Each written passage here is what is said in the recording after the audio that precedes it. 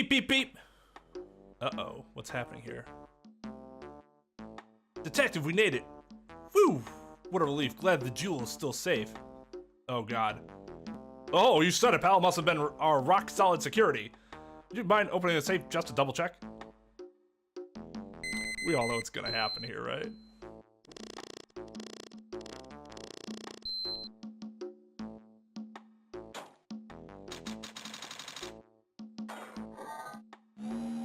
Oh, I completely forgot. Yeah, I upped my, resolution. We've been had! Up front! Guards! Turn on the searchlights! Better luck next time, gentlemen.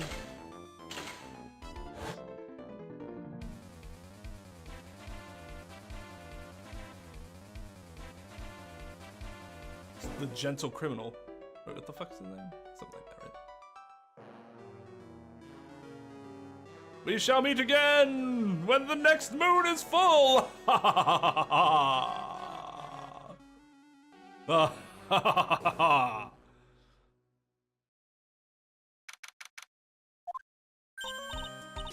Hey, Nick, get a load of this. Hey, are you listening to me? You can clean the toilet later. This is important. What are you freaking out about now? Today will be the last time you talk to me that way. Huh? We're about to hit the big time. Big time? And what do you mean by we? You don't mean you and me are... Don't be silly. I'm talking about me and Pearly, of course. Oh, it's a pleasure to see you again, Mr. Wright. Oh, Mr. Nick, sorry. Pearls, you haven't changed a bit. Wait, what are you doing here anyway? Haven't you heard, Mr. Nick? Here, take a look at this. What's this? Some kind of poster? Rhine Village. Isn't that? That's right, it's our hometown. Pearly and mine, that is. What's this about treasures from the boonies? Haha, very funny. You can laugh all you want. But you'll be singing another tune tonight. Tonight? What about tonight? The Treasures of Rhine exhibit doesn't actually start until next week, but the promoter sent us some special VIP entry passes. That's why I dressed up for extra special today. What do you think, Nick? Same Maya, different day. This young lady here is Maya Fey, the younger sister of Mia Fey, my friend and mentor, and savior. I first met her 2 years ago. I was working on the case surrounding Mia's death, and ever since then, I've been the one who's keeping this law office afloat from behind the scenes. Actually, that's just a cover for her true identity. In reality, she's a spirit medium and a bit of a shady character. Hey, who are you calling shady? And this little girl is Pearl Fey. I usually call her Pearls. She's Maya's cousin, and a spirit medium in training herself. I know I'm a bit young, but I want to help in any way I can, Mr. Nick. Rhine Village is the home of the mysterious Rhine channeling technique. And Maya here is the daughter of the Rhine School of Channeling's master. Missing master. Well, it sounds ridiculous, but it's no joke. I've seen her power with my own eyes. It's the real thing, all right. Mr. Nick, how long are you going to make two gorgeous women like us wait? Yes, Mr. Nick. I can't wait any longer. I'm gonna see the exhibit. It looks like I don't get a choice here. Might as well head on out. Lordly Taylor, the city's fanciest and most expensive department store. Treasure exhibit, huh? I have to admit, I'm pretty impressed. Wow, this is awesome! Yeah, you can make even the cheapest junk look great. All depends on how you display it. Oh, they even have the dusty old hanging scroll that was in Fay Manor's storeroom! Oh yeah, I remember scribbling on it when I was a little girl. A family heirloom? Say, Nick, the person in charge of this exhibit is waiting for us in the basement warehouse. Alright, I guess we should go and say hello. Yup, this is the basement warehouse, alright. This place is scary. I feel like a monster could jump out at any time. Don't be scared, Pearly. I'll protect you. Ugh! A monster! You were right! Huh? A monster? Huh! My kind of monster. Good evening. It's good to see you again. You? I know you. Haha. Nice to see you again too, little miss. Ah, hello. Is she a friend of yours, Nick? And how do you know her, Pearly? Nice to meet you. I'm Adrian Andrews. I'm in charge of the promotion and planning for this treasure exhibit. I'm also responsible for the security arrangements. Oh, nice to meet you. Adrian sure has changed since we last met. So this is the warehouse. The really valuable exhibit items are still stored away in here. Let's talk. Hey, what's been up? Really has been a long time, hasn't it, Mr. Wright? Nick, what's going on? Who is this woman? Why are you freaking out on me? What? I just thought it'd be more dramatic if I got all worked up. That's all. Mystic Maya, you shouldn't let him off the hook so easily. Please, Maya, don't say anything that'll needle pearls further. That's right. It was there for me when I really needed help. It was something that happened 7 months ago. You remember, don't you? The Nickel Samurai case? Not really. I was stuck in a dark wine cellar. Did that escape your memory, Nick? After that, I quit being a manager and started this job. Wow, that's tough. I'm sorry, Miss Andrews. If it wasn't for us. No, don't say that. I'm glad the whole thing happened. Thanks to you and everyone else that was involved, I was able to change my whole life. I really am grateful. Ooh, that's a relief. I'm really impressed, Miss Andrews. Having a huge exhibit like this must be very tiring. Now, Lordly Taylor is celebrating their 200th anniversary this year. The works on display in the main exhibit hall are worthy of the finest museums. Woohoo! Did you hear that, Pearly? The finest museums. Yes, I did. That's really wonderful. This basement warehouse is pretty well protected, huh? Of course it is. After all, there are some priceless treasures here. Security guards are all very highly trained as well.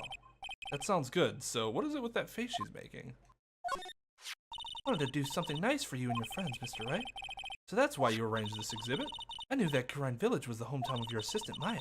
I thought it would be great to let the rest of the world know about it too. But that's not exactly thanking me, per se, is it? Methinks Phoenix is looking for additional benefits. Maybe, but who'd want to see an exhibit on the treasures of Phoenix Wright? Well, I mean, the idea is that Adrian would want to see the treasures of Phoenix Wright. I guess I can't argue with that one. Nothing, nothing, nothing. Ooh. This computer, it looks like it's hooked up to the security camera above. And that means what? The camera's set up to take a photo of anyone that goes in or out of the storeroom. Then the data from the camera gets uploaded to this computer, that's what. I see, that's some pretty high-tech stuff. Aha. Mystic Maya, take a look next to the door! That's Mystic Atmey, isn't it? Yes, that's the statue of the woman who invented the Karine channeling technique, Atmey Faye. This statue is on loan from one of the training halls of the Faye branch family. In fact, it just arrived this morning. What's that creepy looking thing she's holding? Don't ask me, how should I know? Well, you are the future master, right? Maybe so, but this is the first time I've ever seen this statue. That thing is the Karine Shito. It's a ceremonial sword. It's not a real weapon, so the blade isn't sharp. I mean, you could probably still murder somebody with it. Oh, phooey, I wanted to cut something. What are you eyeing me for? Oh, look, it's already 8. You all eaten yet? Well, actually, no. I've already made a reservation at the restaurant on the 12th floor. Why don't we all dine together? Haha, you read my mind. Oh, I like the sound of that dime. It sounds so fancy. The kids' lunch. Haha, Pearly, it's dinner, not lunch. Why don't you go for it and really eat your fill with the kids' dinner? Okay, in that case, one kid's dinner for me. It's chicken fingers and fries at this steakhouse. After that pleasant evening, all that remained was to wait for the exhibition's opening. It was wonderful seeing Miss Andrews looking so happy. None of us could have imagined that the very next day something terrible would happen. Nick, this is terrible. What the? You're cleaning the toilet again? Never knew you were such a toilet freak. Give me a break, would you? My brain just hit the snooze button for the 5th time. I'm gonna turn on the TV. We've got an update on the recent treasure heist. Based on clues found at the scene of the crime, authorities have announced that they believe it was the work of the renowned phantom thief, Mask the Mask. Mask the Mask? According to a spokesperson, Lordly Taylor received a threat letter some days ago. This is the 5th heist by this phantom thief who only targets rare treasures. Lordly Taylor? Well, Nick, what are you going to do? Don't you dare go back to scrubbing the toilet. Treasure? Lordly Taylor? You don't think... Yes, now get up, Nick. It was stolen by Mask the Mask. I'm sorry, Mask Star Damask. Our most valuable treasure, the Karine secret urn, was stolen. What?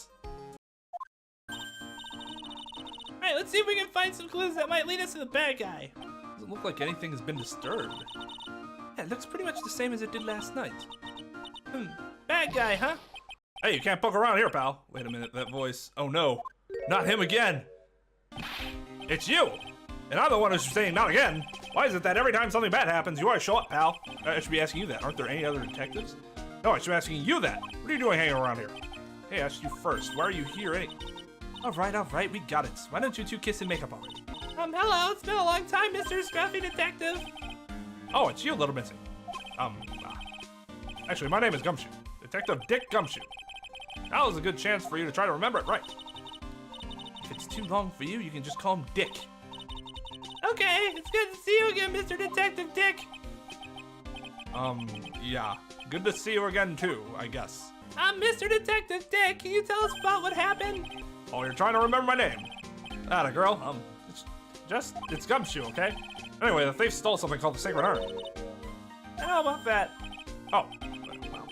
The criminal's name is Star Damask. I know about that, too. Detective, can't you tell us something other than that? Well, I guess I sort of kind of owe you guys in a way, in many ways. The crime occurred last night around 1:30 in the morning. How exactly do you know that? We got an emergency phone call from a guard at the scene of the crime, pal. He said the urn was just stolen. Scene of the crime? You mean here? Right. Wrong. That urn was being kept under careful guard in the basement warehouse. Basement warehouse, huh? So who was guarding the basement warehouse? That guy. It was all his fault the thief got away, pal. He solves one case and gets a swelled head thinking that he's an ace detective. Ace detective? Hey, Detective Gumshoe, how about this masked Star Damask? Is he famous? What? You're joking, right, Nick? Masked Star Damask is the hottest thing since sliced bread. Sometimes he appears as a museum guard. Sometimes he appears as a big brown bear known to surprise unsuspecting victims.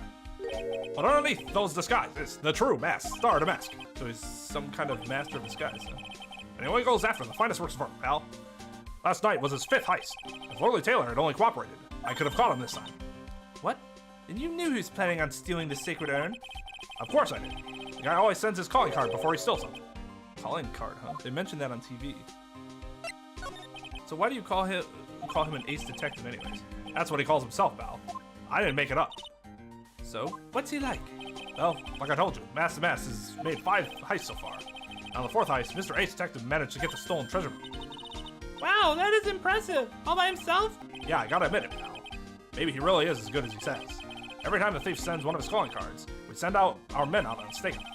But none of us have ever gotten so much as a glimpse of the guy. Mr. Ace Detective was able to retrieve the stolen treasure from the thief. Anyway, he's at the scene of the crime now, looking for clues. So he's down in the basement warehouse, huh? What's this calling card? Here it is. But don't show it to anyone. It's top secret, okay, pal? What's this mark on the front? That's Masked Star Damask's signature emblem, pal. You could say it's his mark. All his calling cards have got it on them. They didn't mention that on the newsflash. We're withholding that detail from the public for operational reasons. The only way we can tell if a calling card is weird or not is by this emblem. Okay. Makes sense. When you get famous, they're always imitated. Mr. Nick, if you work a little harder, maybe you can have your own copycat someday. Oh, thanks, I guess. No matter how many times you come here, this place always gives me the chills. That's probably because it's air conditioned to protect the art pieces. Welcome to my private little banquet of chaos. Huh? What the heck does that mean?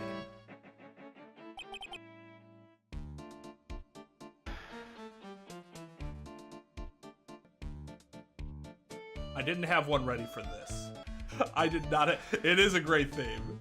Yes, it's a magnifying glass monocle.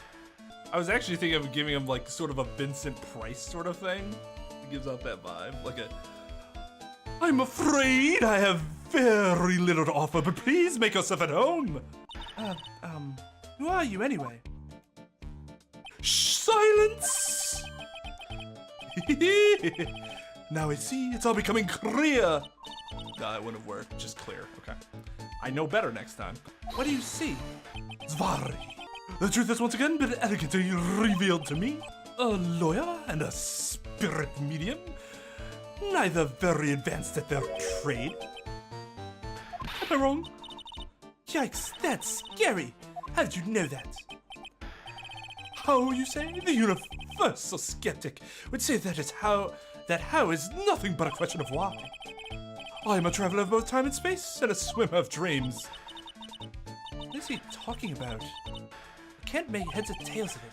Without further ado, let me fulfill what should have been the first duty of any gentleman, and introduce myself. My name is Atmey. Look at me.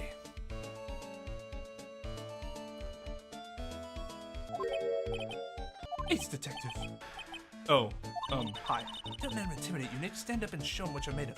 Is she in our mind now? Have we just skipped all pretenses that she can't actually communicate with us telepathically and she just can now? Or is she saying that to me? The name's Wright. Phoenix Wright. Ace Attorney. Nice. I'm Mai Fei, a spirit medium. And I'm, Pearl Fei.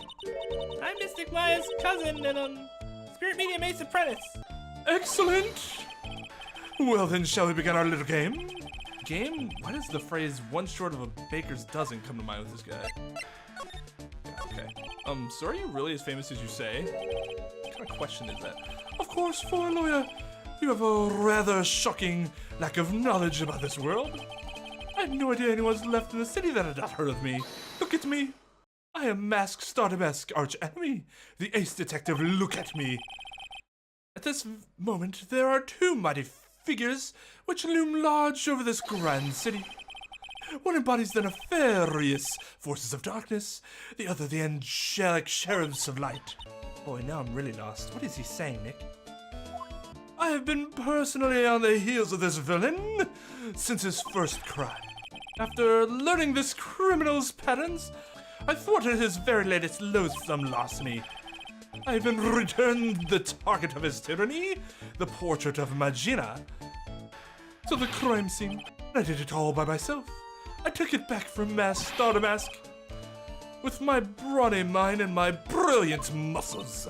Yeah, they mentioned it on the news in the Great People Around Town segment. They said that the museum gave you an incredible jewel as a reward. Well, compared to the treasure I retrieved for them, it's not much. So in the end, the only thing that makes you great is your own self-praise. Oh, tell us what you know about Mask Stardabask. And keep it simple, please. Look at what I have devoted my life to thwarting his dastardly deeds. Last night, here in the bowels of this storm, we were locked in a most glorious battle. I see, huh? Hey, hang on a second. You were here last night? Here in Lordly Taylor? Naturally, whenever Damask goes, you will find Atmey laying his elegant traps. Elegant traps? More like Damask out-eleganced you and made a beautiful getaway. But this time I allowed him to escape with the illusion of victory. I wonder if I should ask him about what happened last night in more detail. Can you tell us exactly what happened here last night? But of course, after all, I always say, there should be no secrets between aces. Flattery will get you nowhere, Pinocchio. Damn, savage. I first received the request for my services 20 days ago. It was 10 days ago that we received Mask Stardabask's calling card. Huh? You were hired before the calling card even arrived? Hiring me? Our worst premonitions were realized.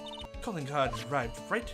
Yes, so, Ace Detective that I am, I set up a trap for the thief right in the warehouse. And waited for him, alone. Alone? But why? Why didn't you go to the police for help? Ridiculous. Why would I seek help from such a singularly useless group of nincompoops? Got a lot of nerve after all. It was you that let Damask get away.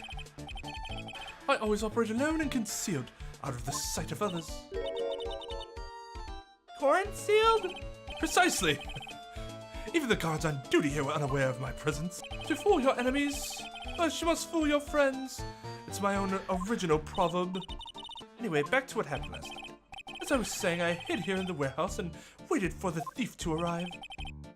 But I swear to you, not a solitary soul came through that entrance. Nevertheless, the sacred urn disappeared. But that's impossible. How could it just disappear? How, you ask? Don't be ridiculous, sir lawyer. If I knew the answer to that, I wouldn't be here. Someone who seriously messed up his own stakeout. He's rather full of himself. So you're saying that even no one came through those doors last night? Our precious urn still somehow vanished from under your nose? That's just not possible. That's the mask calling card. It's got its emblem printed on it, right? Quite impressive, but I would expect nothing less from my arch-rival. I'm surprised to see you in possession of such a top-secret piece of information. Oh, we've got an ace lawyer, an ace spirit medium, and an ace cousin apprentice here. Yes, indeed. I think I could learn to like you, my fellow ace professionals. I don't know if I really want this guy to like us ever. Well, Sir Lawyer, I've been told that you two are pursuing the mysterious thief. Well, I'm not sure I would say that again. That's right. We're going to find the sacred urn no matter what we have to do. Excellent. I will trust you. I permit you to take a look around while I investigate elsewhere. If perchance you should discover something of value, return then to my office. My Office of Earthly Delights, the Atmey Detective Agency. Office of Earthly Delights? Now then, Sir Lawyer, if you excuse me, I have much to do. Wait a minute. He's gone. I don't like the idea of doing this guy's work for him. Come on, Nick. Don't worry about it. It's no big deal. Let's hurry up and investigate before he changes his mind. I'm already gonna have to do enough work for the prosecution because what the judge says anyways. I wanna go to his office too. Take me with you, okay? That pathetic looking wooden box. Ah! That's the box that had the sacred urn in it! Don't touch it. There may be clues to the thief's identity on there.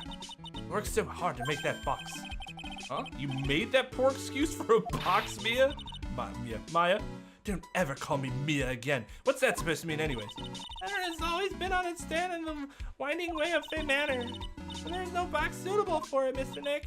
I was so proud of it. Poor Maya. Maybe it'd have been better if Star to Mask had taken the box too. Wow, this is awesome. What did Mr. Andrews say it was called again? Shichishito. There's something about it that bothers me. Wow, you're really firing on all cylinders today, Pearly. That sword. Was it Mystic Ami holding it last night? Ah. And another thing. The sword wasn't bent like that last night, like it is now. You're right. Awesome, Pearly. I wouldn't expect anything less from my little ace apprentice. Sword is bent, so that must mean last night someone used it somehow. Aha! I just thought of something. Maybe Detective Atmey smashed Star to Mask with it. Like this. Youch! What the heck? What do you think, Pearly? I think it's even more bent than it was before. Oh man, my head, my hair! Thought we could look at it. Hey, Pearly, you know what this is? It's a computer. A computer? Oh, I've heard of those. It is such a cute name. Looks like this computer is for storing the data from the security camera. When someone comes in or out of the warehouse, the camera takes a photo of them. It's probably the trap that the detective set up. Let's see if we can find last night's data on this thing. We might even find a photo of Star to Mask. Let's see here. Man, I really stink at working these things. What's wrong, Mr. Nick? You're sweating an awful lot. I don't know how to pull up the photos. I had no idea you were so pathetic with high-tech stuff, Nick. Yeah, well, I managed to print out the camera data anyways. I guess you have to learn to crawl before you can walk, right, Nick? Yeah, sure. Anyway, it looks like the camera only went off once last night.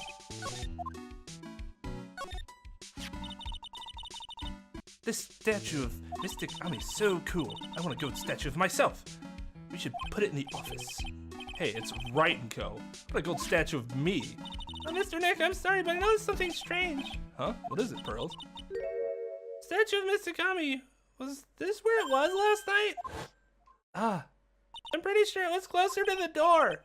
Yeah, I think you're right. Great job, Pearly. Wouldn't expect anything less from my ace cousin. The statue was moved on the night of the crime. Look what you did, Nick. You spilled paint over there. I didn't do that. Besides, it's blood. Did you play Danganronpa? Well, it wasn't here last night. Would have noticed the color this outrageous. This paint is already dried up. Well then, you should have cleaned it up before it dried, Nick. Paint doesn't dry that fast. Besides, I told you it wasn't me. Looks like it's been several days since it was spilled. Hey, look at this. What is it? There's some kind of shape left in the bottomless side of the stain. Huh? You're right. Wonder what it could be. This is a detective agency? Looks more like the set of some B-grade horror movie. Hello? Is anyone here? Looks like nobody's home. Oh, what a waste of time. Hey, I know. Let's take that framed picture back with us as a memento. Don't you dare, Maya. Guess we'll have to try back later.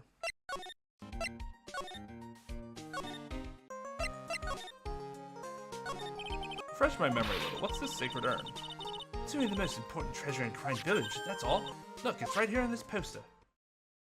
Don't you remember what's inside? That urn contains a very important soul. Namely the soul of Mystic Atmey, the founder of the crime channeling technique. Right, Pearly? Ah, yes, that's right. Hold up. I thought that urn had the name Atmey written on it. Now it says I am. Any ideas how that happened, Pearly? Well... There's a thing best left unsolved, wouldn't you say, Mr. Nick? That's right. Pearl did it. 1 year ago, there was a murder in Crime Village, my hometown. Sacred urn turned out to be an important clue in that case. Ah, it was terrible. I was arrested and everything. 1 year ago, the murder in Crime Village. A man was killed during one of my spirit channelings. And this urn wound up being the key piece of evidence that proved her innocence. Mr. Nick? Do you mind not telling Mystic Maya about that? You promised, remember? You said you wouldn't tell anyone I broke the urn. Oh, she's so sad. Oh yeah, that's right. Even though she's right next to us and could clearly hear you. I remember, this urn used to say Atmey on it. Until Pearl's accidentally broken into a million pieces. Tried to secretly fix it. Let's just say it didn't work out so well. Sorry, I'm not so good at arts and crafts, spelling either. Anyway, this is how her gluing project turned out. You put the pieces together wrong, and now instead of Atmey, it says I am. I can't believe no one's noticed this until now, a whole year later. I can't believe it myself. My sitting there like, what are you talking about? Okay, the toilet is shinier than the judge's head, so let's see what's next. What's wrong with you, Nick? What do you mean? What do you mean with, Mr. Nick? You beloved Mystic Maya's treasure's been stolen. Doesn't that even bother you? I thought the urn was the village's treasure, so I don't see how... Village is Mystic Maya. She's the future master of Run School of Channeling. You know what I'm talking about, Mr. Nick. I won't let you say you don't. Okay, I do. So what am I supposed to do about it? Isn't it obvious? You won't find the bad guy who did this. Yeah, get the sacred urn back. That has nothing to do with this. You're a real gentleman. You find it for your beloved Mystic Maya. Man, oh man. There's no winning against Pearl's fairy tale image of love. So what's the name of this bad guy again? Mask to Mask. Nick, make note of it. Mask to Mask. Okay. Hey Nick, your cell phone's ringing. Hello, Phoenix right here. Oh, it's me, Gumshoe. Gumshoe, what is it? What's so funny? I'll tell you what's funny, pal. I finally beat him. I beat Mr. Ace Detective. Finally, this underdog is the alpha dog today. That stuck-up detective's met his match. Yep, I finally caught him. Lock, stock, and barrel. There's no escape for him. You caught him, are you saying? You captured Mask to Mask? Bingo! Well, actually, he surrendered. But I still got him. Mask to Mask surrendered? That's great. So when can we come and pick up the sacred urn? Well, you see, I was gonna tell you. What? Something wrong? Do you think you can swing by the detention center sometime? Detention center? He wants to talk to you. Mask to Mask, that is. What? You went to talk to Nick? I'll be waiting for you, pal, so get over here soon. The detention center, huh?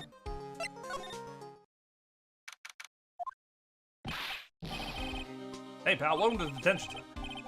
You're sure in a happy mood, aren't you? Yep, after all, we got Right, but, where's the sacred urn?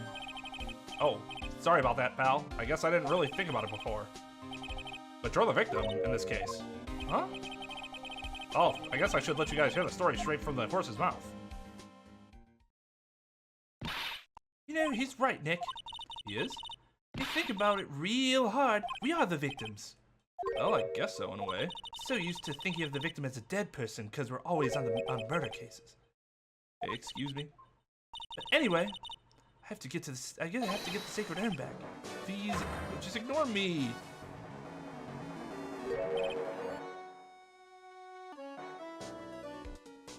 Not what I was expecting. I have no idea what voice to give this dude. Who are you? I'm Mask to Mask. Question mark? Okay. Hey, Nick. Doesn't he look kind of, well, gangly? Nice name. I'm Ron DeLite, the famous Mask to Mask. I don't think this guy could punch his way out of a wet paper bag. Uh-oh. Actually kind of adorable. He's like, I'm sad. I'm sad. A man baby voice? So you're the Mask to Mask guy? You mean like, yes, you bet. No. That's wrong. You see, no, I can't do that. That's too much. It's complicated. Sort of yes and sort of no. You know what I mean? Like, you guys are, that's so cringe. Yeah, I think that's a little much. See, it's complicated. Sort of yes and sort of no, if you know what I mean. Oh, what's wrong? Well, when I say wrong, what I really mean to say is it's not right, per se. You see, it's not spelled mask to mask. It's actually mask star to mask. What's with this guy? Well, he's a timid little weakling, we know that much. Don't do that. Don't look at me like that. I don't need your pity! And a major crybaby, too. So why did you give yourself up? Well, you see, it's because, well, I know why. It's because you stole such a priceless treasure. Now you're overwhelmed with guilt, am I right? Priceless treasure? That broken old urn?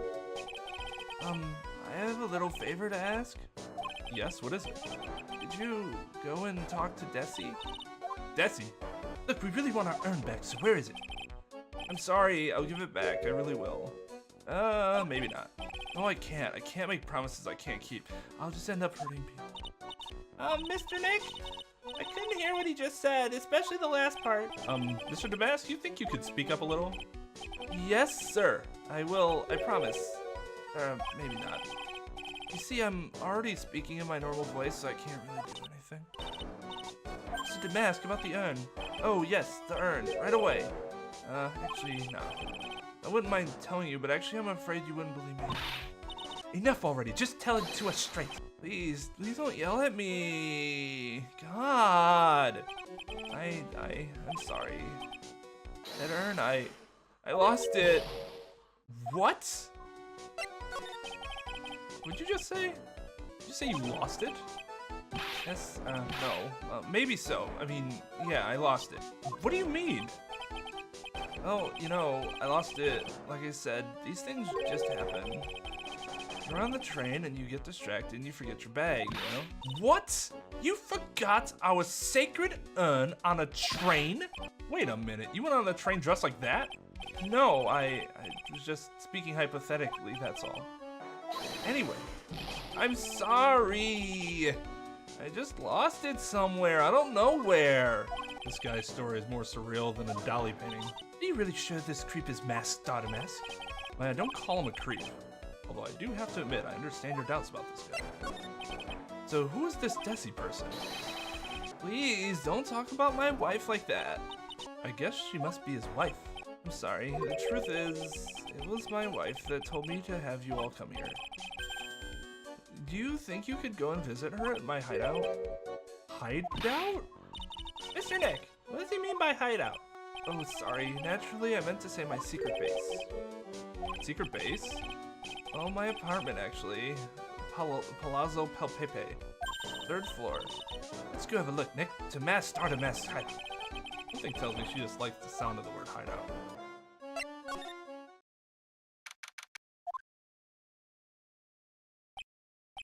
Wow, check this place out. No doubt about it. This is mass, start a mass hideout, alright? Who is it? Is that you, Ronnie? Oh, she's cool. Huh? Who are you people? Are you Desi DeLite? That's right, I'm Desiree. Ah. Oh, you must be the lawyer and the victim. Yeah, that's us. Your husband told us to stop by and speak with you. I'm Maya Faye, and this is Phoenix Wright, attorney at law. Nikki boy, Maya, huh? I can tell you how grateful I am that you decided to help my Ronnie. Well, aha, you're welcome. Did she really call me Nicky Boy? About your husband. Isn't he the cutest? A bit weak sometimes, though. A bit? By the way, did you know they mentioned Maya on TV? Huh? Really? They said you own the urn and that you're doing some shady training at a law office now. Remind me not to watch that channel's news program. After I saw that, I thought it might be a good idea to meet the lawyer they mentioned. I see. My Ronnie, he has a powerful imagination and gets deluded easily. He kept insisting he was going to surrender to the police. I didn't know what to do. It was me, I stole the urn, he kept saying, as if it was even possible. Huh? But are you saying you didn't? Of course he didn't. Why would my Ronnie ever do something like that? Well, you know, it's a priceless treasure and he's, you know... Possible his own wife doesn't know his secret identity? No, it's entirely unrealistic that he wouldn't be like booming in business right now, especially in Japan where acquittals are insanely rare. Me? I'm the kind of woman that needs excitement in her life. Oh, excitement, huh? Yes, I know my happiness when I'm racing along with my bike, going at full throttle. Riding a motorcycle is like putting your life on the line, you know what I mean? Well, I think that depends on how you write it. I'm the type that can't stand living a boring, dreary old life with no action. No offense, but your husband Ron doesn't exactly look like the risk-taking type himself. You're right about that, he's definitely not one for thrills and danger. I do have to say that he makes up for it in other ways. Other ways? Yes, money. Duh. Ronnie's incredibly rich and super gorgeous. He bought me a bike that's so fast it would make your head spin. And shopping. I like to shop so much it makes Ron's head spin. I'm not talking about the one attached to his shoulder. The other day it actually happened. His head actually started to spin. Man, talk about high maintenance wife. Is he a simp though? He's married to her. So where does Mr. DeLite get all this money from? Ronnie's a security guard. They put their lives on the line, right? They get paid tons of money in return, tons of it. He's a security guard? It's my turn for my head to spin. Can you tell us about what happened last night? What time did that incident take place again? What time was it again, Maya? Well, according to Detective Gumshoe, it was around 1:30 in the morning. Last night was horrible. I got pulled over. Pulled over? Yes, I always do my best flying at night. Flying? You're talking about your motorcycle, right? Yes. Anyway, last night I got pulled over by a policeman. I can't believe he caught up to me. It was a great chase, let me tell you. When he finally caught me, the poor man was as white as the sheets. It was about 3 in the morning when I finally got home. Sounds like she's got an airtight alibi. And what about Mr. DeLite? I don't really know. We weren't together at that time of the night. When I got home, he was already fast asleep. So basically, he's got no alibi. Miss DeLite, you must know, right? About your husband and Mask to Mask? Mask to Mask, of course. I know all about it. My husband is his biggest fan. Yep, what? Huh? Biggest fan? Yes, and Ronnie can be pretty delusional sometimes. That's how this whole misunderstanding happened.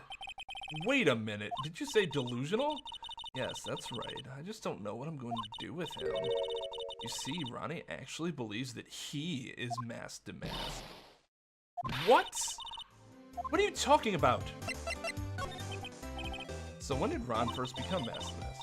What are you talking about? He's not Mask to Mask, silly. Huh? But wait a second. Around his room, this place is obviously Mask to Mask's hideout. No, you're totally wrong. A real thief's hideout wouldn't look like this. Because Ronnie is so timid himself that he looks up to heroic figures. Heroic figures? But Mask to Mask is a bad guy. So he's deluded, huh? Could that really be true?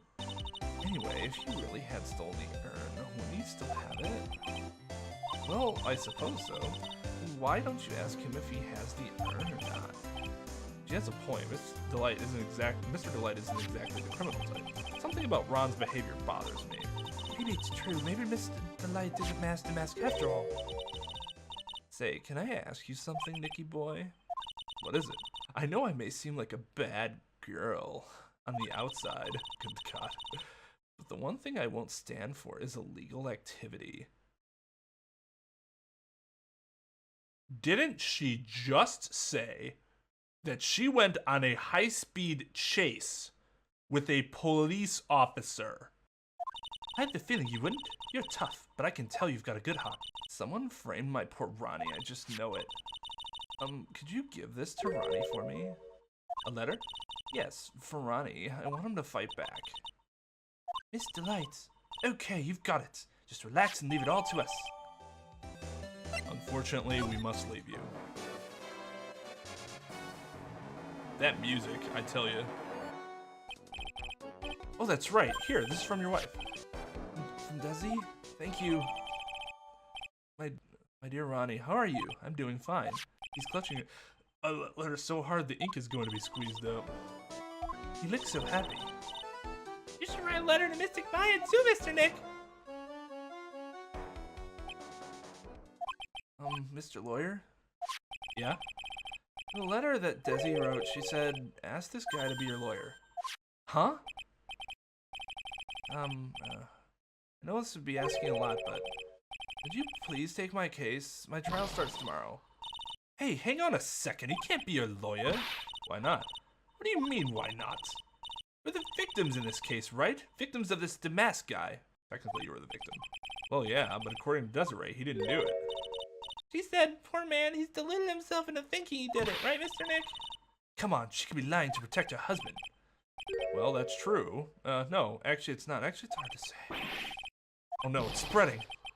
Oh, please. I'll give you the treasure of your choice in return. What should I do? Well, Mr. DeLite, I've decided to give it a try. I'll defend you. Really, you will? Hey, what are you doing, Nick? He's a thief. You can't trust him. Well, he may be a thief. I think there's more to this case than meets the eye. Mr. Nick, I was wrong about you. I shouldn't have trusted you. Pearls? I can't believe you defend this person after what he did to Mystic Maya. I'll never forgive you, ever. Wow! Pearly, wait! This is going to be ugly. I'll go after her. Yeah, he can pay me. Doesn't that count as bribery? What, offering to pay him in treasure of choice? That's more bartering than it is bribery. I've never seen him get paid. I don't know how he pays the rent. Sorry about that. I didn't mean to cause any trouble. Well, you couldn't have known she'd react like that. Guess I might as well start investigating. Oh, Maya, where's Pearls? She said she's going back to the office. Go check on her later, would you? What about you? Are you okay with me taking Mr. DeLite's case? Yeah, I'm fine, Nick. I believe in you. I think I'm going to cry. I know you have a lot of work to do. I really appreciate it. Okay, Nick, let's get this show on the road.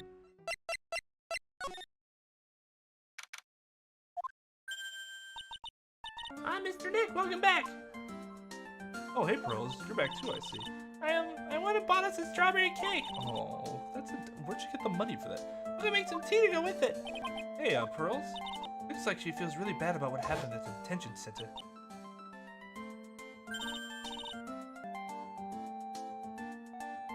No. You have to consider, there is a correlation between crime and poverty. If you're defending, as a defense attorney, unless you're, you were Johnny Cochran, most of the clients that you're gonna get probably don't have a ton of money.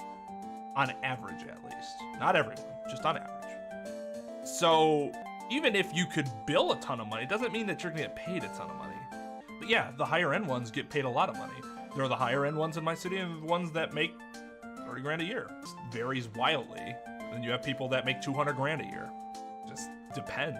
Experience does make it easier, yes. Mostly because the area of law is one of the types of jobs where experience to the average client means a lot. It's like, for me, the more gray hairs that I get, the better it is for my business, because that's just the way it is. They see gray hairs and they're like, experienced. The right to an attorney can either be a public defender, or if for some reason the public defender, if we're talking about criminals specifically, alleged criminals, somebody that is defending themselves in criminal, then either you're getting paid by, you're a public defender, in which case you're getting paid nothing for tons of work. Public defenders, I feel extremely bad for public defenders because they get paid dog shit for the amount of work that they do. It's ridiculous. Overwork, underpaid. If you want like a prime example of that phrase, then you look no further than public defenders. And if for whatever reason the public defender office is like conflicted out and they can't take the case, then the judge can appoint a private attorney to take the case in that capacity, but the judge sets the hourly rate. At least here they do. But the judges will basically set the rates if they know you and your experience. They'll kind of make sure that you're getting compensated enough for it. Otherwise, they give you the minimum, which now is either $70 or $100 an hour. And I say that $70 or $100 an hour sounds like a shit ton, right? Because people are like, I'm making $15 an hour. I assure you, it is not nearly as much money as you think it is. Most of the time, so there's a few reasons. One, the amount of hours that we actually put in are generally not what we actually bill. You're billing less than the actual amount of time that you're putting into it. Then beyond that, it's about how much your clients are actually going to pay you. Then all your expenses, your business expenses go into that. Now that's if you're billing on your own. If you work for a firm that's giving you a salary, well then you don't really have to worry about that. You just have to make sure you're billing so that the firm is making money, and then if you reach a certain amount of billable hours at the end of the year and you have your return coming in, then you're likely to get a bonus. And you're working your way up towards partner, meaning you then become a part owner of the firm. So you, instead of getting a salary, you share profits, the actual profits that the other attorneys are bringing in. Why not work for rich people? Well, you have to know rich people that want to hire you in order to be able to work for rich people. Not to generalize, but the wealthy tend to go for the high-powered firms. They generally don't tend to go to smaller firms for stuff like that. Mystic Maya, the tea is ready. Oh, thanks. Come on, Mr. Nick, please have some of this cake. Yeah, thanks. Pearls? Oh, excuse me, I was in the middle of cleaning the toilet. Oh, she feels so bad. Hey, it's okay, I just cleaned it this morning. Too late. This might be a good time for me to ask about her. I first met Pearls a year ago. It was when that murder happened at Crime Village. I still remember what she said to me when we first met. You're Mr. Nick, right? You're Mystic Maya's special someone. Hey Maya, I've always thought it was because she was young, but what? Pearls, I think she's got the wrong idea about you and me. Huh? There's something you need to understand. What is it? It's kind of like a Crime Village custom, sort of. Pearls seems to love you a lot. Well, it's because I'm my only cousin, and, well, because of the murder case last year, Pearlie's mother is... Oh yeah, in jail. She's a manipulative asshole. I remember now, Pearl's mother, Morgan Fay. She's serving a prison term in isolation right now. So your mother's still missing? Yeah, no one has any idea what she is. Maya's mother, Misty Fay, the current master of the crime channeling technique. She disappeared 17 years ago after getting involved in a certain police case. But you're sure she's still alive, right? Yeah, I know she is. It's sort of a spirit medium thing. If your mother doesn't come back, then what? And according to the laws of the village, I'll become the next master. Maya, the master of the crime technique, sounds like a heavy responsibility. Yeah, but there's no one else with the blood of the main family who's a spirit medium. There are hardly any men in Crime Village. Now that you mention it, I never actually saw any men there when I visited. Pretty sure I told you about a long time ago, about how spiritual powers run very strong in the Fay family. Yeah, you did. If that's why you're undergoing training to be a spirit, and that's why you're undergoing training to become a spirit medium, right? Yeah, the thing is, only women can actually inherit the spiritual power. That's why the whole culture of Crime Village kind of revolves around its women. Oh, that's understandable. Nothing wrong with that. Yeah, but because of that, there tends to be a lot of unsuccessful marriages. Oh? Well, men start to feel left out after a while, and then they just start leaving. It's especially if the man has a daughter. Are you saying that Pearl's father? He's gone. He left the village when she was very young. Boy, that's tough. Yeah, and she grew up seeing nothing but unhappy marriages all around her. That's why she's so sensitive to things like that. Well, Nick, why don't we go out and start investigating? I'm not going to learn anything just sitting around the office. Yeah, I know. But first, I want to talk to Pearls. Mr. Nick? Yeah? I acted like a baby. Pearls. I doubted you, even though Mystic Maya trusted you completely. I guess I still have a lot of training to do. Mr. Nick, Yes? from the bottom of my heart, I apologize for what I said. Oh, it's okay. I'm the one that should be apologizing. Well, I'm going out for a little bit. Huh? Where are you going? I may be small, but I still have a lot of spirit channeling power. So I'm going to show you I can be useful too by finding some evidence. That's a terrible idea. She's like, what, 9 or something like that? Hey, wait. She sure runs fast. Nick, let's back off and give her some room, okay?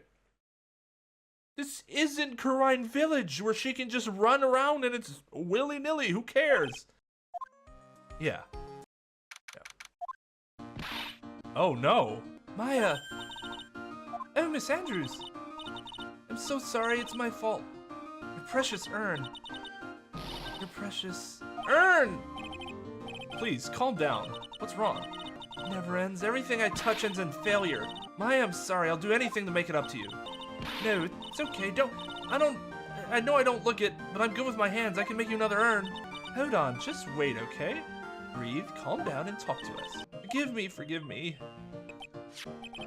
So when did you get the calling card for Mask to Mask? Let's see, exactly 10 days ago. I was going to show it to the police, but that detective stopped me. So you asked Detective Atmey to help with security? Yes, in fact, it was about 20 days ago that I hired him. He seemed to know much more about Mask to Mask than the police. So you hired him for security even before the calling card arrived? Well, yes, I had a premonition that something bad might happen. I've learned to trust my hunches. So that's why there are security cameras even in the basement warehouse? Yes, Lordly Taylor is very serious about their security measures. It was their way of saying, bring it on, to any potential thieves. Well, he sure brought it last night. He even left with a nice souvenir. Can you tell us a bit about the security for the treasure exhibit? It's all my fault. It was all my fault. I never should have called this paltry little collection a treasure exhibit anyway. Why do you say that? The urn that was stolen was a pretty important object. Maybe, but its actual value was, after appraisal, was, well, practically zero. Zero? I polished it until it was just about glowing. I thought maybe I could make it look more valuable. But that urn contains the soul of Mystic Kami. Apparently you can't put a dollar sign on a soul. Anyway, I left all the security arrangements with Detective Atmey. But 5 days ago, I began receiving all sorts of other exhibit items from Karine. Lots of people started going in and out of the warehouse down there. So maybe one of them was actually Mask to Mask in disguise. No, I personally checked out everyone that came through here, so that's not possible. Knowing Adrian, she probably even checked out what they ate for breakfast that morning. Hello? Well, how lovely it is to see you again, my dear. Welcome to my abode. Relax and soak up the atmosphere. We're actually kind of... Shh, silence! Oh, God! No! Precisely as I expected. What is? Zvari. The truth has once again been elegantly revealed to me. A lawyer and a spirits medium. Am I correct? I think we've already been through this. Ah, so my estimation was correct? Zvari. How truly elegant.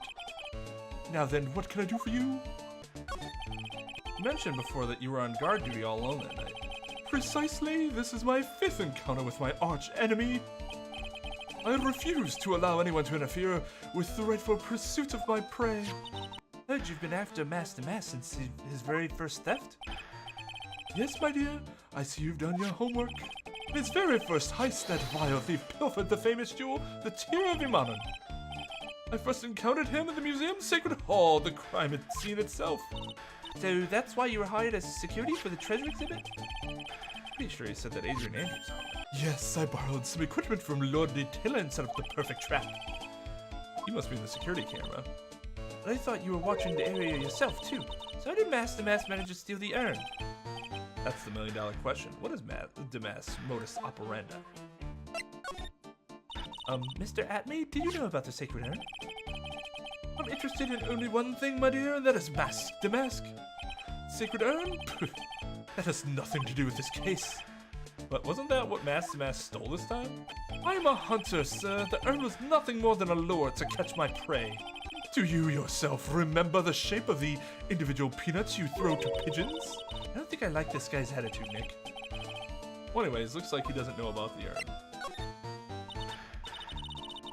There's something that's kind of bothering me. Please, my dear, ask me anything you like. After all, we are all but seekers wandering alone in the dark. Well, I was wondering how Master managed to steal the urn. I mean, isn't it strange that you don't seem to know? Yeah, now that you mention it, it is strange. After all, you were on guard that night at the scene of the crime. Unless you were sound asleep, you should have at least seen Mask. Speaking of Cyclock, this fucking guy. What the? It's a Cyclock. Cyclock?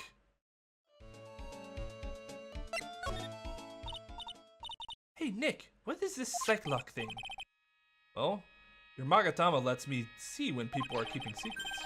By breaking their mental locks, I can find out what those secrets are. What? This Magatama has that kind of power? Maya, you're the one who gave me this Magatama last year. Well, it's true that this Magatama is a prized family heirloom, but Pearly was the one that actually imbued it with spiritual powers, right? That's why I don't really know much about what it can do. This is the woman that's going to take over the crime channeling school someday? So how do you do it? How do you break the Cyclock thing? Well, you present the Magatama to the person with the secret. Cool, I can't wait to see it in action. Come on, try it out. Oh boy, I think the future master still needs to learn how to be patient. Take that!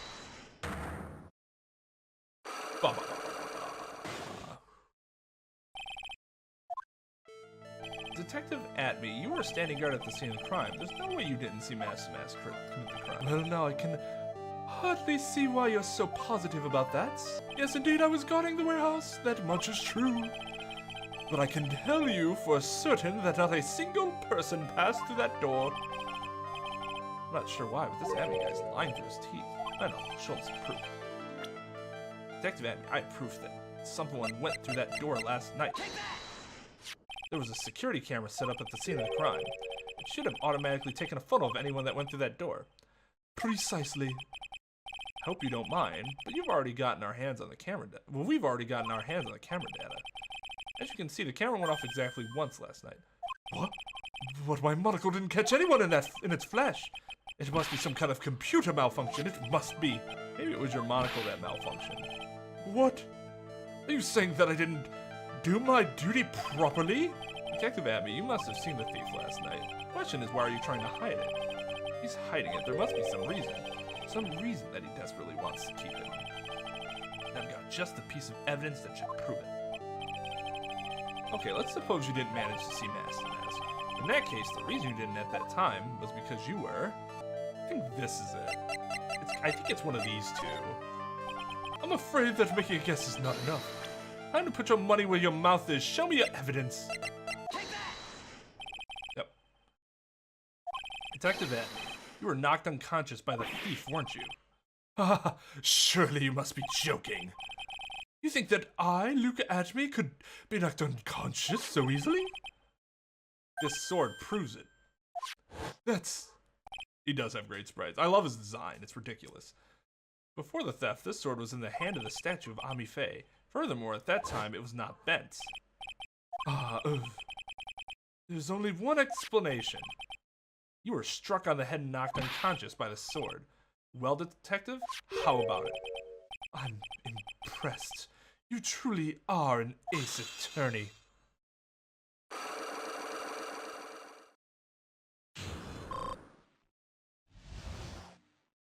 Yeah, actually, my first thought was that he was staging the crimes to then help his detective career, sort of like a Peter Parker situation. But then I did think, well, with that nose, that would be too distinctive, unless his nose is fake here, which is possible, I suppose. I can't deny that there may be a small hint of truth in what you say. So you were knocked out when the thief first clobbered you? Clobber. What an ugly way of saying it, but I suppose you could put it that way. Courage struck at the precise moment that I turned to look at the computer. So you never noticed that the thief had entered the warehouse? No, the coward must have wormed his way in through somewhere beside the door. Perhaps the air ducts or the sewer pipes. Then my arch-nemesis struck me on the head from behind with this gruesome item here. Ouch, Mr. Atmey should have had his poor head examined. Can say that again. You have underestimated the thief that badly. Oh, it looks like we got one thing cleared up anyways. Huh? What? That Atmey is the greatest ace detective in the world? No, that he never actually saw the thief. Oh, that's right. The thief may not even be Master Mask. Just one moment, Sir Lawyer. The thief was unquestionably Master Mask. But you never actually saw him. Perhaps so, but I installed a security camera for just such a contingency. Oh, last night the camera went off exactly once. Behold, this is a photo of the dastardly thief taken by the security camera. That's him. Master Mask. The thief can be none other than the arch-criminal, Master Mask. After all, he has a very good reason for committing such brazen crimes. What are you talking about? So, what do you mean by he had a very good reason? Exactly that. Mr. DeLite had a very good reason to dress up and commit those crimes. There should be a green envelope somewhere in his room. We need to go and investigate. But how would you know about that? Have you forgotten? You're speaking to the finest ace detective ever to walk on the face of the earth. The most brilliant mind since, well, ever. Luke Atmey. Well, I guess we'd better go take a look, just in case.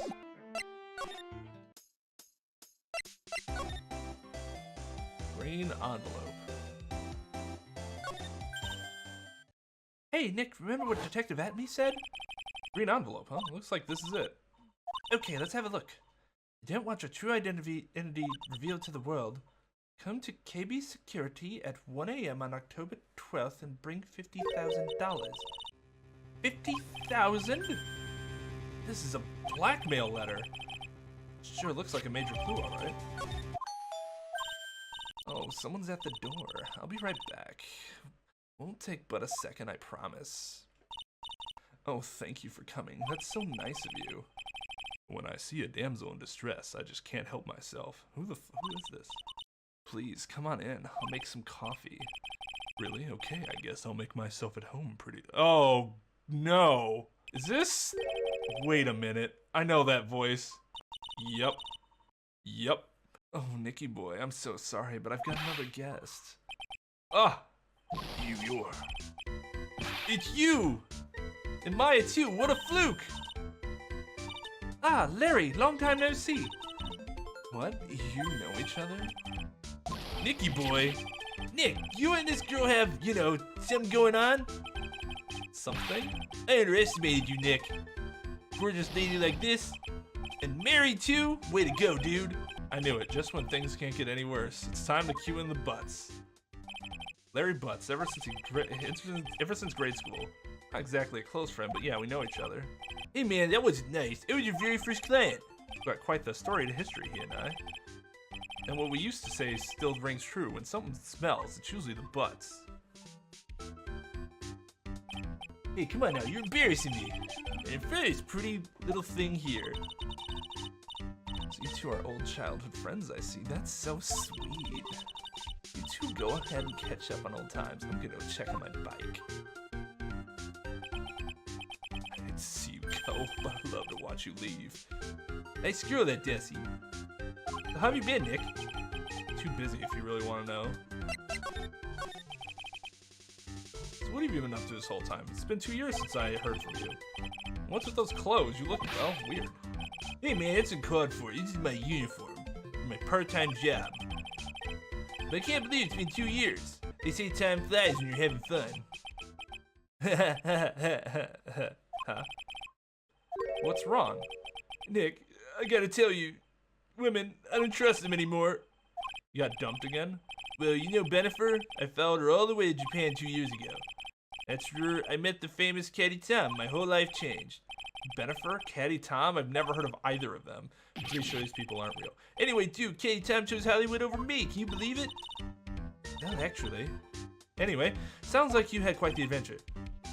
Women. They're so, Oh. But you're different, Maya. You're not like the rest. It looks like it's still the same old Larry. Huh? What do you mean by that? I'm just a natural-born nice guy, that's all. Well, actually, I picked this up last night while I was working. A wallet? You say you found this last night? Yeah, I had a driver's license in it, so I figured I'd just return it myself. Hang on, let me see that for a minute. I knew it. Desi's pictures in here. Yeah, I guess he really digs his wife, huh? Yeah, no fucking shit. Although nobody keeps pictures in their wallets anymore. Hey Nick, it's not what you're thinking at all. I'm pretty sure it is. You haven't changed a bit. Oh, no way, man. I mean, she's a married woman. That's just bad news. He really is here just to check out Miss DeLite. So you said you found it at your job, right? Yeah, I'm working for a private security company as a guard. Chicks just love a guy in uniform, you know? Security guard, huh? So that's what the uniform is all about. So what time was it when you found this last night? Huh? Why are you asking that? Trying to see if I've got an alibi? You're not the one on the hook for a crime this time, buddy. So I guess it was around 1 in the morning on the first floor of our company building. What was Mr. DeLite's wallet doing there? Anyway, there's nothing weird about that. After all, he works there. He works there? You mean Mr. DeLite? How'd they not put that together? She said that he works security. Just assume. I mean, it should be more of a confirmed thing or whatever, but so like, okay, that makes sense. Oh my god, he works there? No shit. Sure, here, take a look at this. It's right here in his wallet. What's this card? It's a key card for the security company. See? It's got a serial number on it right here. There's no mistake about it.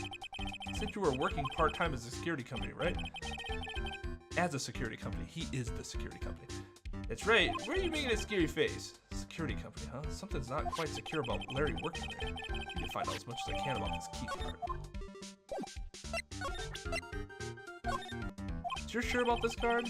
Yep, that's a key card we use at the building I work in. According to the serial number, this one is for the CEO's office. You need it to get into that room, and every time you use that card, it leaves a record. Oh, I wonder how that's going to be used. It leaves a record?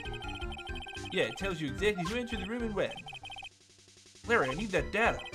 Whoa, slow down, man. Sorry, but that data is off limits for outsiders. I lost this job, but never have a chance with Desi. Time like these when I wish lawyers weren't so powerless. Hey Larry, what about this? What? You guys didn't say it and say it already. Huh? Blackmail letter? You know anything about this? What? I don't know anything about Alexis, and that's the truth. Huh? What? I can't believe you do this to me. I thought you were my friend. $50,000? I don't have that kind of money. No. You don't understand. This blackmail letter was sent to Ron DeLite. Whew. Man, you scared me. I almost had a heart attack, you idiot. Wait, I'm the idiot? Man, I was totally confused because it said KB Security right on the envelope. Yeah, so what? That's where I got a part-time job, at KB Security. Didn't we already establish this? What? Sounds like I should really find out some more about this KB Security company. KB Security, the company that blackmail letter, you know about it? That's where I work, yeah. In fact, I'm on the job right now. Huh? So what are you doing here then? Well, the boss is away right now, and you know what mice do when the cat's away. Yes. Anyway, how far away is the company? Let me see, about 30 minutes by car, I guess. Well, if you fly down the road anyway. Well, this apartment is pretty close to Lordly Taylor, right? It would take roughly an hour to go from here to KB Security and back. If Ron DeLite was at KB Security when the robbery occurred then. Whoa! Then he couldn't have stolen the sacred urn. Hey Nick, your phone! Hello? Is this the right residence? Ah, Pearls, where are you? I thought I'd go to Lordly Taylor to find some more clues, but I'm afraid I've gotten lost. What? Give me that phone, Nick. Pearly, where are you right now? I was walking along and found myself in front of that person's office. That person? Who?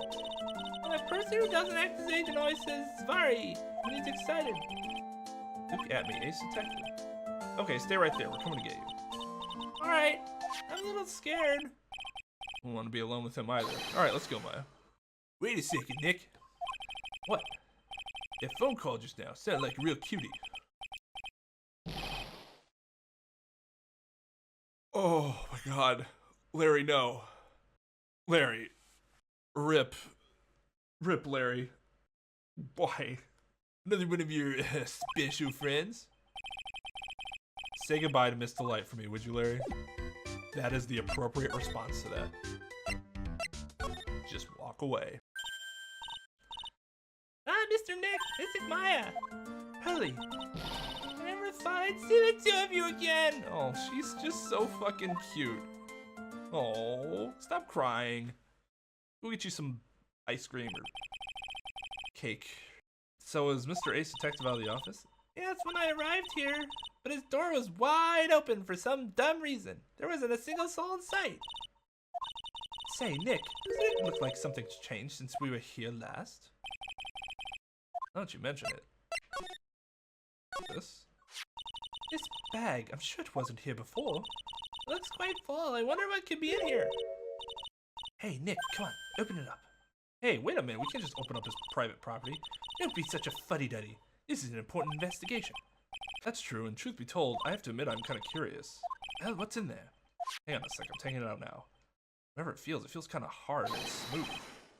Oh, well, hello there. He's here. What are you doing, sir lawyer? Ah, please. Just, attorney Wright's fine, I'm no knight. I'm shocked to see a servant of the court ignoring the law so flagrantly. I'm really sorry, Maya made me do it. How old are you, Phoenix? Are you kidding me? Nick, I can't believe you. I honestly can't either. A gentleman never uses a lady as an excuse for his poor behavior. I agree. The real question is, can you afford to waste time lollygagging around here? What do you mean by that? Perhaps I should make myself more clear? Tomorrow's trial. Zvari. Shall we say the figurative? Sir William will be dropping his panties before lunchtime. Wow, Nick, sounds like it's gonna be really exciting. What's gonna happen at the trial tomorrow that's so dramatic? You know what your biggest mistake so far has been, sir lawyer? It was becoming a lawyer in the first place. That certainly does sound like a big mistake, Mr. Nick. Tomorrow will be a day to remember. I, Look Atmey, will take the stand, and then Zavari. My testimony will prove to be the undoing of the lot of you. Yes, all of you. I will unmask you as the thief's co-conspirators. Conspirators? You're quick on the defensive, I see. However, it is not I that is your greatest enemy. There is a far more dangerous threat that you will face during the trial. What are you talking about?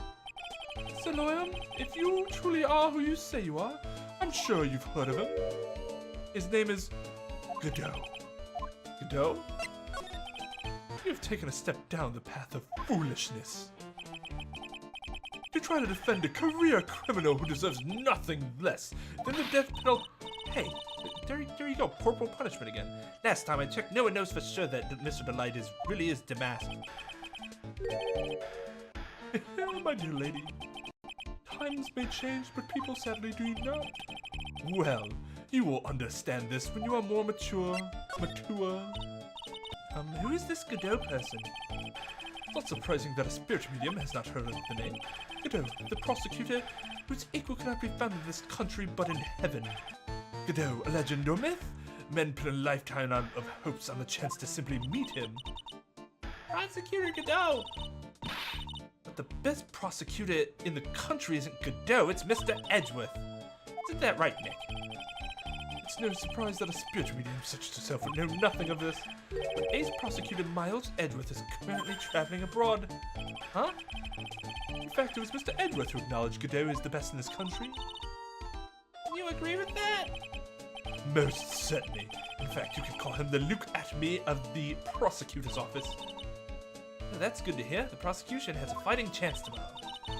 Mr. Nick, is this Godot really that strong? I seem to remember hearing about someone like that. Not surprising, some people spend their entire lives idly waiting for his appearance. Looks like we're done investigating for the day. Sir Lawyer, The stage has been set. All the pieces are finally in place. All that remains now is for the dance to begin. A new prosecutor, an ace detective, and a thief. This will be one tough trial. Before we end. Hey, Nick. What is it? Something wrong? Nah, but did you see all the people here? It's crazy. Shit is bananas. B-A-N-A-N-A-S. Oh, so check out the mask classy ever. You bought this? Where? I'm a little tense in front of the courthouse. They have all sorts of things for sale. You know I'm a sucker for this kind of stuff. Come on, I'm guilty. Throw the book at me. Who's screaming like that? Oh, Mr. Wright, you made it. Of course I did. Yeah, I did, but it doesn't look like things are going to get any less ugly for you. Because I did it! I'm a criminal! Me! He's at it again. I sent the calling card to Lord Lee Taylor! I admit it! But you don't have the sacred urn, right? Well, that's true, but that doesn't mean that I didn't commit the crime. Normally when I say, of course you didn't, I'm being sarcastic, but you, yikes. Anyway, I admit that I'm guilty. So make sure they give me a guilty verdict, please! Oh, there you are, Ronnie. Bonjour, sweetie. Oh, Desi, honey. Bonjour. Well, actually, I don't really know why I should be speaking French to you at a time like this. Leave it all to me, Ronnie. I swear I'll protect you. Well, you see, actually, the thief isn't me. Can I tell you something, Nicky boy? I can guarantee that Ronnie is innocent. He's declared guilty. I'll be ever so cross with you. So why are you smiling when you say it? Well, if you'll excuse me, I've got some errands I need to take care of. For once, I hope, like, the very attractive and cool new character isn't, like, hiding something terrible from me, like Adrian was. Well, if you'll excuse me, I've got some errands I need to take care of. I'm counting on you, Nicky boy. Good luck. Damn, she's not even staying for the trial? The fuck? Yeah, my second guess, other than Atmey, after I realized that Atmey couldn't be Damask unless that's a fake nose, was that she was actually Damask. To be honest, I really don't know whether Ron is Damask or not, but there's only one thing I am sure of. He doesn't have the sacred urn right now. Mr. DeLite, it's time for you to enter the courtroom. For the time being, I guess I'll have to trust Desiree.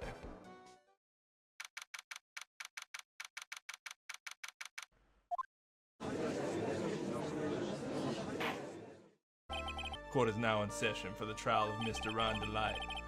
The defense is ready, Your Honor. I fucking love his suit. What about the prosecution? Are you prepared to? What a stupid question. What did you say? Damn! Holy shit! Are you ready to pass judgment? No, I'm not. I will pass judgment after I hear arguments from both sides. Well, if you're not ready yourself, you shouldn't expect others to be. That's a rule to live by. Who are you? Wait. Everyone knows who he is, but he's never been in front of this judge before? Ah, he's the one that Detective Atmey was talking about. Yes, your reputation precedes you. What kind of cases have you dealt with so far? None. Okay, my mind is legitimately blown. What? What did you say? I've never prosecuted a case before. Never. But you said you've never lost before. Exactly. I've never lost. I've never won before either. Quite arrogant for a beginner, aren't you?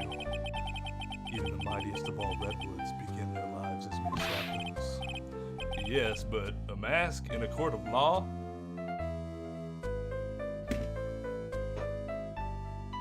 You guys know why this is irritating, right? The dude has literally been whipped in court before by a whip. That was fine. Oh, but a mask? That's where I draw the line, good sir. Oh my god. Huh. Don't you know anything? No matter the man, we're all wearing... Wait.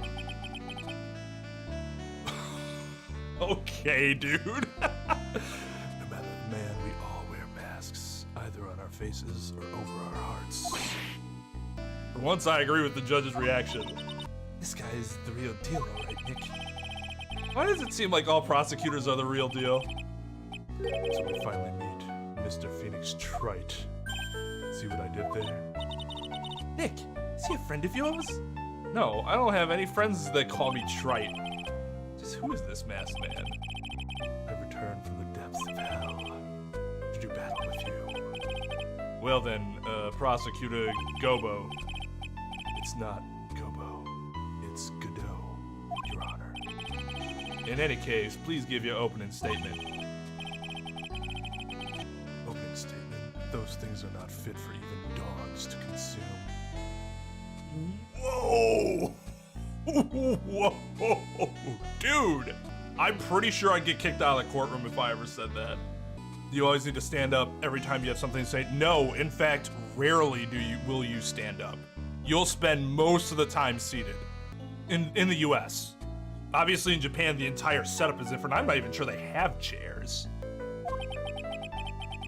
I have only one thing to say before we start.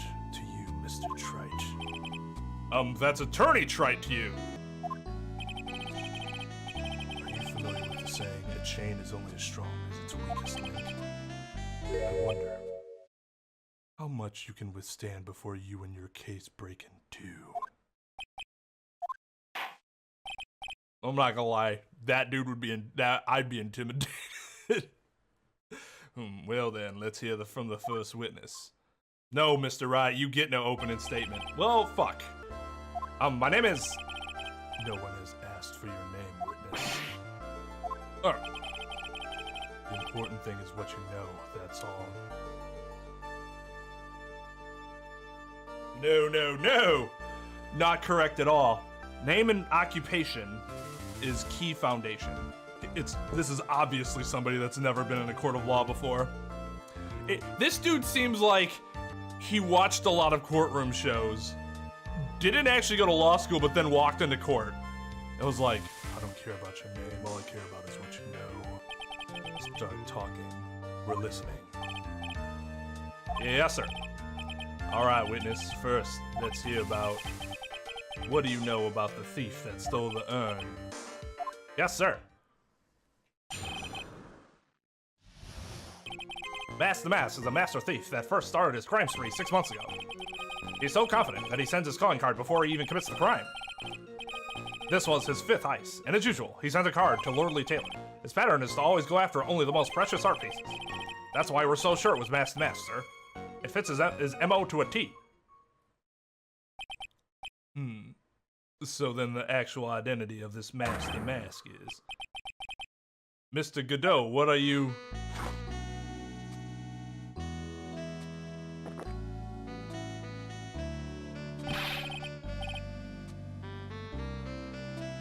We're in the middle of a trial here, Mr. Godot. I will have no telekinesis occurring in my courtroom. Blacker than a moonless night, hotter and more bitter than hell itself. That is coffee. I'm sure you can grant me at least this much, Your Honor. Oh, please, proceed. Very well, it's only coffee after all. What? You can't be letting him slide this early in the trial. Proceed with your cross-examination, Mr. Wright. Now, Nick, what are you going to do? As long as they haven't brought up Mr. DeLite's identity, all we can do is show that it wasn't Mass the Mask who stole the urn.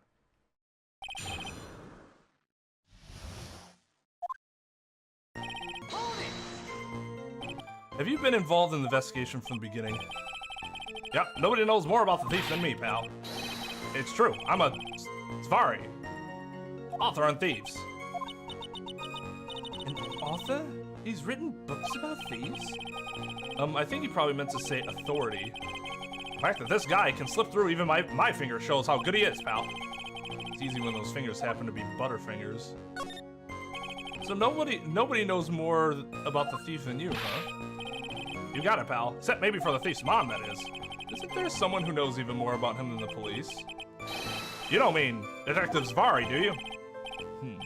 Who is this person? Zvari? It sounds German. His name is Luke Atmey, sir. I guess I shouldn't have made up such a silly name for him. What the heck? I guess he's not all that famous after all. Anyway, it's true that he did manage to retrieve the last item the thief stole. Oh, I see. It seems you're not the expert you claim to be. Well, that's not entirely true. Just because he's not as good as Luke Atmey doesn't mean he isn't also an expert. But I guess you did say he's an expert because no one knows more than he does, and that claim seems to refute exactly what he said. Looks like the thief is now toying with me, even now. Have you seen all these so-called calling cards? Of course I have, except the person in charge of the treasure exhibit never brought their card to the police. I didn't see this one until after the crime occurred. That's because Detective Atmey stopped Miss Andrews from taking it to the police.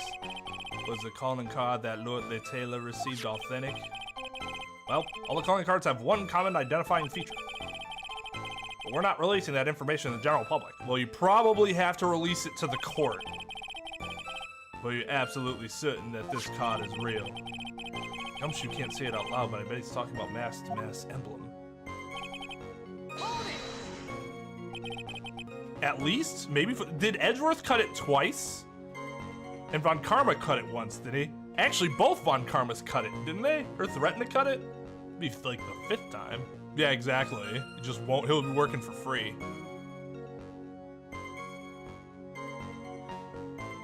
It depends on the terms of their employment, Daisy. Well, no, actually. It's not just based on the terms of their employment. They have to make a minimum wage. So, no. You can't go below a certain point unless you're in a certain type of profession. But his 5th heist and your 5th screw up, huh? Although what I will say too is in the States at least, unions prevent that sort of prevent that sort of thing from happening. District Attorney's Office and the police department. Well, first of all, the District Attorney's is a county-based, where the prosecutors actually are, is a county-based system. There are at least 2 different types of police that can be involved in a situation like this. You could have the county sheriff, which does work in the county with the DA, but the DA does not handle the budget. That's generally the county executive that his office and his officers or hers will generally be the ones that more at the budgets on a county basis, But on a smaller municipality basis, there's also city, village, town, police.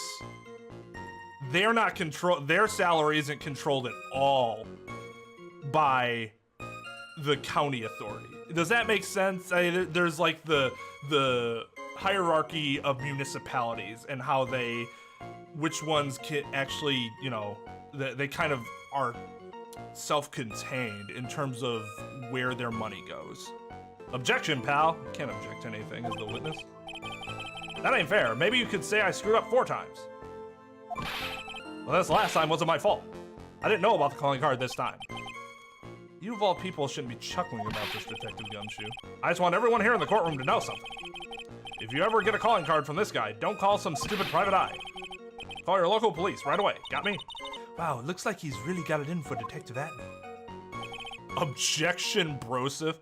I had a feeling that my hat would draw Chad comparisons.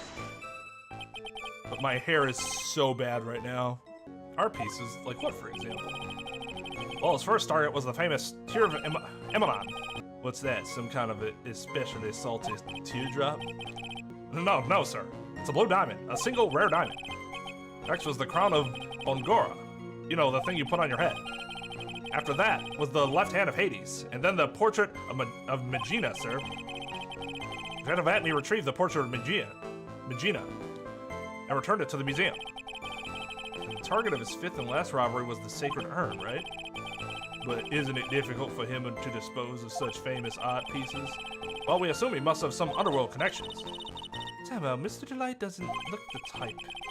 Yeah, he's a little too sunny to be hanging out in the underworld. What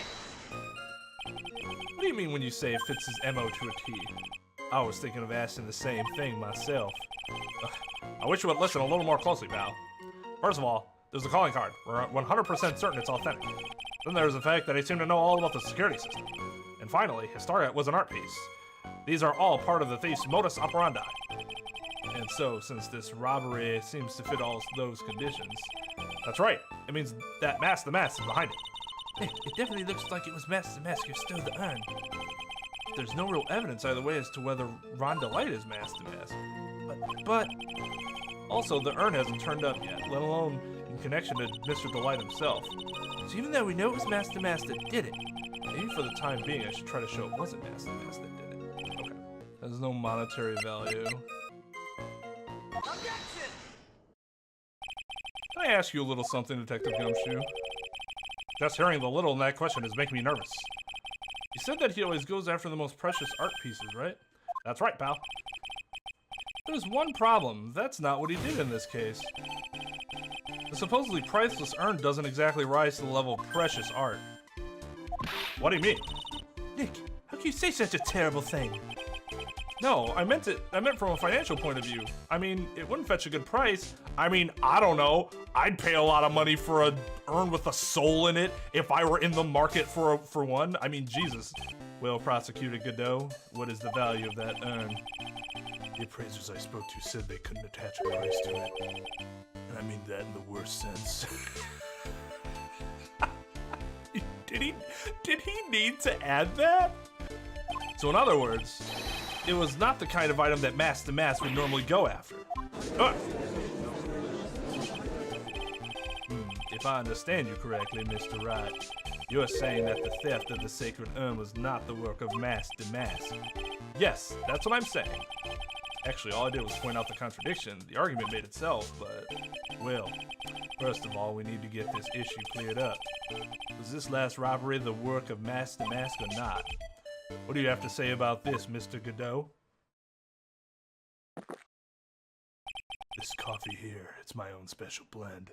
I call it Godot number 107. He doesn't have a flair for naming things, that's for sure. I'm trying to decide whether to cut down on the acidity or the bitterness. That's the only thing I've got on my mind right now, Mr. Trite. What? If you're really a man, you should clean up your own mess. Sorry, but I don't get what you mean. You were saying it wasn't Mask the Mask that stole the urn. Then it must be some intimidating Mask the Mask method. A fake. A fake Mask the Mask? A fake the Mask? Fake the mask? That sounds so ridiculous, but I like it. Wait. Did he not have the coffee in his hand anymore and slid it back and forth with his telkin? Anyways. Now, before I decide on my coffee, I believe some proof is in order, Mr. Trite. Proof that the person who appeared at Lordly Taylor that night was actually a fake. No, actually, it's... The burden of proof is on you to show me that he was real. I mean, I guess the burden would shift if I claim it's a fake? Yeah, I suppose that's how it would still go. Even though the problem is that I think based on the evidence, they've failed to prove, they've failed to meet the standard of proof that it really was Mask the Mask that did it in the first place, because that's the accusation.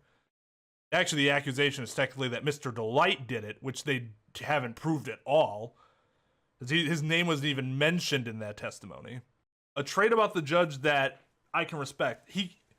He'll admit when he's, well, actually, I guess he doesn't admit when he's wrong. He just changes his mind. So, like, on one hand, you're like, it's good that you can allow your mind to understand that your preconception was incorrect. The problem is that he's just incredibly susceptible. So is it really something to respect? I don't know. He has a nice, calm demeanor. That's good. A lot of, I won't say a lot of judges are assholes, but I've seen judges that are just dickheads. And don't get me wrong, I understand why they get that way. The amount of bullshit that gets put in front of them on a daily basis. But this dude's old as hell, and he's obviously just like, hey, I'm just here to do my job. Though I don't approve of Mr. Godot's behavior, his point is valid. He actually reminds me a lot of the judge that mentored me in terms of his disposition, his general gentle and approachable disposition. They're like the judge I was mentored by, like I never heard his voice go over like a certain like mid-level decibel. It never like went off the charts. Even when he yelled, it's still like, it's almost like he had a natural hard limiter on his voice so that it would never exceed a certain volume. Because even when he like yelled, it wasn't really yelling. His beard is the best beard. You get no argument from me. It's pretty spectacular. Mr. Wright, we're waiting. Looks like I'm going to have to prove it. I need to prove that the person at Lordly Taylor that night was in fact faked a mask. I wish I could put these side by side, but I can't. Oh, there is something missing. His brooch, or isn't that what you would call that? So that is one way of doing it.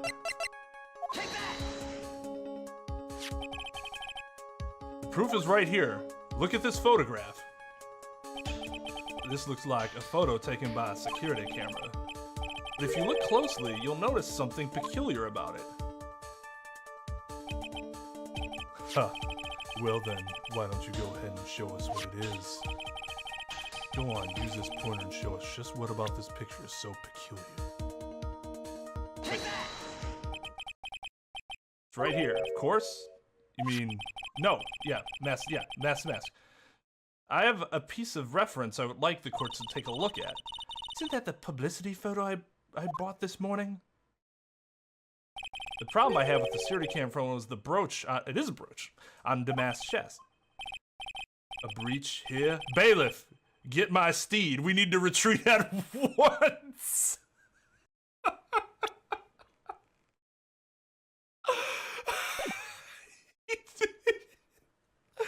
Get my steed. He's not being sarcastic. Hi-ho, silver, away. A brooch, Your Honor. It's a sort of clasp for holding one's cape on. A clasp, eh? Ah, I see now. But the mask, and the security photo. Ah! He has no brooch! That brooch is the same as the emblem on Damask's calling card and serves as a symbol. But the thief that broke into Lordly Taylor wasn't wearing a brooch. In other words, this Damask is a fake. I've been fooled again! Order. It's true, undeniably true. Detective Gumshoe, how could you have overlooked this, even though you have overlooked so many things in the past, and I should just assume you may be overlooking things at this point. I'm sorry, sir. I don't know how I... Hey now, if you're gonna have a pity party, invite me too. Mr. Godot, you deserve some blame in this too. How could you have overlooked such a large brooch? Huh, the brooch you're talking about. You mean this? Ah! That's Master brooch! Where did you find it? Well, I've always had a good nose for evidence. I got it at the crime scene. It was hidden in the shadow of a big female Buddha statue. Buddha statue? He must mean the Ami Fang statue. Why didn't you tell me about that, sir? Why didn't he tell everybody? Because this game's like, surprise! And in real courtrooms, they'd be like, reprimand for not disclosing evidence ahead of time. I always put evidence away in my pocket. After all, it's the safest place for crucial evidence. Not how evidence works. This guy is one cool customer. It's a little early to be shaken up, isn't it, little lady? That friend of yours left pretty little hickeys on there, too. Hickeys? Figuratively speaking, of course. I'm referring to Ron DeLite's fingerprints. Hickeys? Okay. What? What? The defendant's fingerprints are on the brooch? Yeah, just so, I know I've mentioned this at least once in each of the prior 2 playthroughs, but for those that have missed it, in the US, you can't just like surprise, here's evidence. The judge will be furious with you if you were to do that. If you could say like, oh, this just came across the desk or something like that, you might be able to get it in, but evidence in a trial needs to be disclosed beforehand with very few exemptions, because especially when it comes to criminal trials, there can be motions to suppress that evidence before the evidence ever gets put in front of a jury or is ever presented in a bench trial, in a jury trial, or ever presented in a bench trial. Well, small claims is completely different. I'm talking about criminal, well, I'm actually talking about in most cases. Small claims is a little interesting though. So for those that don't know what small claims are, in our state at least, it's any lawsuit that's brought that, what's the word? The sum of the suit is less than $10,000. And once you get into small claims court, because it's more of like, let's get this through the system sort of thing, they want it to be done relatively quickly, they lax on the rules. They'll say, okay, you know, I just want to get through this. But in a case like this, small claims is like Judge Judy, yes, but one important distinction. As far as I know, Judge Judy's actually appearing as an arbiter rather than an actual judge in those proceedings. Yeah, Brady violation. There you go. I always forget what it's called. Order in the court. Mr. Godot, let's see that brooch. I've grown attached to my metallic girlfriend here. Take good care of her. I feel like every other sentence he says has my mouth wanting to just like, it appears to have been torn off some clothing. There's a little bit of cloth left on the back. Obviously, there must have been a big struggle that night at the crime scene. Uh-oh. Phoenix, we have a problem. Get it? Because the city Phoenix, like the city Houston. You mess with Godot, and you get burned. Ugh, been playing me like a violin. Well, Judge, I'm about ready to call my next witness. Huh? You're done with me? But I haven't proved anything yet. You never prove anything. You've proven your own incompetence. That's good enough. That doesn't sound good at all. Especially since I'm your witness. Bailiff, bring the next witness into the courtroom. Finally time for the ace detective to make his appearance, huh?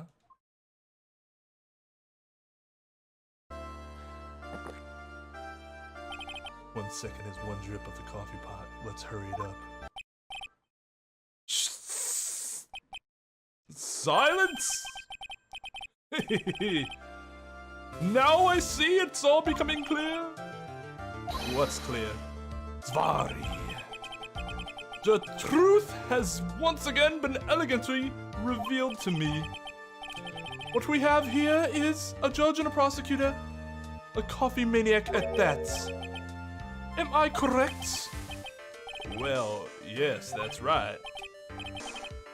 Not bad at all. You're the first person that's ever been able to penetrate my secret veil. Really? Well, Sir Prosecutor, let me introduce myself. My name is Luke Atmey, ace detective and rising star illuminating the heavens. Boy, these two make a perfect pair. They'd either be best friends or they'd tear each other's heads off. I've heard that on the night of the crime, you were all alone on security detail. You have heard correctly. My specially made monocle is worth more than 100 Detective Gumshoes. If Detective Gumshoe was worth anything, that is. Why was this guy all by himself anyway? There must be some reason. I'm sure of it. Well then, tell us what this special monocle of yours, no, I can't say the word. What did you witness? It was approximately 1 o'clock in the morning, just after the date changed. That's when my nemesis, the infamous Master Mask, dancingly descended upon me. Just as I began to turn, the coward struck a fierce blow upon my noble head. Darkness swallowed me before I could land a single strike. When I awoke, he was gone. 30 minutes later, I used an emergency phone to notify the police. So you didn't get a clear look at the criminal? My specially made monocle never misses a thing, especially since it's not a monocle, but is instead a magnifying glass. However, that is limited to things that fall within my own visual range. But of course, that's only natural. I fail to see why the witness seems so proud of his performance that evening. Well, sir old-timer, let me explain. We are not speaking of any ordinary thief, but of the king of thieves, the great Master Mask, my arch enemy. That is what my instincts and my years of experience tell me. Very well. Proceed with the cross-examination, Mr. Rat.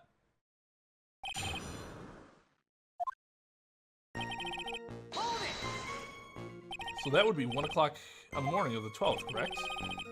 That's an impressive deduction, Sir Lawyer. You were on security duty that night. Where exactly were you at the time? A penetrating question. I was in the basement's warehouse near the computer. Near the computer, huh? So then you weren't trying to remain hidden, I take it? Up to this point, I've tried to remain concealed while waiting for the thief. Yeah, he said the same thing yesterday, too. Gumshoe also said that they never spotted the thief at the crime scenes before. Precisely! That's precisely why I chose not to hide last night. I knew that by not concealing myself, I would be putting pressure on the thief. Looks like the thief was the one applying pressure. On your pigeony head, that is. Pigeony head? In any case... Dancingly descended from where exactly? Well, from the entrance, I suppose. Where else? In actuality, he neither danced nor descended. Someone please save me. So how is it that you didn't notice the thief? My eyes were looking for the thief's shadow while my ears listened for his footfalls. Footfalls? But even then, the dastardly criminal managed to sneak upon me. It can only be due to his subtly camouflaged cape and soft-soled shoes. I hereby dub you Ace Dunce. You didn't see the criminal's face when that happened. Well, that's the difficult part. How should I put it? I saw his mask. That's all I can recall. That's not very solid as far as testimony goes. However, fortunately, I had my third monocle, the security camera, at the ready. I captured his image perfectly. This should be sufficient, I believe. Well, as long as this photo is authentic, I don't see a problem here. Well, Mr. Godot, do you have a problem with the photo? Good, then let's continue with the testimony. Smoking is not allowed in courtrooms, no. In fact, coffee generally isn't allowed in courtrooms. You're generally not allowed to, like, you can't even have a bottle of water because they'll have water there. Like a water cooler with like paper cups, and that's kind of how you usually have to drink anything. Attacked and knocked unconscious, and you weren't able to do a thing? That's certainly some very impressive detective work. Well, Sir Lawyer, have you ever been suddenly struck on the head? Huh? Well, actually, yes, by a fire extinguisher.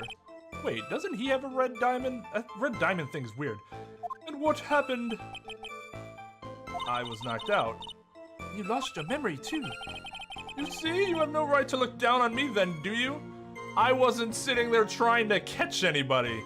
I was in a situation where there was no expectation that I would be knocked unconscious, you moron. The only reason I didn't lose my memory is because I have more brains to begin with. He may have brains, but the wiring to the self-reflection part seems to be severed. In any case, that was how I was knocked senseless, and then... About this 30 minutes. My silver cord was loosened and my soul fled to the golden halls of Elysium. As usual, I have no idea what this guy is saying. I think he's saying that he was out cold. So what happened during these 30 minutes? No one can say, Your Honor. That span of time has truly vanished into the ether. What is he going on about? There's something suspicious about Detective Atmey. How could he not have noticed when the thief came in? Also, he says he was knocked unconscious before he could fight back. That can't be right. It contradicts the evidence. Huh? Which piece? The real question is, why would he tell such an obvious lie? Did he say he was hit in the back of the head? If he was turning, he wouldn't have gotten hit in the back of the head, right? I'm not entirely sure that's correct, though. Oh, that's not right.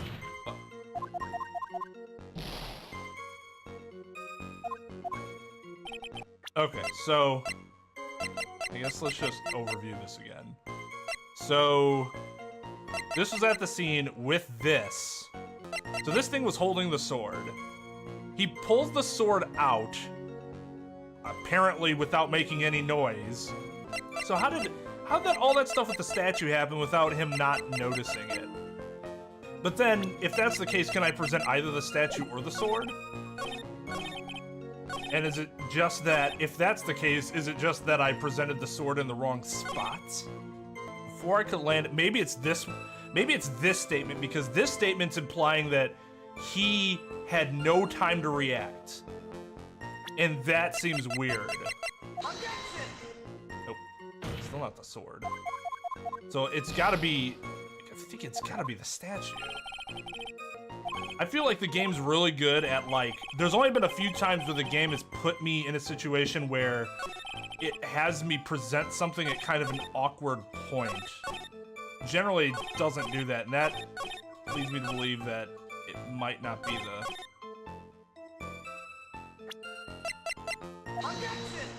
Nope. Okay, I don't think it's the statue.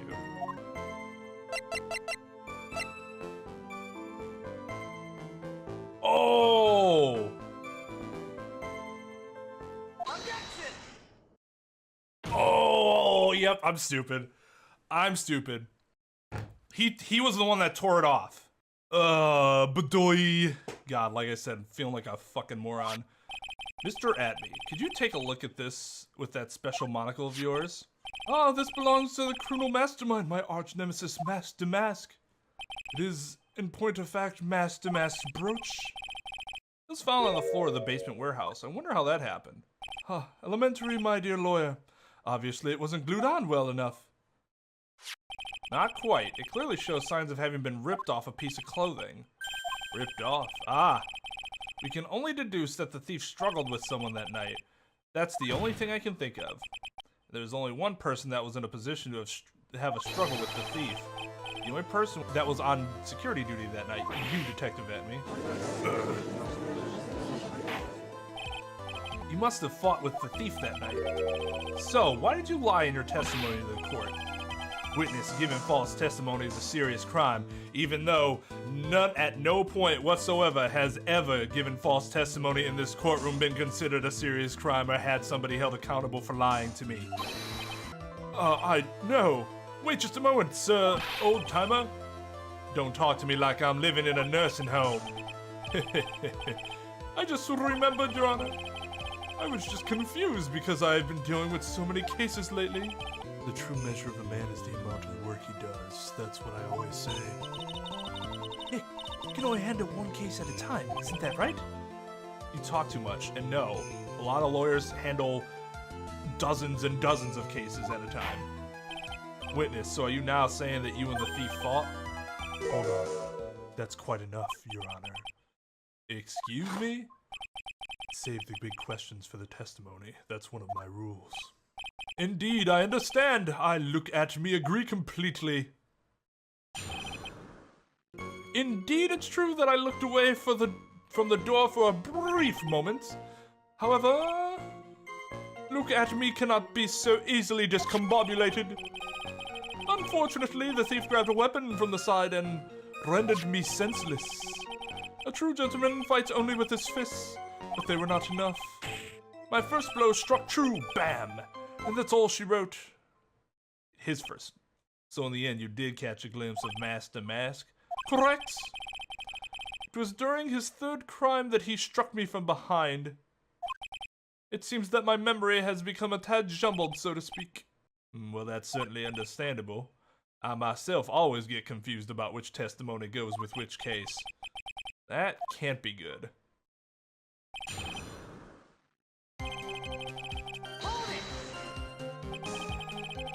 So why did you look away from the door anyway? In addition to the camera, I had prepared a variety of other sensors as well. The alarm on one of those had gone off, so I had to check the data. That's why I went to the computer, elegantly of course. You were momentarily vulnerable when you were working on the computer. What should I do? Should I ask some more questions? No, why not? What kind of sensors are you talking about? There are other places in the basement that someone could enter and exit from.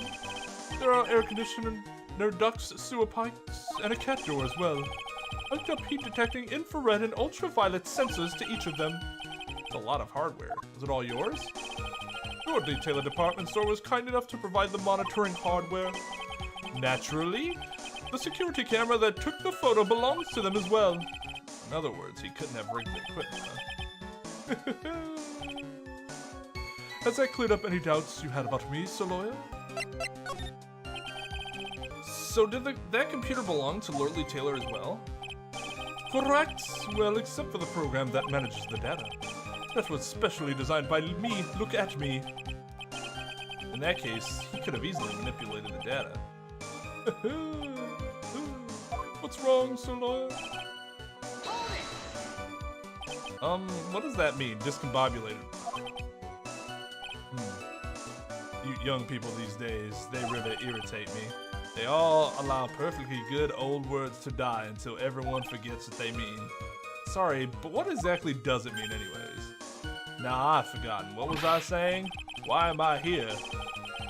Jeez, it's better than old people forget what they were saying 5 seconds ago. Well, it looks like we've cleared that up. You can go on with your testimony. That didn't clear anything up. What do you mean by weapon from the side? Naturally, the thief had no idea that I, Look at Me, was hiding in the area. He grabbed the sword from the statue that was standing by the door to the warehouse. Sword? You mean the sword that was all twisted like a tree branch? Correct. Fortunately for me, the blade was not sharp. Okay, so he is talking about the Chichishito.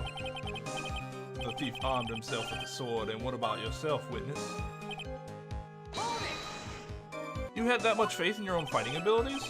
But of course, in college I was the second in charge of the boxing club. I am quite the pugilist. I'm sorry if I fail to find that appropriately impressive. However, my opponent in the ring this time was my arch nemesis, Master Mask. This guy's a real piece of work. His blood. Can you tell us a little more about what happened? My opponent was both powerful and vicious. You might say he was powericious. Powericious? I would not like to say that. I assumed the Atmey fighting stance, but a sudden flash of light blinded me. That, of course, was checkmate. My opponent had bested me. What do I do now? Should I ask more about this? What was this flash of light that blinded you? I was bathed in a golden light that seemed to come from the statue of the woman. Statue of Ami Faye, I'm guessing. Well, that wasn't very much help at all. Well, what do you think, Nick? Well, there's one thing that I'm absolutely sure about. Yeah? What is it? This Look at Me guy, he's definitely hiding something. But why? I think I'm starting to figure out what really happened that night. About the true nature of this detective. What is this Atmey fighting style? I'm sorry, but that's a trade secret. I really can't say anymore. But I suppose I can tell you if I absolutely must. The main thing is to put your back to the wall. That way no one can get behind you. That's it? That's the Atmey fighting style? Well, Mr. Rat, what about that testimony? Of course it's important.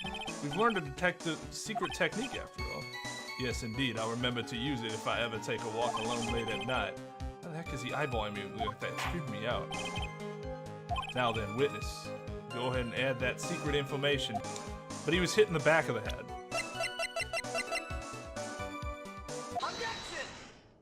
Yeah, that one was a lot easier.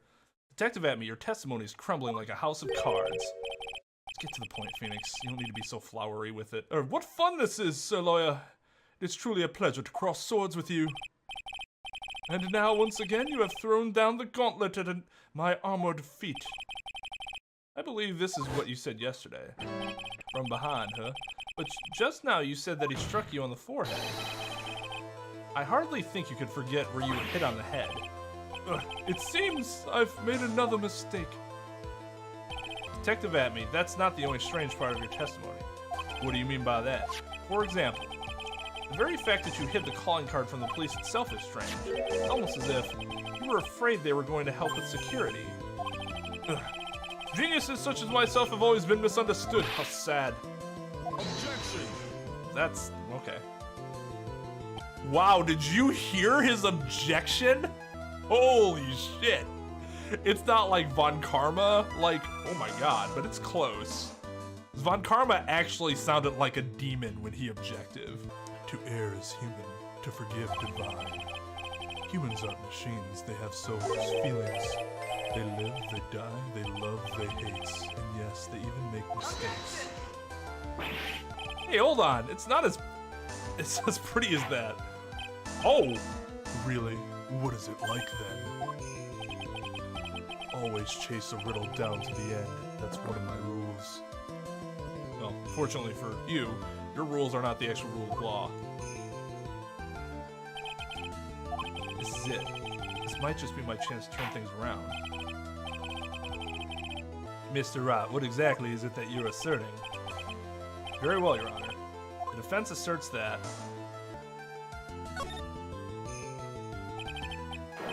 this witness is no ace detective at all. So then what exactly are you saying that I am? Well, an average detective? Okay, I was thinking that there was gonna be something like different behind that. Like, I forget which option it was, but there was some option where they gave the option, but the actual like subtext to it turned out to be like way more substantive than the statement itself was. So, okay. Fair. I mean, it's not this, right? I guess it is. I honestly don't think that's true at all. The answer is simple. It's all clear to me now. Detective Luke Atmey's true identity is actually mask to mask. Order in the court. Mr. Wright, what is the meaning of this? There are too many unnatural parts to Mr. Atmey's story. He says he was hiding at the crime scene, which is why no one ever saw him there. And then, in his last case, he manages to outperform Detective Gumshoe and the entire police force to miraculously retrieve the stolen treasure. That's because I analyzed the crime scene data and made an exquisitely elegant deduction. I picked up clues that the police overlooked in order to arrive at a... Oh, please. The explanation is far simpler than that, Detective Atmey. The truth is that you are, in fact, mask to mask. But Mr. Wright, this photo, it clearly shows mask to mask. Look at his nose. His nose is normal. Like, even if it was pushed down, you kind of see it protruding from the mask a little bit, wouldn't you? This security camera belongs to Lordly Taylor department store. He shouldn't have been able to manipulate it. He didn't need to manipulate it. He gained access to the warehouse under the pretense of providing security. Then he simply dressed up as the thief and stole the urn. So the ace detective is actually an ace thief. Is this true, witness? The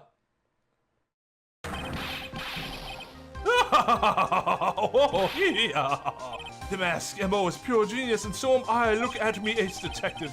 You're very clever to have come to such a conclusion. I'm impressed, Sir Lawyer. What? Witness, you're admitting it?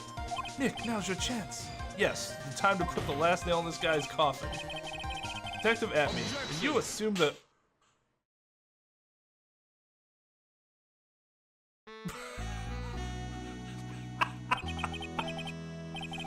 Godot Blend number 102, my personal favorite.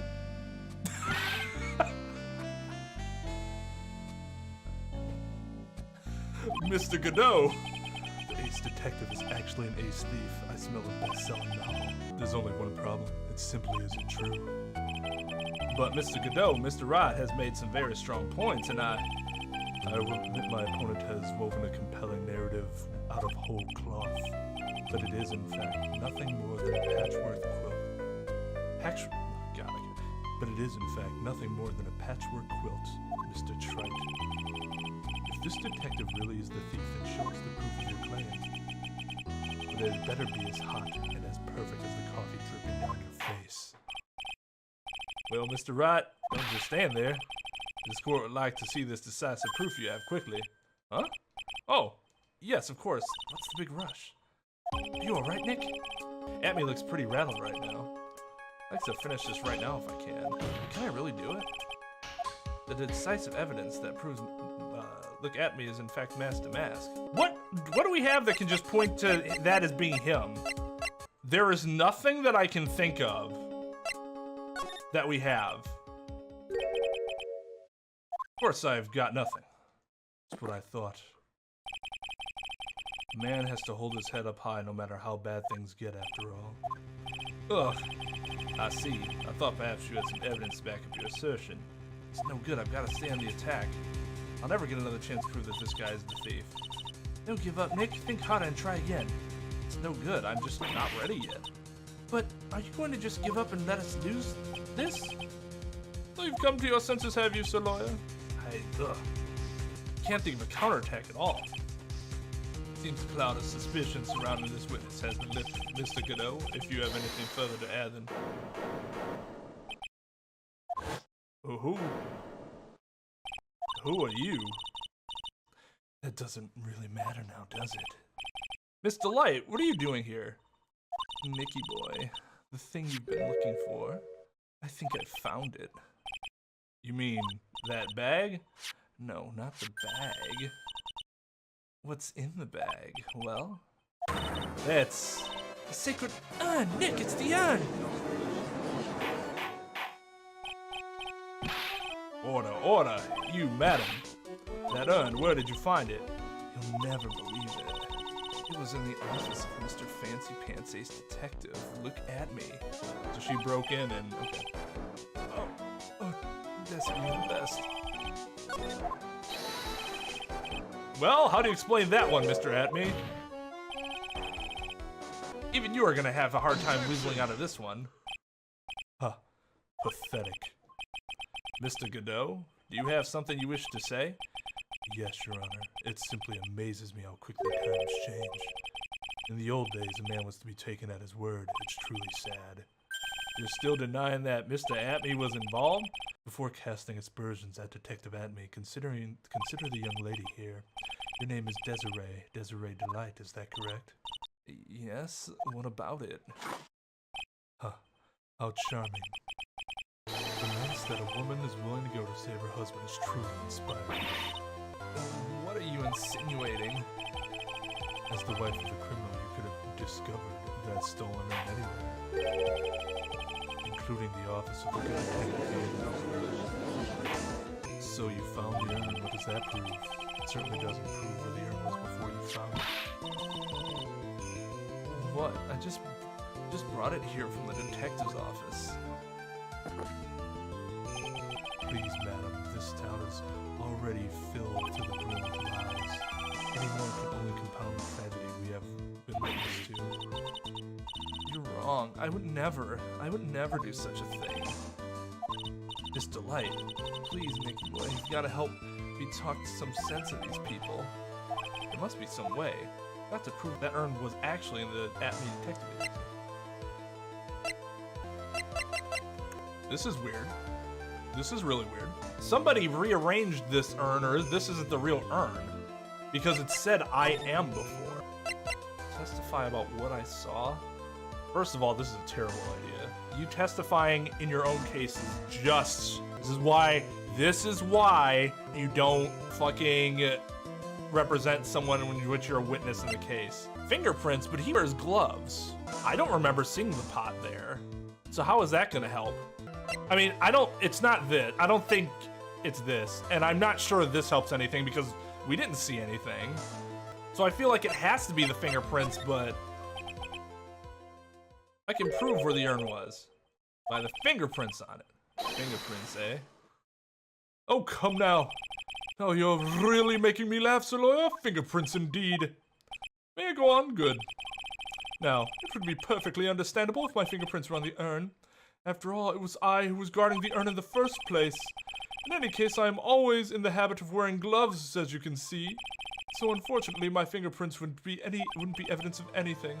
What about it, Mr. Rat? This witness's fingerprints would be nothing anyway. Hey, what are you going to do now? Come too far to turn back now. Atmey must have brought the urn back to his office yesterday. And there, I'm sure someone must have left their fingerprints on it. The defense proposes that the fingerprints of this person should be on the urn. It's gotta be him. Did he rearrange the urn? And he did it without his gloves on? Or is it just generally Damask? And then we can match it up to see whose they are, I guess. I mean, we'll know. Let me give you an important piece of advice. The one who keeps a cool head all the way until the game's end is the winner. Let me give you an even more important advice. Mr. Right, you are not going to win this game with that answer. Bam. Fucked. I was put in that bag and carried the detective's office yesterday.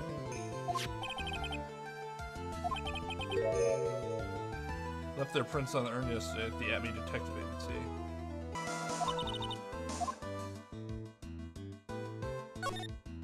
Wait.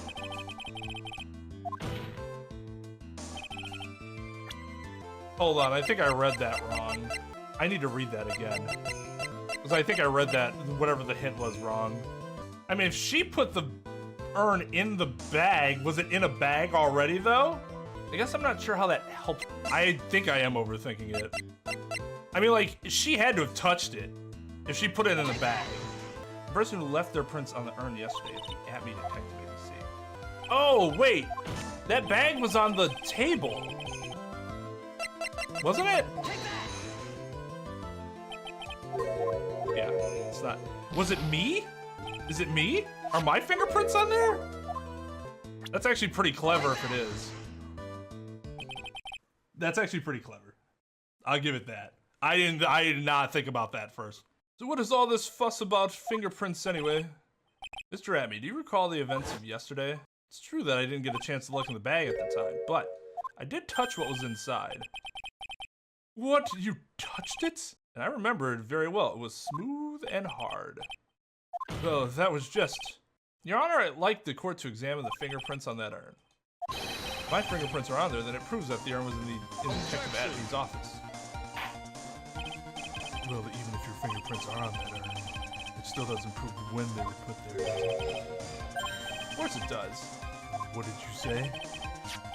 It's not what I say, but what Adrian Andrews, the person in charge of the exhibition, said. If she polished it that much, she must have removed any and all fingerprints on it. And the only chance I had to put my fingerprints on, get my fingerprints on it after that was yesterday at the Atmey Detective Agency. Huh. This blend. Video blend number 107. I decided it's a little too bitter after all. What's happening here? What's on his head? Why is it overheating?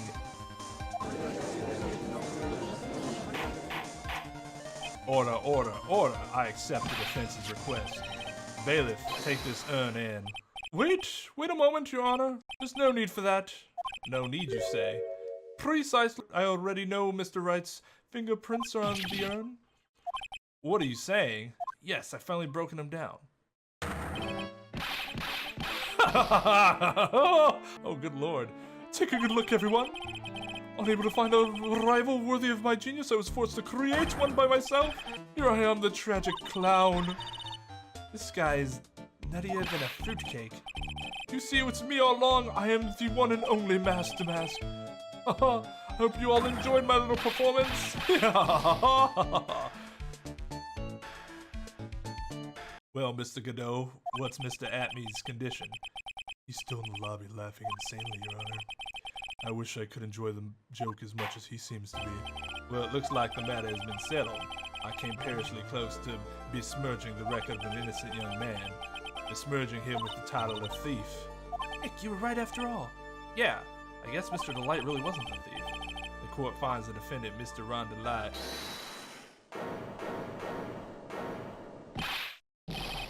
You're wrong. Wrong, I tell you. I mean, not exactly wrong so much, but actually not right is what I was really trying to say. Oh no, he's not. This can't be happening. The thief, the sneaky, odious thief who's been stealing all the treasures. It's me. I'm him. I'm the one you want. I'm the thief, I tell you. So do it. Pronounce me guilty, please. I don't know what kind of kangaroo court you all think this is, but the true identity of the thief has already been proven. Please hurry up, past judge. What are you talking about? I already confessed. I'm the thief, I tell you.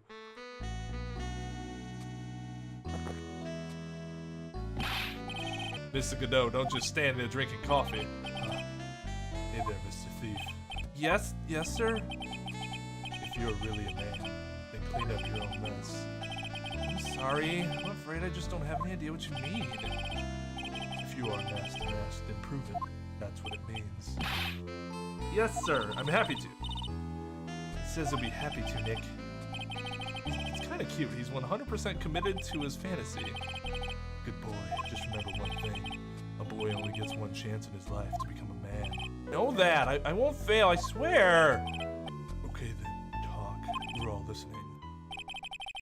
Oh well, let's all have a listen to this confession. Are we really fucking doing this? We gotta shut our client up and prove him wrong? Oh my god. Okay.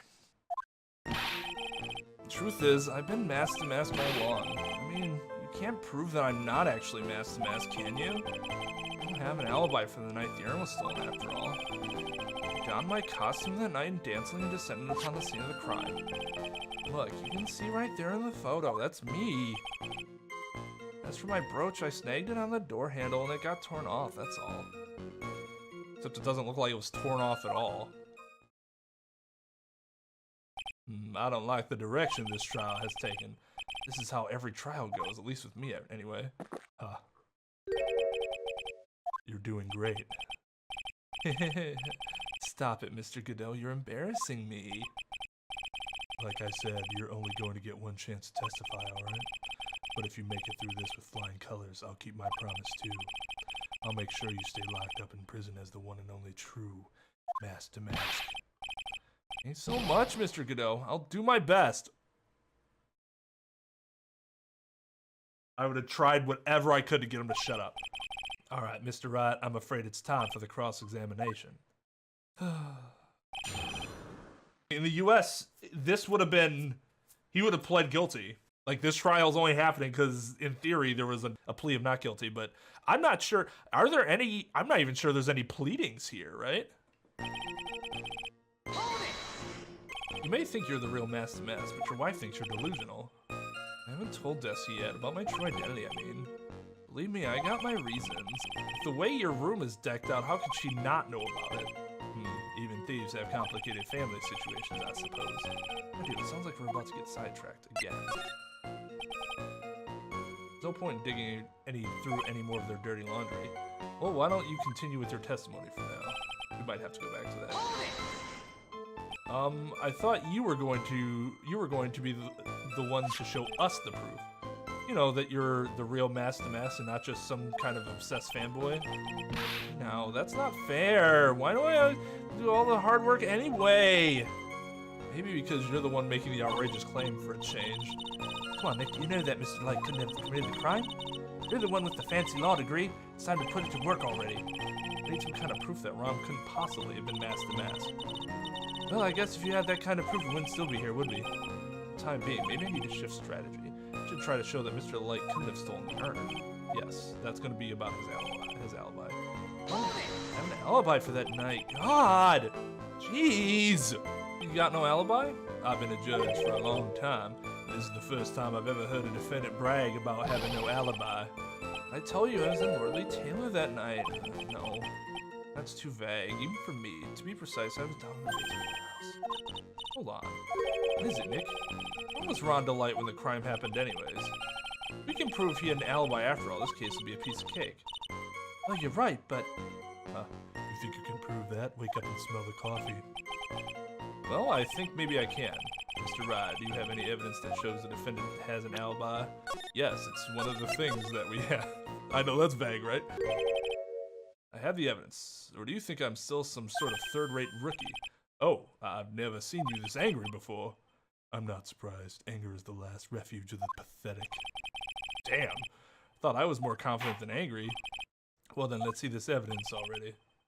Show this court the evidence that proves where your client was on the night of the crime. Take that! Mr. DeLite, this wallet belongs to you, correct? Oh, I guess you probably could have used both. Yes, it does. I had lost it somewhere. Mr. Wright, when you find a wallet, you should report it to the police right away. No, you don't understand. This is an important piece of evidence. Evidence? Mr. DeLite, when did you first notice that you'd lost your wallet? Let's see. I think it was on the night of the crime, but I know I still had it when Desi and I went out for dinner. This wallet was found at approximately 1 a.m. at KB Security Headquarters. What? Surely you're not serious? Yes, I am serious. This proves that Mr. DeLite was in fact at KB Security that night. No! So if the defendant was at KB Security at 1 o'clock in the morning, then that proves that he has a watertight alibi. Oh! Furthermore, considering the distance between Lordly Taylor and KB Security, it would have taken 30 minutes to get there by car, according to Larry anyway. Well, Mr. Godot, do you have anything to say? And stop drinking that coffee. Come on, Mr. Thief. Don't let this guy beat you. Tell him why he's wrong. I'm the only one who calls me thief, Mr. Godot.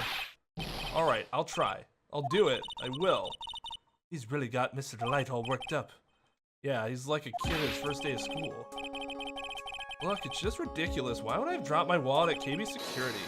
Someone must have planted it there to make it look like I was there and not at the heist. Planted it there? He's really reaching now. Mr. DeLite, you probably dropped your wallet when you took it out to use this, didn't you? The key card to KB Security's CEO office. Oh! That was a pretty good try, Mr. Trep. Unfortunately, you've overlooked one small thing. What? Motive, of course. Why would this thief go to KB Security in the middle of the night anyway? Well, Mr. Wright, looks like you need some more evidence after all. Stupid kid. Now then, let's see your evidence. The evidence that shows why Mr. DeLite went to KB Security at 1 a.m. that night. Yeah. Take that! Mr. DeLite, I believe you've seen this before, correct? That's... What is it? A blackmail letter. That's what it looks like from its contents. Blackmail? Yes, basically it says, bring $50,000. That certainly sounds like blackmail, alright. At the time of the theft, Mr. DeLite was dealing with the blackmailer himself in KB Security CEO office, a full half hour away from the scene of the crime.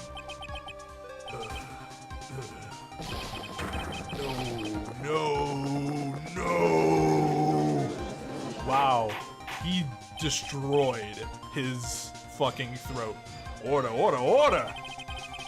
So when the theft of the urn occurred, the defendant was at KB Security. It looks like a perfect case for the defense. You may see it as a perfect case, Judge, but to me... Well, let's just say that my Godot blend number 107 impresses me a lot more. What are you trying to say? You said the thief was being blackmailed by the CEO of a security company. But did you actually investigate the CEO at all? Huh? Well, no, I guess not. Accusing a man of blackmail with no proof. I'm not sure what I think of that. Not sure what I think of it. At least I know what I think of you. Good point. I'm not sure what I think of it myself. You claim that the defendant entered the CEO's office, but you will need at least one witness to corroborate your claim, Mr. Wright. Nick, I think we're going to have to track down the CEO guy. No, we don't have to track down the CEO at all. What do you mean by that, Mr. Trep? There's someone else who can testify. The person who can testify that the keycard was used at 1 a.m. at night. Larry Butts. Who is this useless-looking young man? You don't remember him, Your Honor? Not exactly, but just looking at his picture makes the bile start to rise in my throat. Looks like he doesn't remember the case from 2 years ago. Probably blocked out that memory on purpose. Anyway, this man was working as a guard at KB Security that night. Oh? The question at hand is this key card. As you can see, there's no need to investigate the CEO of KB Security. We should be able to discover the truth simply by analyzing this key card's data.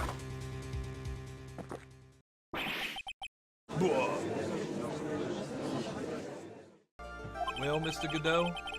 The name of the CEO of KB Security is Kane Bolt. I was unable to contact him directly, but I got the keycard data. So what does it show? Each keycard has its own serial number and they leave detailed records of their use. According to this data, this card was used at 1 a.m. on the morning of the crime.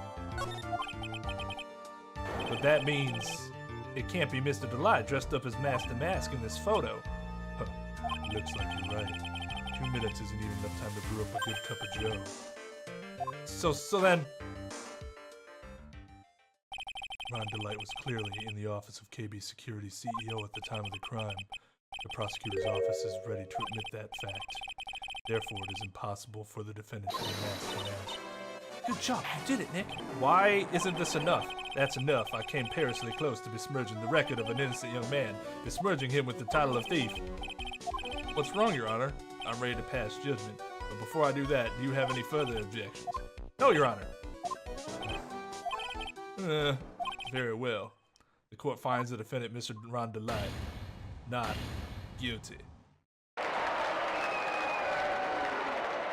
I feel like we're not done yet. Court is now adjourned. I'm honestly shocked that it was Atmey, just because, again, that was the first person I thought, like, oh, he's setting it up by being the person chasing himself. Like, okay, that's a thing that's happened before, sure.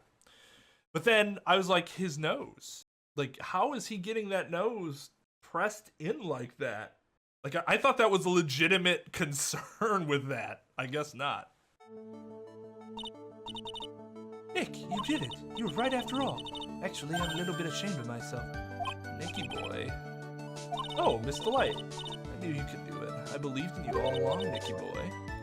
I don't know how I could ever repay you. Aw, shucks. Thanks, Miss DeLite. I just know I'm blushing. Congratulations, Mr. Nick! Oh, Pearls. I've got a bad feeling about this. Who is this woman? Oh, she's nobody. She's just, You're blushing! How dare you do this in front of Mystic Maya? You should be ashamed of yourself! ouch, she slapped me. Charlie? This woman is Miss Desiree DeLite. She's our client's wife. Mr. Nick! Yes? You're even worse than I thought! Going behind the back of your own client! No, you got it all wrong. I'll never forgive you! Ow, a double slap. Like Jigglypuff. No, anyway, all's well that ends well, right? You got the sacred urn back and the thief has been caught. You're so right. And it's all thanks to Nicky boy here. Actually, it was you, Miss DeLite, that brought us our urn back. Thank you from the bottom of my heart. Oh, please, you're embarrassing me. You won the case. And why does this guy look so glum? I am the thief. Actually, what's the plan? What is it, honey? I did my best for you, Ronnie. And I know, and I appreciate it, Desi. But the thing is... Come on, give the kid some time. He's just got a little touch of the blues. You know about feeling blue, right, amigo? Mr. Godot, what are you doing here? Oh, come on, I just came here to say thanks to my newest buddy. You, Mr. Trep. Maybe you should learn my name before you call me buddy. Well, playtime is over. Huh? Early this morning, the body of Cain Bullard was discovered. Oh, shit! Cain Bullard? Where have I heard that name before? Isn't that the name of the CEO of KB Security? Wait, buddy? The estimated time of death was 1 a.m. on October 12th. 1 a.m. on October 12th? You don't mean... That's right, amigo. The same time that a cheap little urn was being stolen, the CEO of KB Security was being murdered. So then, what are you doing here? Oh, come on, you figured it out already, haven't you, amigo? Oh, have you already forgotten about that piece of info I helped you out with today? Yeah, what? October 12th at 1 o'clock in the morning, Ron DeLite was in the CEO's office, the scene of the murder. After getting that blackmail letter, he must have been imbued with utter rage. What are you saying? Imbued with rage? Come on, don't tell me you didn't know. Ron DeLite was once an employee of KB Security. He was a professional security guard. Bodyguard, giving him too much credit. An employee of KB Security? It looks like the alibi that saved him from being convicted as a thief is going to be the noose that gets him hanged. Kind of an anti-alibi. No way. He can't be the thief because he was at the murder scene when the murder occurred. No, that's a lie. It can't be true. Oh, but I am the thief, I tell you! Ron DeLite, you're going back to prison again. This time the charge is much more serious. This time you'll be tried for murder. What? This is impossible. I'm looking forward to another exciting showdown, Mr. Trep. You and I aren't through with each other yet. Surely you won't back down from one challenge. You've never been a coward. Mr. Nick, is there something personal between you two? I've returned from the depths of hell to do battle with you. At least let me have some fun while I'm here. This guy, who the heck is he? He may be quiet, but he's the most dangerous enemy I've ever faced. Well then, time to say goodbye to Mr. DeLite. Bruh. Holy shit. Nick, how could this be happening? Right in front of our very eyes, our client has been arrested for murder. The one who established his presence at the scene was me. Ronnie. Arrested for murder on the very same day he's declared innocent of larceny. What the heck's going to happen next?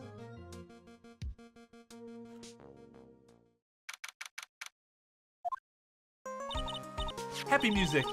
No, I'm glad we found the urn and all, but poor Mr. DeLite got arrested again. Well, supposedly, Mr. DeLite was in the CEO's office when the murder occurred. No way, Jose, I don't buy it. The one who proved that Mr. DeLite was there was Mr. Nick himself, at least from what I can understand. Looks like you did too good of a job this time, Nick. Well, how about we get started looking into the KB security murder? I think I'm gonna head back to Crime Village for a little while, if that's alright. Sure, but why? I'm going to bring the sacred urn back and ask the people to take a look at it. Like, why is it rearranged in the correct way again? That still seems really weird. Oh, that's a good idea. I think I'll go with... No, Mystic Maya, you should stay here. I want you two to spend some special quality time together, full of love and happiness. Pearl's is so caught up in her fantasy, she forgot there's a murder to solve. Now remember, no fighting, okay? She's gone. Okay, Nick, time to get going on this murder investigation. To what Adamski you asked before, that's a good question. I would think he would still be able to defend him. I guess I can't think of any reason why he wouldn't be able to. Oh, Nicky boy, my, this DeLite. All I wanted to do was help my dear Ronnie. Yeah, but I guess it ended up hurting his case. I don't think he was supposed to sound like that. Dude, say that, Nick. It still was douchey for him to say it. She doesn't need your help beating herself up. Hey, Nicky boy, please help Ronnie. He's not a killer, I swear. My Ronnie wouldn't hurt a fly. Alright, I'll poke around and see what I can find out. Oh, that's encouraging. Really? Are you serious? Oh, I'm so happy. I knew asking for your help was the right thing to do. I don't know what I can do to help anymore. I had no idea Miss DeLite had such a vulnerable side. Listen carefully, Nicky boy. My Ronnie would never, ever kill anyone. It's just not in him. You think he would either, Nick? Yeah, but you have to admit he's got a bit of a temper to him. It's not that hard to imagine him just snapping and screaming, "Please die!" You'd never say that. Anyway, Mrs. DeLite, he might not be a killer, but he's still going around saying that he's a thief. I already told you, that's just a fantasy for him. Miss DeLite, I hate to say it, but you're the one living in a fantasy world. What? How dare you say that to me, Nicky boy? I know everything about my Ronnie. We don't have any secrets between us. Ronnie isn't the thieving type. He's so honest that he wouldn't even sneak a nap. Wow.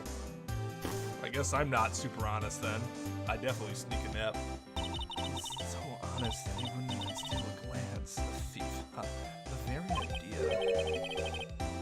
I guess I just don't get it. Huh? Get what? I just can't understand how they can be so different and yet be such a happy couple. Yeah, they sure are different. Come on now, Nicky boy. It's not that mysterious, is it? It's love at first sight. Me, anyway. What? For you? I hate these kinds of people more than anything. You mean ace detectives? No, I'm fine with ace detectives. Oh, so then you must be the thieves. No, they're alright too. I just hate thieves that pretend to be ace detectives. There's nothing I hate more than cowardly men. By the way, why did you go to Detective Atmey's office anyways? Well, Well, as the trial went on, I started to get more and more anxious. I went there to try to find out more about the real criminal. Dude's locks were just unlocked? Is that what people do? The real criminal? Yes, obviously, real mask to mask is not my Ronnie, right? Yeah? Detective Atmey knew more about mask to mask than anyone else. I mentioned him on the Great People Around Town segment on TV. So then you went there to ask him some questions? That's right, I'll do whatever it takes to save the man. The secretary said the ace detective is in here right now, but I forced my way past her into his hideout. I wouldn't exactly call that office of his a hideout. The bag was sitting right on top of the table. Oh yeah, we saw that bag there yesterday too. There's nothing lower than someone who would try to pin a crime on someone else.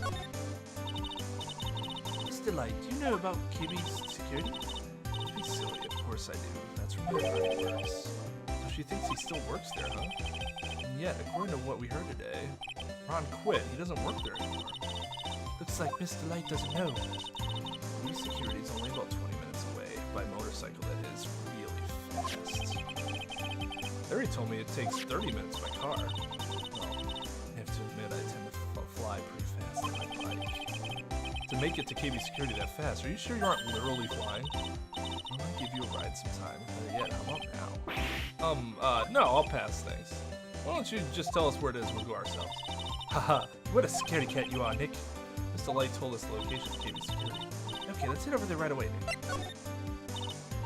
So was it literally love at first sight when you met Mr. DeLite? Well, maybe not at first sight, but Ronnie saved my life. Saved your life? I was at work one day when two robbers suddenly rushed in.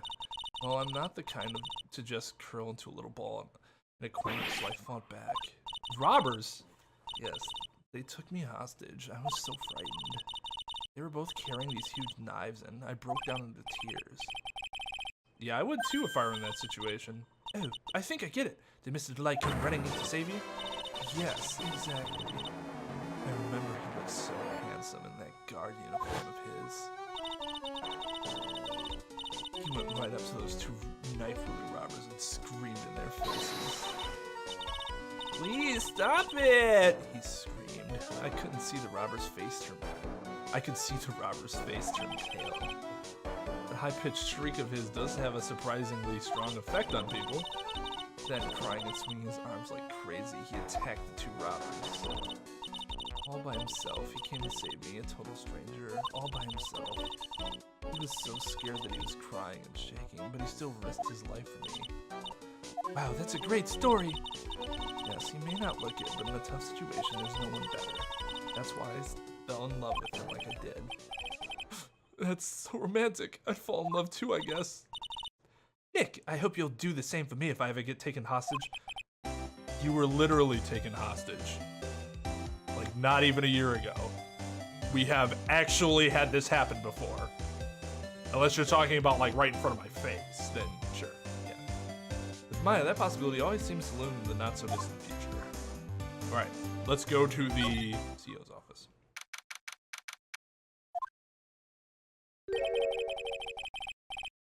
So I guess this is where it all went down, huh? The walls in here look thick, just like you'd expect in a CEO's office. This is actually a really small CEO's office. What's that got to do with anything? Hey, it's you guys. Oh, it's Detective Gumshoe. Today was a real train wreck for you guys, huh? Sure was, pal. That prosecutor made real fools out of us.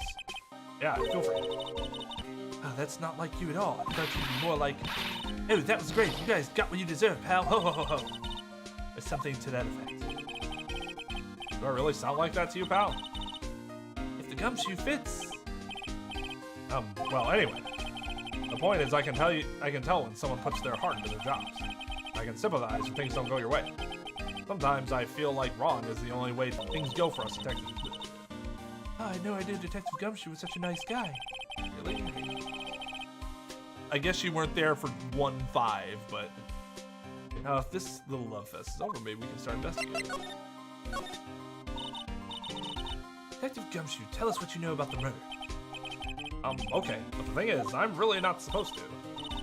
Hey, come on, what about we put our hearts into our work? Things are really working against us right now. We need help. Okay, I'll tell you. Just don't start crying on me, pal. Okay, pal? Okay, I won't cry on you, pal. Victim's name is Kane.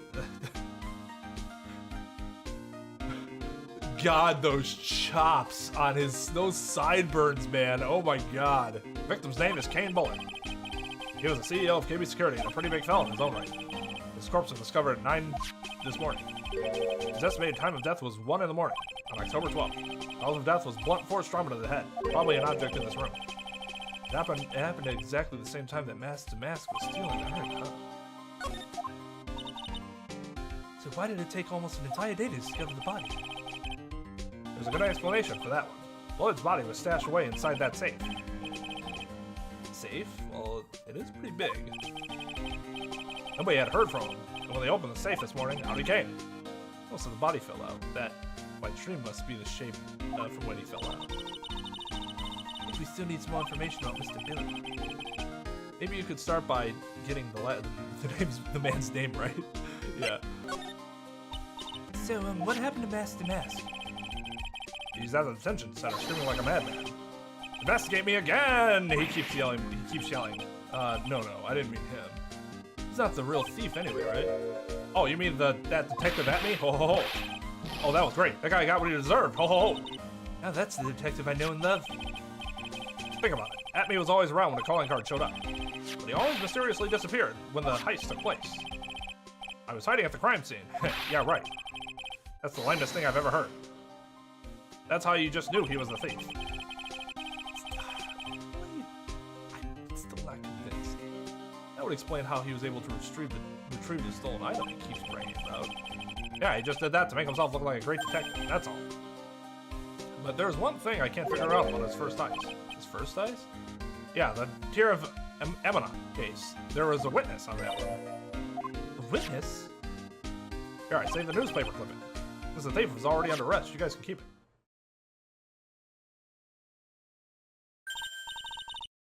Hey, this guard here. Haven't I seen him somewhere before? It's pretty small, so it's kind of hard to see, but now that she mentions it. Isn't that Ronnie? Is that Ronnie? Or is it that guard that we always see? Is that Larry? Oh, that prosecutor, I really don't like that guy. The way he used our own evidence to do that to Mr. DeLite. Yeah, I think he did it that way just because he knew it'd hurt more. That's what my gut tells me anyway. So who is that Java-addicted mass maniac anyways? Prosecutor Godot? He's quite the enigma, huh? The thing is, pal, I never even heard of the guy before. He just showed up one day at the prosecutor's office. Came out of nowhere. Was he even hired, or did he just show up like with coffee like, where's my office? And the fucking prosecutor's office just so taken aback that they're like, there's an empty one over there. Thank you. Let me know when I get my first case. That's right, he said this was his first case as a prosecutor. If that's true, according to the records anyway. But there's no way he's an amateur. He's an Iceman in court, a maverick that gives me goosebumps. Goosebumps? You? Yeah, I knew something was off about him, so I asked around. Nobody would talk to me. They all just turned the other way. Poor Detective Gumshoe, I had no idea he was so unpopular. No, that's not what I meant. That Godot guy acts like he knows me and has a grudge against me. I get the feeling he's hiding some kind of dark secret.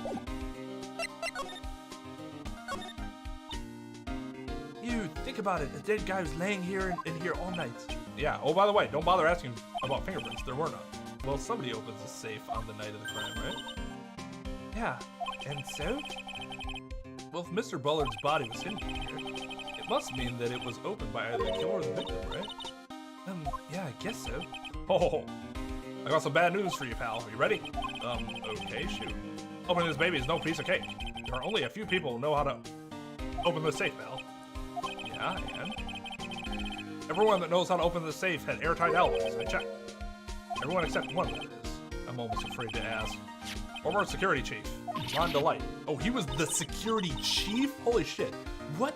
Ron DeLite? He was a security chief? Ron? So he knew how to open the safe, huh? Yeah, sorry for raining on your parade there, pal. Well, better that we know this information than find it out later. Oh, there's a button here. Let's see. Hey, cut it out. Don't press that. That was pretty funny. I never knew Detective Gumshoe could jump like that. Move that button anyway. It's an emergency buzzer. It says it right there on the panel. Oops, you're right. It's written right there. Nick, how many times have I told you to read the instructions first? This alarm's connected to the basement guard room. It's used to summon security. Really? It's possible on the night of the crime. Oh, so when the CEO was attacked, do you think that maybe he pressed the buzzer? Yeah, I thought about that, so I asked around down there. But they said that the buzzer never went off that night. Also, we couldn't find any fingerprints on the buzzer. Mr. Bullard, the victim, wasn't wearing any gloves, by the way. Just so you know. I think we better go and talk to that guard about this emergency buzzer. Check out this big, thick binder here. Leave the heavy lifting to me, Nick. Reading a file isn't exactly back-breaking work, just a little hard on the eyes. Ah! What'd you find out, Nick? This file, it's not about any sort of security operations or anything. This huge file is all about Mask to Mask. It's filled with info on him. What? What kind of info? It's filled with incredibly detailed information about his methods at the crime scene. Hey, Nick, look at the last page. It's a list, let's see. Tier of Emanon, $100,000. This looks like a list of all the treasures that Mask to Mask stole. So then $100,000 is the value of the stolen item? I don't know, that number sounds kind of low to me. It does. I think I'd better secretly make a copy of this list. This was his first heist, and I guess I underestimated him. I was sure I was going to get him, so I was careless and lost the info on the witness. By witness, you mean the guard in this photo? Yeah, he and the detective worked together to try catching Mask to Mask. But he got away anyway, huh? That guard. I got the weird feeling that I've seen him around lately. I guess I can sense. Detective Gumshoe, tell us more about Mr. Shane Bluebard. That's Kane Bullard, not Shane Bluebard, pal. Oh yeah, the victim in this case just doesn't make much of an impression on me. Really? Well, you were the victim up until Mr. Bullard was found dead. Yeah, and his body wasn't discovered until this morning. Anyway, we don't have enough information yet. Can you help us out? Sorry, I'm actually a little confused myself. For some reason, I'm just blabbing like an idiot right now. Okay, Nick, now's our chance to get more info about the victim. Hurry up and ask. Can you tell us some more about Mr. Bullard? He was the CEO of KB Security, right? What kind of company is it anyway? Well, the company basically sends security teams out to buildings to guard them. Mr. Bullard must have had the chance to learn a lot of secrets during doing this kind of work. Oh, and I don't know how to put this, but the guy was kind of a money grubber. Really? Me too. I just love money. I can't ever get enough. Please stop leaning in towards me like that. You aren't getting my wallet. Anyway, it looks like he did some pretty shifty stuff to earn his millions. Oh, so that's my problem. I need to be shiftier. Let me go already. Apparently, he was involved in selling trade secrets between rival companies. Ooh, that's naughty, naughty, naughty. It's against the law. Oh, that's pretty dirty and underhanded. Yeah, oh, KB Security used to head security operations against Mask to Mask. What? Really? Yeah, and after screwing up so many times, the company's reputation really took a nosedive. So it was really Bullard who sent Ron the blackmail letter, huh? Let's go to that. Yeah.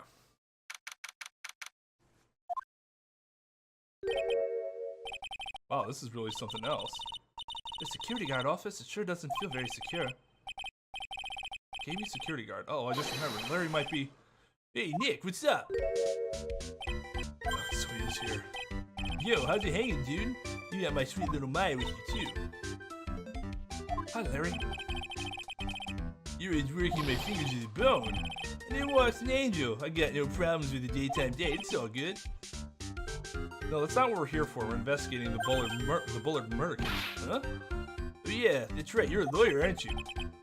He's so hopelessly clueless. Well, if it's about the murder case, boy, I've got some good info for you. Really? What is it? Well, I don't mind sharing with my sweet little Maya. Nick here is a different story.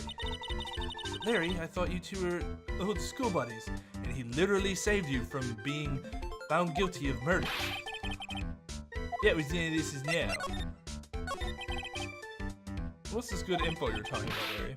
Hey, I'm a guard. A pro. I can't just give away information for free. You want a bribe? I thought professionals were more, I don't know, honest. How about I don't send collections, sick collections after you for that $1,000+ you obviously owe me for getting you off the hook for murder. Can you talk to him, Maya? Larry, tell us already. What's the good info? Yeah, I like that. This kid's got some claws. Okay, you really want to know? Yes, so tell me. Okay, so the thing is, Ron and DeLite was an employee here. And naturally, since I'm a pro, I looked into his background. Follow me? Yes, you're a pro. I follow you. Go on. Well, 1 year ago, Ron and DeLite was fired. A year ago? Where's he getting? Okay, maybe he is. Maybe he is Mask the Mask, and that's how he was getting money. He's stealing items and selling them on the black market. There was no warning at all. It just happened all of a sudden. I know it's a small company, but I think that was pretty awful. I guess he must have done something bad to have gotten fired like that. Like maybe skipping out of work to go pick up hot chicks or something. No, that's just you. So what is it like to be a part-time security guard? Let me tell you, it's tough. Well, you know me. I get by already, I guess. First, I have to keep my eye on those monitors all the time. Monitors? These are security cameras in each room around the building. There are. It's really hard. Sometimes I feel like my eyes are gonna fall out. Oh, if I see something suspicious, I have to contact one of the teams. What teams? Security teams for this company. They're supposedly the best in the business. But I'm no amateur either. So if it's something small, I don't bother calling them. In other words, you basically watch TV screens all day. You were in this office when the murder took place, weren't you? Why do you say that?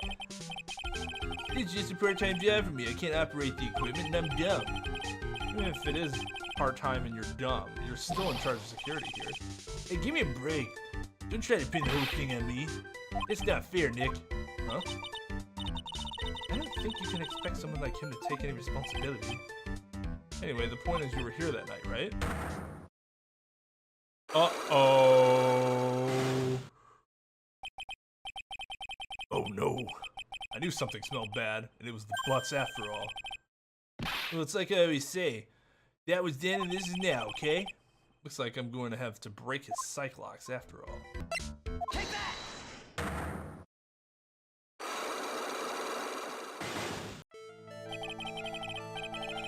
On the night of the crime, were you working hard like you were supposed to? What, huh? Of course I was. Why wouldn't I have been? Didn't you sneak out of work just yesterday to go see Miss DeLite? But that was that, and this is this. Is there any chance that you snuck out of work last night too? Never. I didn't sneak out. I tell you what, I even bet you $1. $1? Wow, now that's confidence. What's your drenched brain puppy look on your face? You have any evidence I left my position, or are you just pulling my chain? Take that! This wallet, you know about this, right? I never seen it before. Liar, you hand-delivered this wallet to Miss DeLite just yesterday. Give me a break. You can't expect me to remember everything that happens. Well, I do expect you to remember something that happened just yesterday. 1 o'clock in the morning. 1 o'clock in the morning? That's right. In other words, Larry, at the time of the murder, you were away from the security guard office. Yeah, but there's something you didn't think about. What's that? My shift that day didn't start until 10 p.m. The murderer might have snuck in before that. What do you mean by that? The murderer had snuck in before 10 p.m. and it wasn't my fault. It was the fault of the guy whose shift was before mine.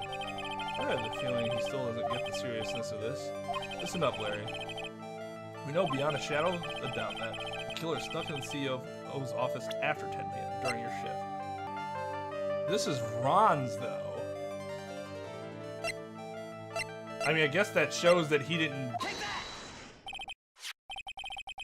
Larry, when you use this key card, does it leave a record? Yeah, it does. But I can't shoot the record just anyone, you know. That keycard data was already made public in the trial today. What? I didn't know that. Any kind of request for info like that is supposed to go through me. Boy, does that sound a bit arrogant coming from a part-time guard. Really. Anyway, according to the data, the door to the CEO's office is open with this card. Furthermore, it was most definitely used at 1 a.m. the time of the murder. No way! Yes, someone used this to get into the CEO's office. That happened at 1 a.m. on the night of the crime, right in the middle of your shift. Oh, Larry, you can't duck your responsibility this time. No.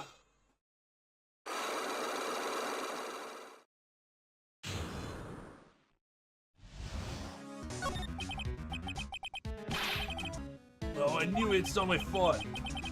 It's my fault that the boss was killed. My fault. Larry. There's nothing I can do. I have important issues to deal with too, man. happened that night anyway. My Donna happened. Huh? Your Donna? I got a bad feeling about this. Yeah, my Donna called and said I had to talk to you right away. I went to see her, and you were standing right there next to her.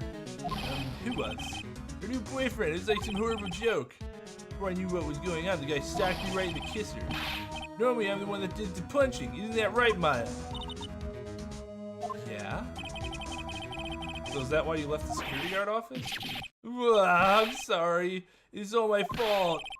How can I ever make it up for it, Nick? How can I ever make up for it, Nick? What can I do? What? He's curled up on the floor, crying like a baby. Oh boy. Nick, is there anything I can do? Anything, just name it. I'll do whatever I have to make up for it. I swear I will. Larry.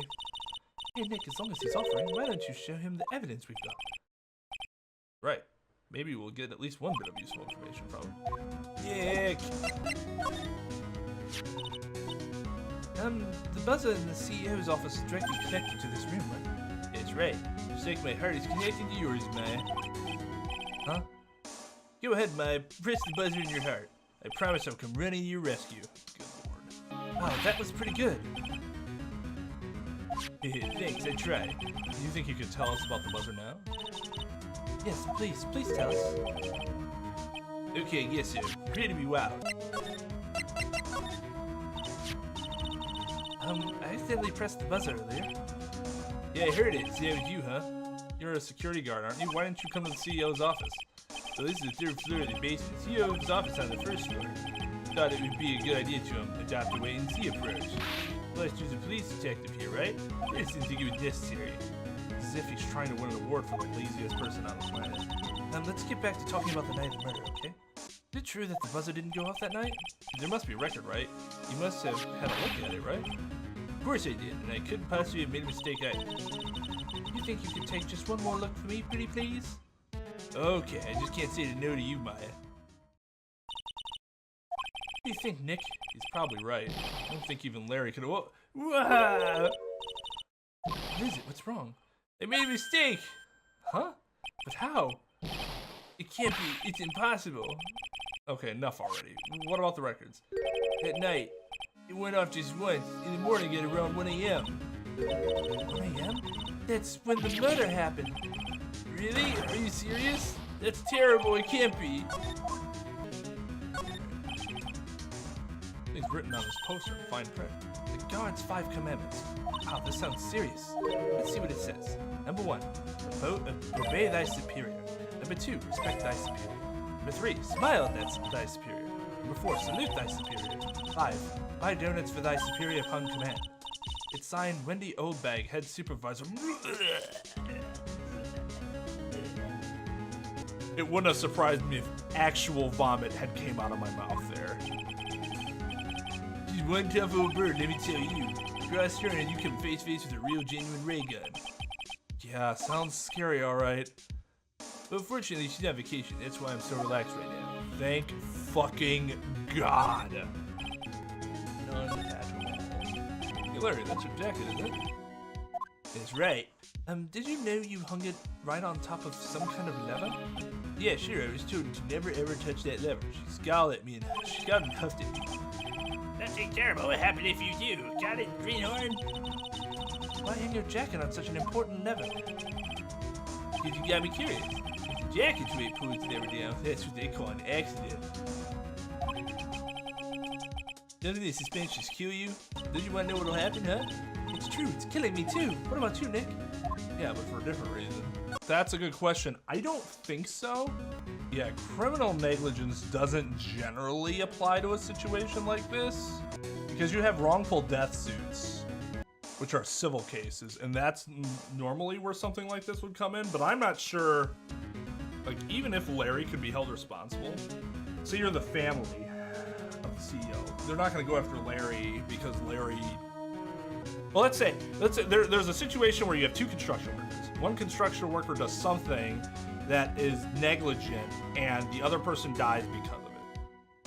If there's a wrongful death suit, is that family going to go after the construction worker or the construction company? Probably the construction company, because the construction company has the actual money that can be paid. The construction worker himself isn't gonna give him shit, because unless he's working doing construction, he's rich and does construction as a hobby, you know.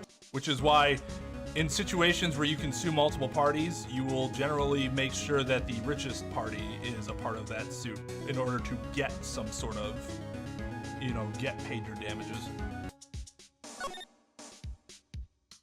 It's my workstation. Pretty cool, huh? I keep a steady eye on the monitors and use that mic for communicating. Look at all this equipment. Must be hard to operate. No biggie. I think there's an instruction manual somewhere in this room. Somewhere? Instruction manual? What are you going to do in an emergency? Well, I guess I'd start by calmly looking for the instruction manual. During that time, my partner, the old lady, would calmly look for reading glasses.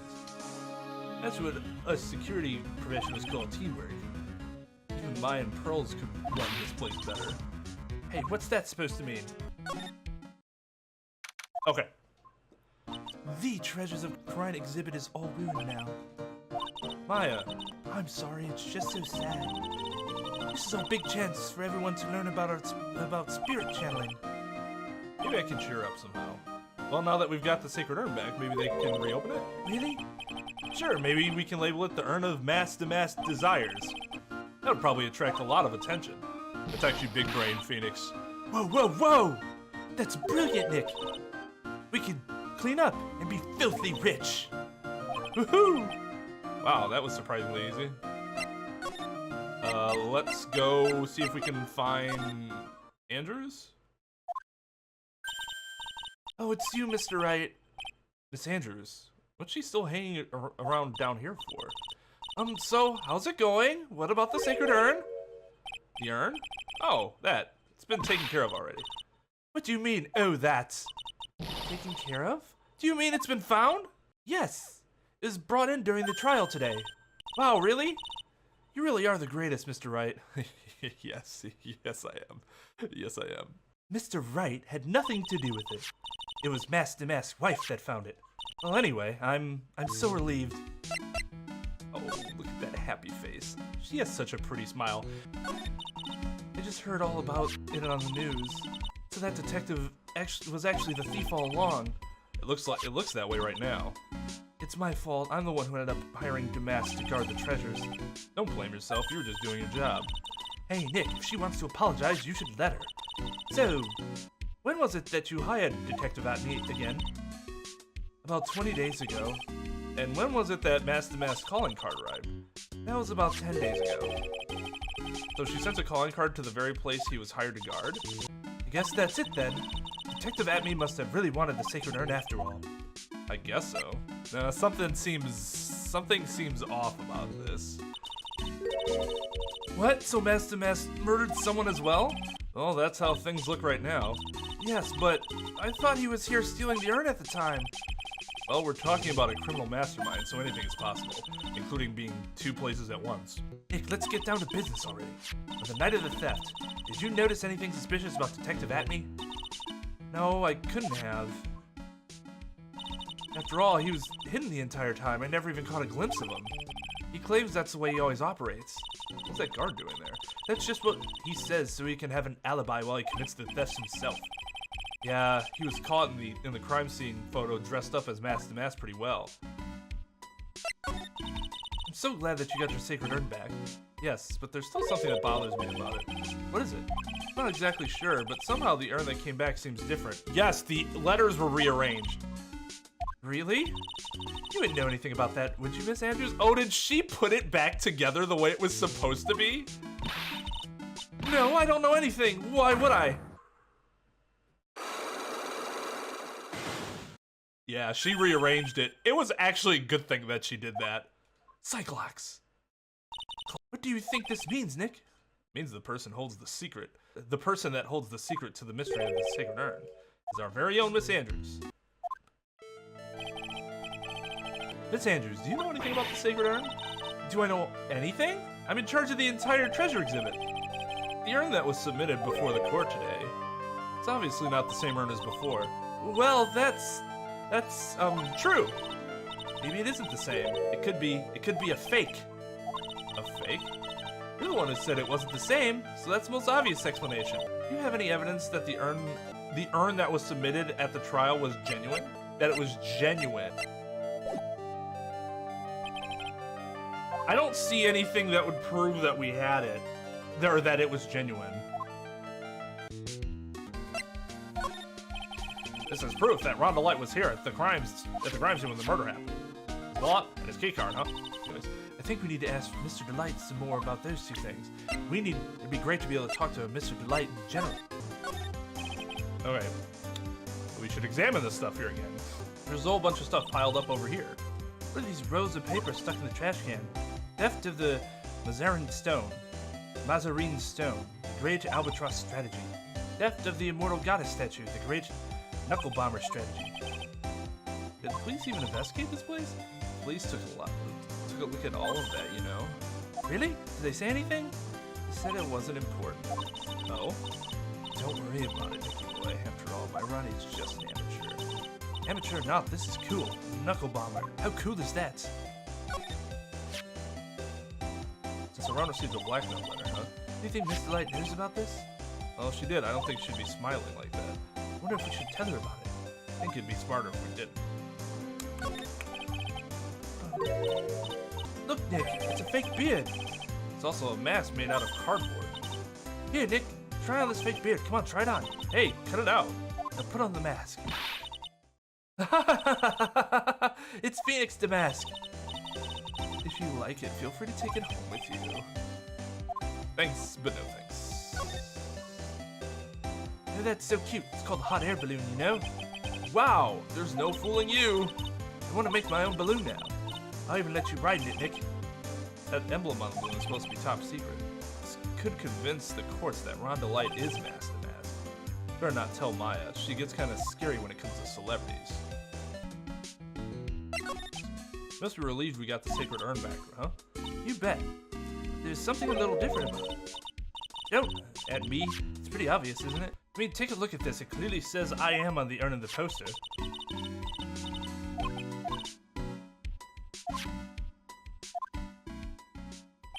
I doesn't know, but 1 year ago when the urn was broken, the repairer accidentally turned Mystic Ami's name into I am. That repairer was one mechanically unskilled little pearls, but still. I don't remember ever seeing Pete's watches on it. Is it possible that the urn is fake? I'm sure Pearls will find out about that when she gets back to Crime Village. Yeah, I suppose. Now I think about it, Maya hasn't been back to Crime Village in a long time. So I guess people still go to Crime Village to do their training, right? Yep, if you want to become a spirit medium, you need to undergo severe training.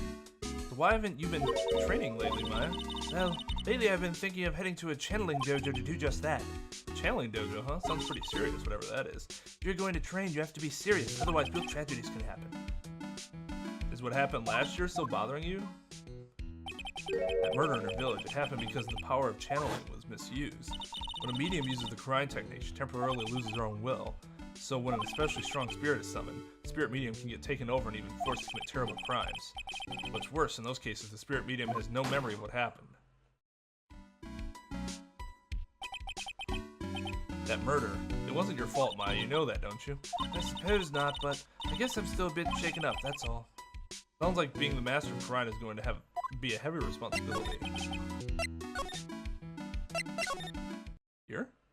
Yeah! Mr. Wright. Mr. DeLite, did they finish their interrogation? Yes, but please don't leave me alone anymore. Mr. DeLite, you lied to us before, didn't you? Well, you see. On the same night the sacred urn was stolen from Lordly Taylor department store, a blackmail letter you got summoned you to KB Security to hand over some money. And then that's where the CEO, Kane Bullard, was murdered. But there's only one Ron DeLite, am I right? So the only question is, where were you that night? This time I want to hear the whole truth. Your life depends on it. Okay. Mr. DeLite, do you still insist that you are masked to mask? Isn't that what I've been saying since yesterday? That was a quick response. Tell me about it. To be honest, it's starting to get irritating. But listen, Mr. DeLite, at the trial today we learned the true identity of the thief, didn't we? I guess it's true. I wasn't the one who stole that urn. Of course not. After all, you were at KB Security at the time. So then the person dressed up as Master Mask in this photo, it's gotta be Detective Atmey. So that night, you didn't go to Lordly Taylor, you went to KB Security, right? Yes, I went to KB Security at the time the blackmail note said I should. Alright, what happened next? Well, I used to work there, so I knew where the CEO's office was. I knocked. There was no answer. So then I used the key card to unlock the door. How did you get the key card? Hadn't you been fired for a year? You didn't switch that shit? Actually, he sounds pretty fucking lazy. Maybe he didn't. Then I used the key card to open the door. I'm not gonna tell you why I had the card still up. That's probably when he dropped his wallet. When I went into the CEO's office, someone was in there. Someone? Oh.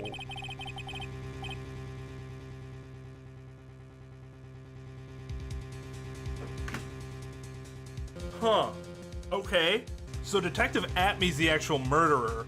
He did not steal the urn. So then who did steal the urn? Or was that stolen on a different night? The timestamp is correct, but do they have the date itself on there? Jeez. That was bad. Kind of disappointed. Then suddenly they bashed me over the head. Bam. Oh, did he get hit over the head with a sword? Is it Kane Bullard that hit you? I don't know.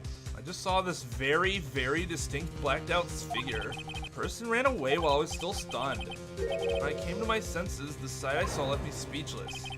The dead body of the CEO was right there in front of me. I thought I'd die myself. Anyway, I thought I should do something with the body.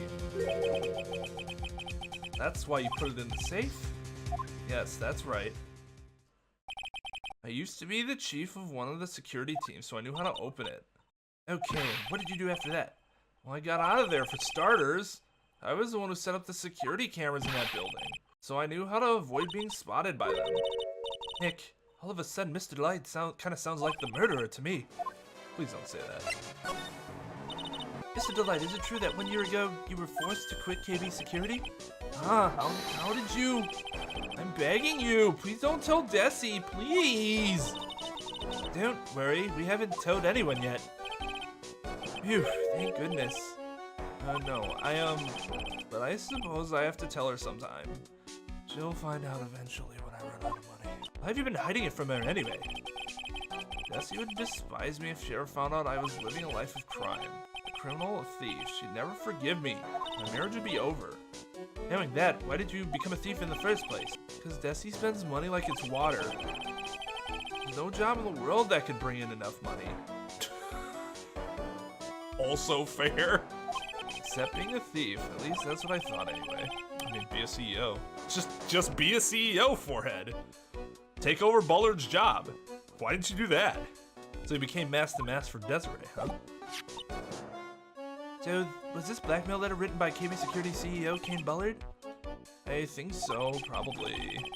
You can only get into the CEO's office if you have a key card. The blackmail letter said to meet at KB Security. Guess no one other than Mr. Bullard could have written the letter then. That's not true. Why is that just assumed?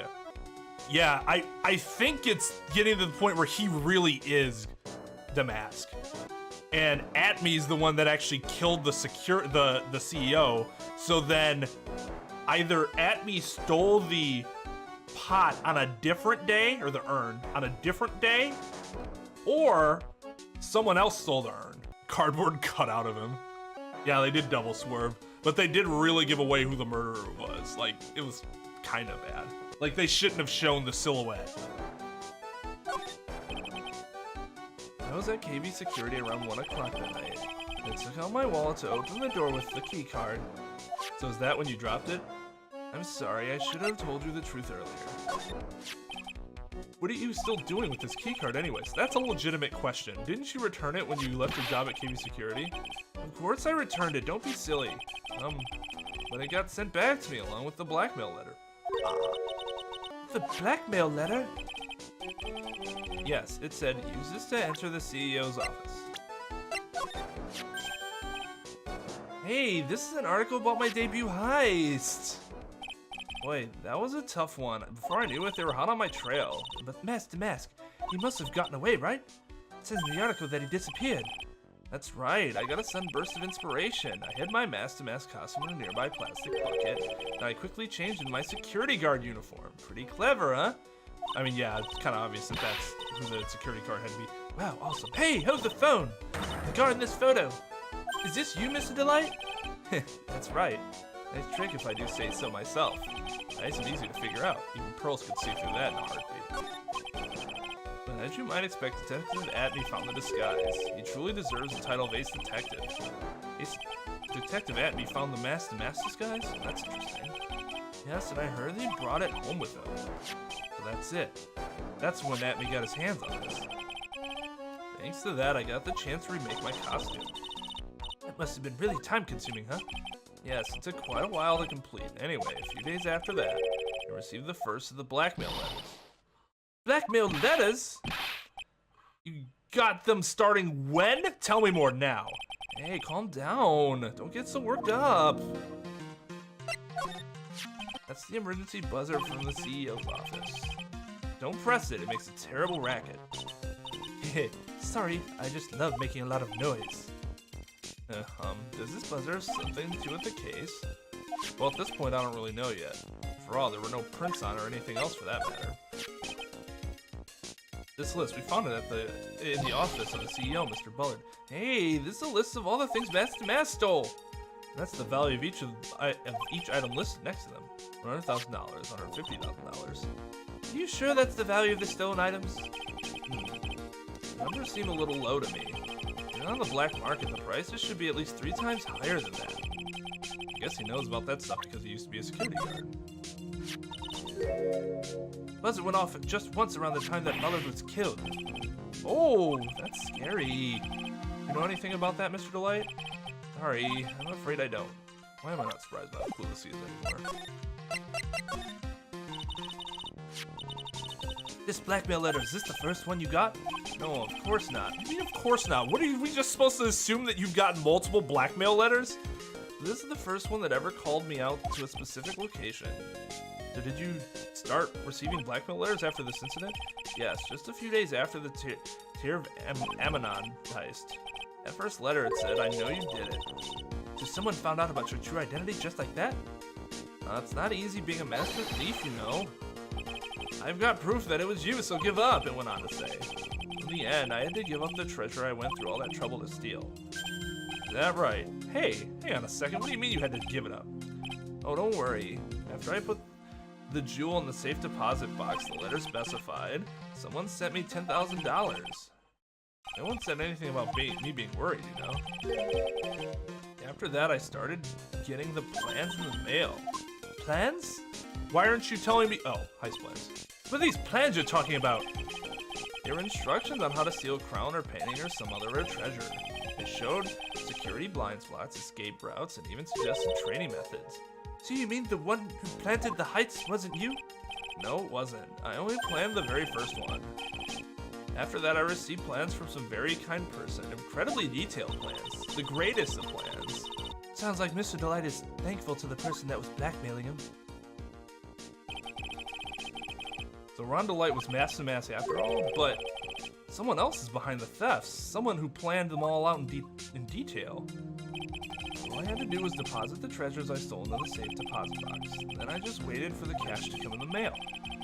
Could you try not to look so gleeful about it? Look super gleeful. You went after the sacred urn because of one of those plans too? Well, see, the truth is I've never seen the urn. All I did was follow the instructions and steal what I was told to steal. Mr. DeLite, is everything you've just told me the truth? Yes, but please don't tell Desi, okay? Okay, well, Ron, before we go, there's one more thing I wanted to ask you. Yes? Please don't hurt me. What? Hurt? What the fuck? Anyways, Mr. Kane Bullard, do you swear that it wasn't you who killed him? Yes, of course. I could never. I'm not lying. All I did was hide his body in the safe. But then I was afraid they'd discover what I did, so I turned myself in yesterday. Why? Well, if the judge had ruled that I was guilty of robbery, then I'd have an alibi, right? I guess so. You're really clever, Mr. DeLite. I guess I have no choice but to take Mr. DeLite at his word. Especially since there is no Cyclock that popped up, and we should know at this point that if he were lying, Cyclops would pop up. so we can just say that. Mystic Maya! Hey! Really? I'm back! They just kinda let me into the detention center. It's kinda weird, isn't it? Hey, Pearls. Yes, that is weird. So what have you been up to this whole time? The sacred urn, Mr. Nick. I took it back to Crime Village to have it examined. And what'd you find out? Well, there's no need to worry. They said it's the real urn. Phew, that's a relief. I was really worried. But there's one small problem. Problem? These cute little pink splotches. They said that it's paint. That they were put on the urn recently. Where are we talking about the pink splotches again? What's the big deal? What's the big deal? We've got to find out how they got there. That's the big deal. Yes, Mr. Nick, we gotta find out how they got there. Okay, okay. We'll find out how they got there. Please don't forget about me. Alright, let's fuck Adrian's shit up. I like Ron. I like Ron's character. I think he's interesting. Oh, Pearl, nice to see you. Hello there. I haven't seen you around lately. What have you been up to? I sounded like a robot when I read that. Actually, I was having this urn examined. Oh, I see. Maybe if we take another good look at this urn, we can figure out the mystery of what actually happened here. Nick, let's look around one more time. What am I still looking for? Box. Box, there's something about this bothering me. That's the box the sacred urn was in. Looks like there's some pink paint on it too. And it's definitely the same color as the stuff on the urn. I think I know how the paint got on it now. All right, let's investigate again, Nick. All right, do we have enough now? Do we have everything we need to be like, Adrian? Mr. Nick, could it be that this odd shape is... Yeah, I'm pretty sure this is it. Ah, that's the box the sacred urn was in. If you look here, there's a little bit of paint on the box as well. Wow, you're right. Look, it matches. What is it, Mr. Nick? This is all turning out exactly as I thought it would. I think it's all starting to become clear.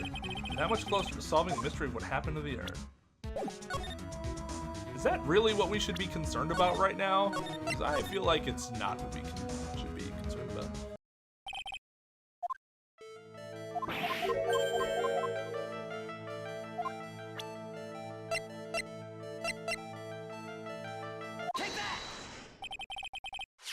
Sorry to break it to you, but the urn is the genuine article. Pearls went back to Crime Village and had it examined.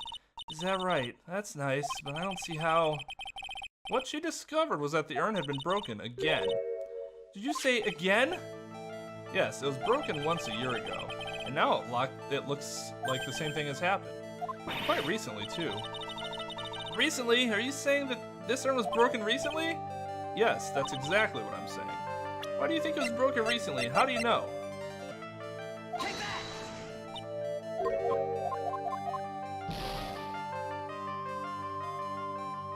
Oh, do I have to show the, this? Yeah. This poster. It was made recently, right? Poster? Ah, the poster for the exhibit. That's the time when this photo was taken. The urn said, at the time when this photo was taken, the urn said I am on it. But now, for some mysterious reason, it says Atmey. The urn was fixed, the letters were transposed. Ah! I am? What does that even mean? I don't know anything about that. I wasn't even there when the photo for this poster was taken. That was a mistake. Now, tell the truth. Now, wait! For? Even if the urn was broken, I had nothing to do with it. Yes, that's it. Must have been one of the people with the photo shoot. They probably dropped it. I'm sure that's what happened.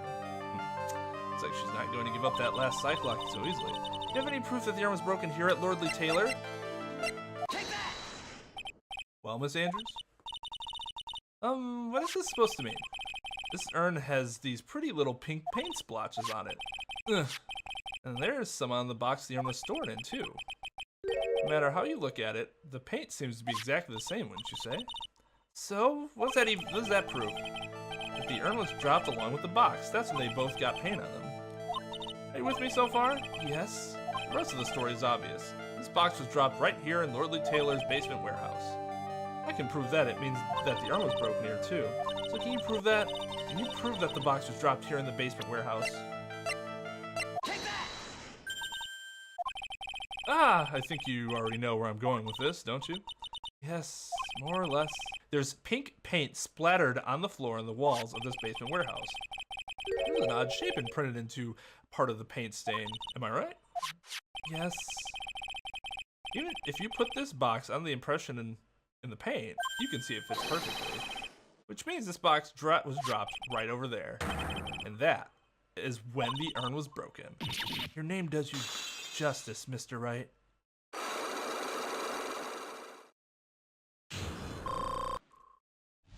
Yeah, she got her life back on track and lost the ability to lie. Mr. Right, Mr. Always Right. I'm so sorry. I was the one who broke the urn. Boy, does this make me feel like some sort of evil school teacher. I'm a terrible person. Not only did I break it, but I tried to hide what I did. Well, that's not so hard to understand, is it, Pearly? No, not at all. I know just how she feels. It happened about 2 weeks ago, just after the poster photo was taken on the same day the urn arrived here. I thought I'd put it down here for safekeeping. I was carrying it in the box when I tripped on a paint can and lost my balance.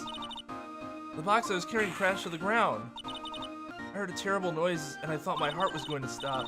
During the worst, I opened the lid of the box and that's when it happened. The broken pieces of the urn fell out of the box and landed right in the paint. I was in shock and let out a huge scream. I can totally see how that could have happened. Yeah, as clumsy as she is, I'm sure Maya understands. Well, I knew it was the most important treasure in all of Crime Village, so I tried as hard as I could to fix it. Fortunately, the shards are pretty big, and that's when the I am got changed to Atmey. I didn't know how it was originally written. Any sane person fixing it would have assumed it said Atmey. Any sane person, really? Oh, that's sad. Oh, Pearls. She said she wasn't very good at spelling. Anyway, I put the urn in the storeroom and no one had seen it since then. But there's something I don't get. When we first came here, I didn't see any paint stains. Well, that's because it was so ugly and embarrassing. I used the gold statue to cover it. The Atmey face statue, aha. Larry Klutz, Adrian Butts. The first time that we came down here, it was on the night that the sacred urn was sold.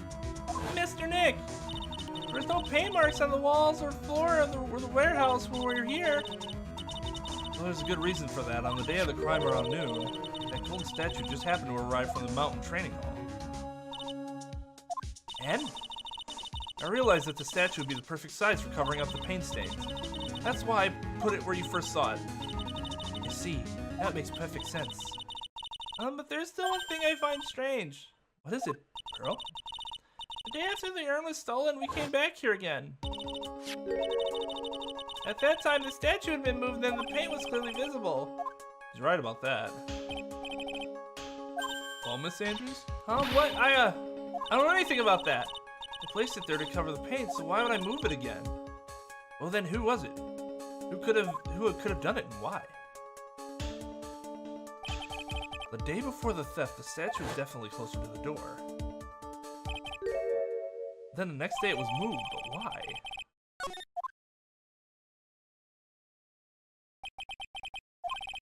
Looks like there's some connection between the sacred urn and the murder case. Why? Why do you think so, Nick? Because that night, the real thief, Ron DeLite, was at KB Security, so then why did another masked show up here? A lot of things are pointing to one undeniable fact. One undeniable fact? The murder trial is starting tomorrow, but looks like that thief is going to be making another appearance.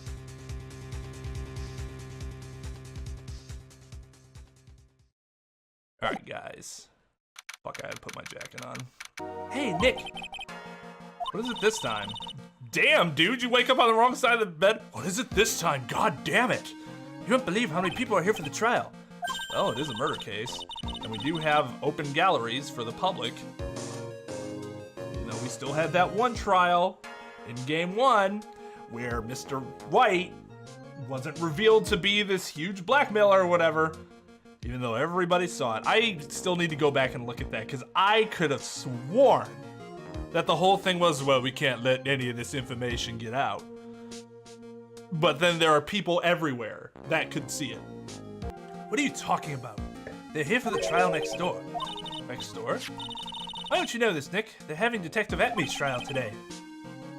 Detective Atmey? They say they're going to try him as mask to mask. Already? That was fast. He's joking, right? They're having a murder trial the day after that oh my god, okay, Nick. Boy, I'd love to see mask to mask trial. I know. By the way, where's Pearls? The fuck was that? Oh, she went back home. She said she can't neglect her training anymore. I know you don't like me. Pearls has really gotten into her training lately, huh? Yeah, ever since that incident last year. Jeez, don't ignore me! Oh, Mr. DeLite, good morning. No one likes me. No one would notice me, even if I killed someone. Bruh, you mean except for your smoking hot fucking wife? They were talking about it in open court. All one person has to do, if there isn't already media there, which there usually is go to the media and say, bruh, I just heard this at this trial that I witnessed. Come on, don't be silly. Wait a sec. You don't mean you're the murderer? No. I'm just a poor thief. No, wait, that's not right. A thief can't really be poor. Yes, they can if you fail at thieving, or if you just thief bread instead of money or valuable objects. Now let's see, according to Mr. DeLite, from his second crime on, he was following a bunch of set plans that somehow had been sending him to help him commit the heist. You really think there's a connection between the thief and the murder, Miss Nick? It's possible, but today's trial is a race against the clock. Well, how come? Let's just take our time like always. I'm afraid that's not an option.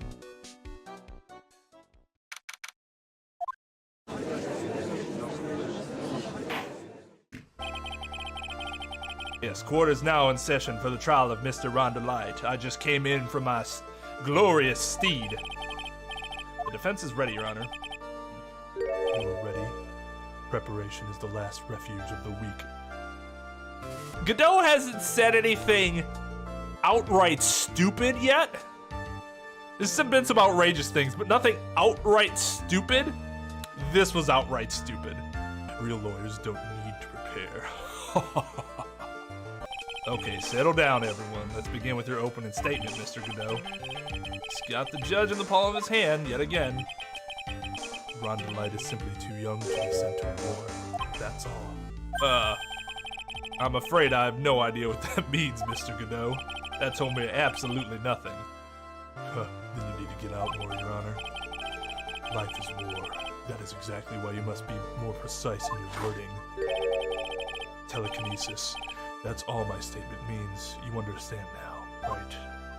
Yes. Well then, let me briefly summarize the details of this case. Wow, the judge is taking charge like he knows what's going on for a change.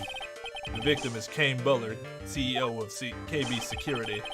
His body was found in the safe at approximately 9 a.m. on the morning of the 13th. His sideburns were still intact. However, the time of death was estimated as 1 a.m. on the previous day. And that's when our little lost kitten dropped the ball. That little lost kitten is, of course, the defendant. Very well then, Mr. Godot. Please call your first witness. I need no witness. All I need is this smooth Godot blend number 107. I never drink more than 17 cups of coffee during any given trial. If I did, my heart would probably explode from caffeine overdose. But the first one is always the best. Mr. Godot, your witness? Okay then, let's hear what the defendant, Mr. Ron DeLite, has to say for himself. He does actually have a caffeine addiction, and it is a problem. The defendant, well, Mr. Wright, does the defense have any objections? It may be a bit of a disadvantage having the defendant testify, but... Remember when Mia was defending me, she allowed me to testify so she could do the cross-examination. She put a lot of trust in me back then.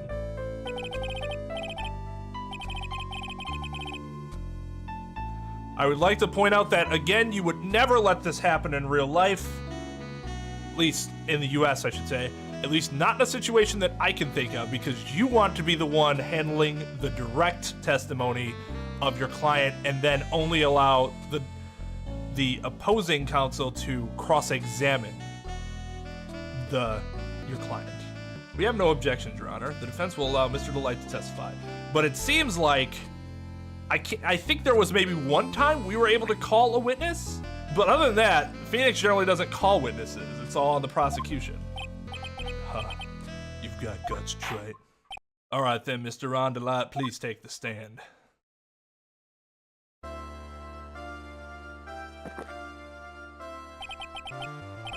You did it, didn't you? Yes. What? No. That's not true. For a moment there, I thought we'd set the record for the shortest trial ever. Well, Mr. DeLite already looks plenty guilty with that face he's making. Once he opens his big mouth, he'll probably put the last nail in his own coffin. Very well. Now then, can you tell me something? If you didn't kill Bullard, why did you go to KB Security? Well, it's kind of hard to say. Boy, I wish I could go home. Now then, let's hear some testimony about what happened. That evening around 1 a.m., I went to see Mr. Bullard in his office at KB Security. The blackmail letter I got had ordered me to go there. I'd been working for KB Security until a year ago, so I knew where his office was. 1 a.m., the exact time the murder took place. Telekinesis. The weak get washed away by the tides of fate. The strong drink it up. It's bitter today, too. Just like my destiny.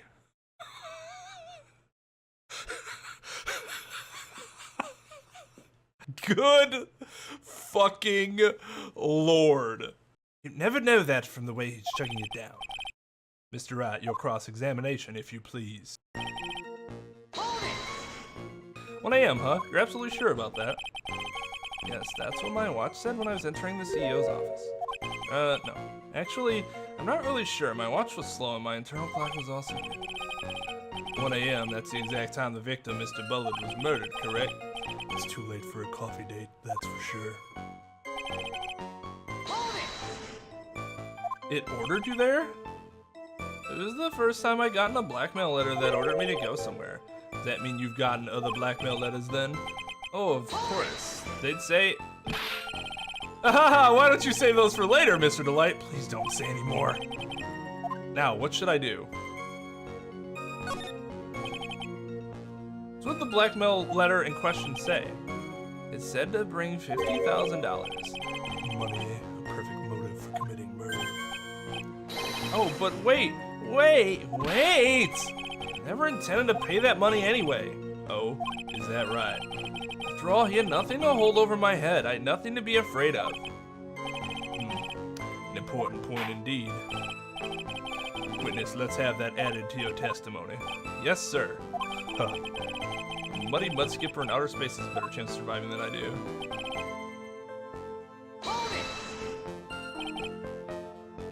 What were you being blackmailed about anyway?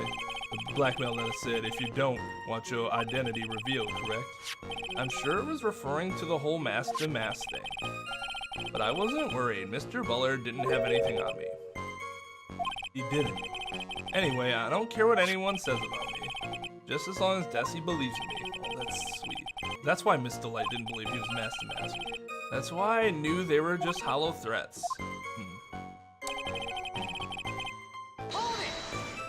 You used to be a security chief for KB Security, right? Yes, that's right. A security chief, you? And yet, a year ago, you were fired without notice. Revenge for an old grudge? A perfect motive for murder, wouldn't you say? This isn't good. Maybe I should change the subject?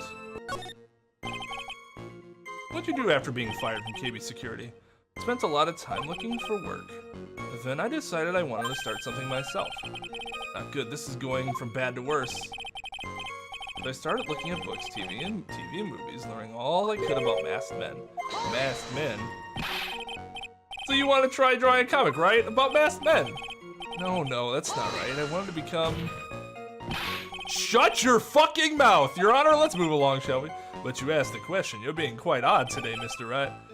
Way to bring the spinning buzzsaw one notch closer to your own neck, Attorney. There wasn't much to his testimony, was there? Sounds like he's avoiding something. At least that's what it sounds like to me. Oh, I've got a bad feeling about this. We better be careful. If we don't find a way to make him spill the beans, we'll never get closer to the truth. Yeah. Mr. DeLite, please tell us why you were fired from the job. Well... The world is filled with those who have said, I wish I had never asked that. Okay, then I take it back. Defendant, please answer the question. I needed money. You needed money? Well, you see, Desi loves to spend it. It's kind of her hobby. Not exactly the best hobby in the world, huh, Nick? My salary wasn't nearly enough, so I stole data from the company. Oh, God. Come again? KB Security has a lot of security info on all sorts of companies. And since I was a security team chief, you stole some data and sold it. Mr. Bullard found out and I was fired immediately. What? I wish I had never asked that. We're just talking about how we needed to get him to spill the beans about something. I was somehow able to keep it secret. It made it seem like I'd quit on my own. What is it, Nick? You don't look so good. Someone who brings harm to their company is fired as punishment. You do well to remember that. He sure told you to admit that you stole data from your company, is that correct? Yes, I'm sorry.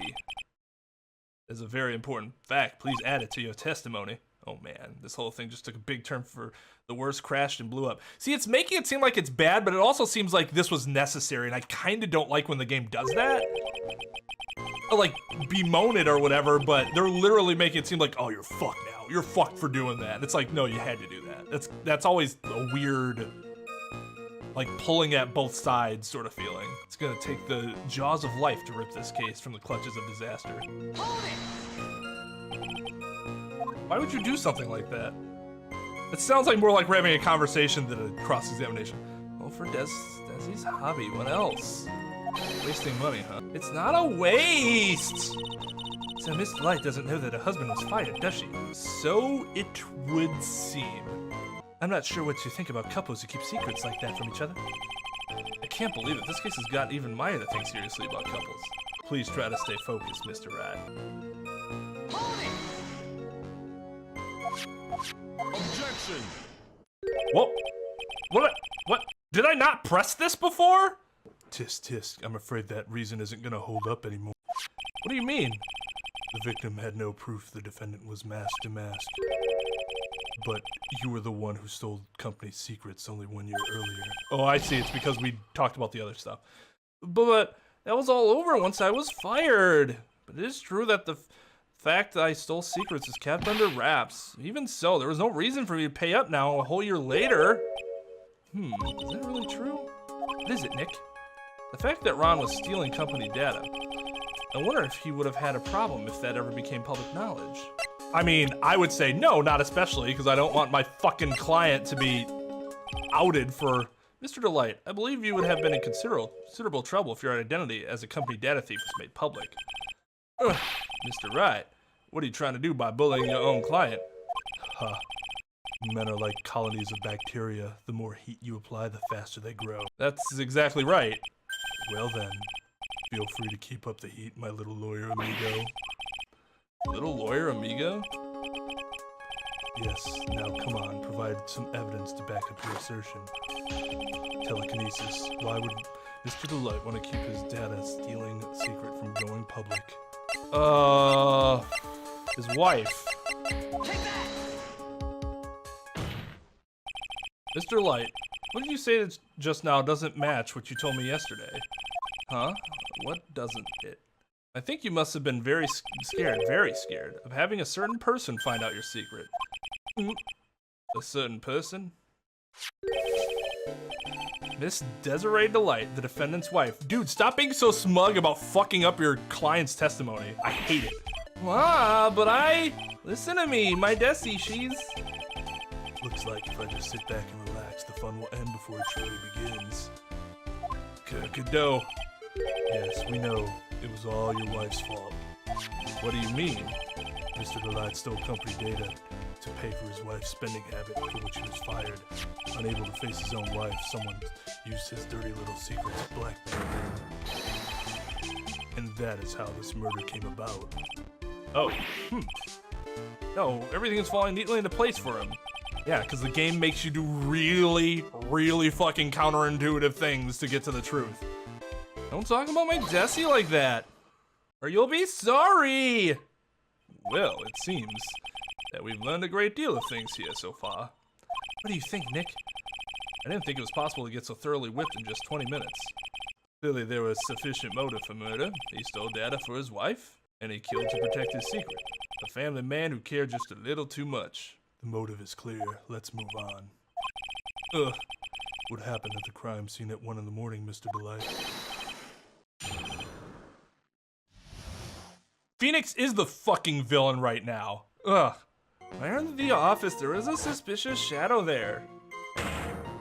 Suddenly, I was hit on the forehead. After that, I remember being a bit dazed. If I hadn't been wearing that, I would have been killed. When I came to, Mr. Bullard was lying there, dead. I see, suddenly hit on the forehead, huh?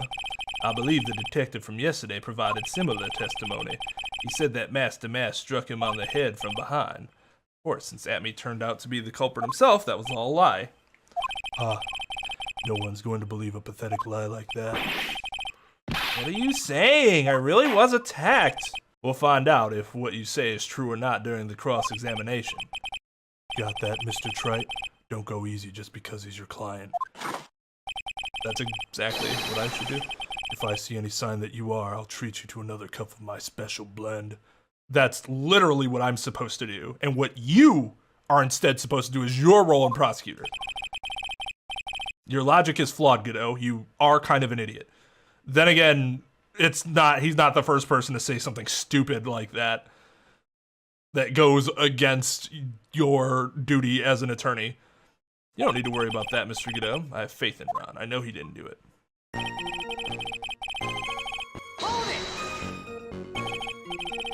Who was this suspicious shadow? If there are 1,000 of me, and even one knew, I'd tell you. Trust me. That's an odd... Okay. His dodging all of our questions is not helping us win this case.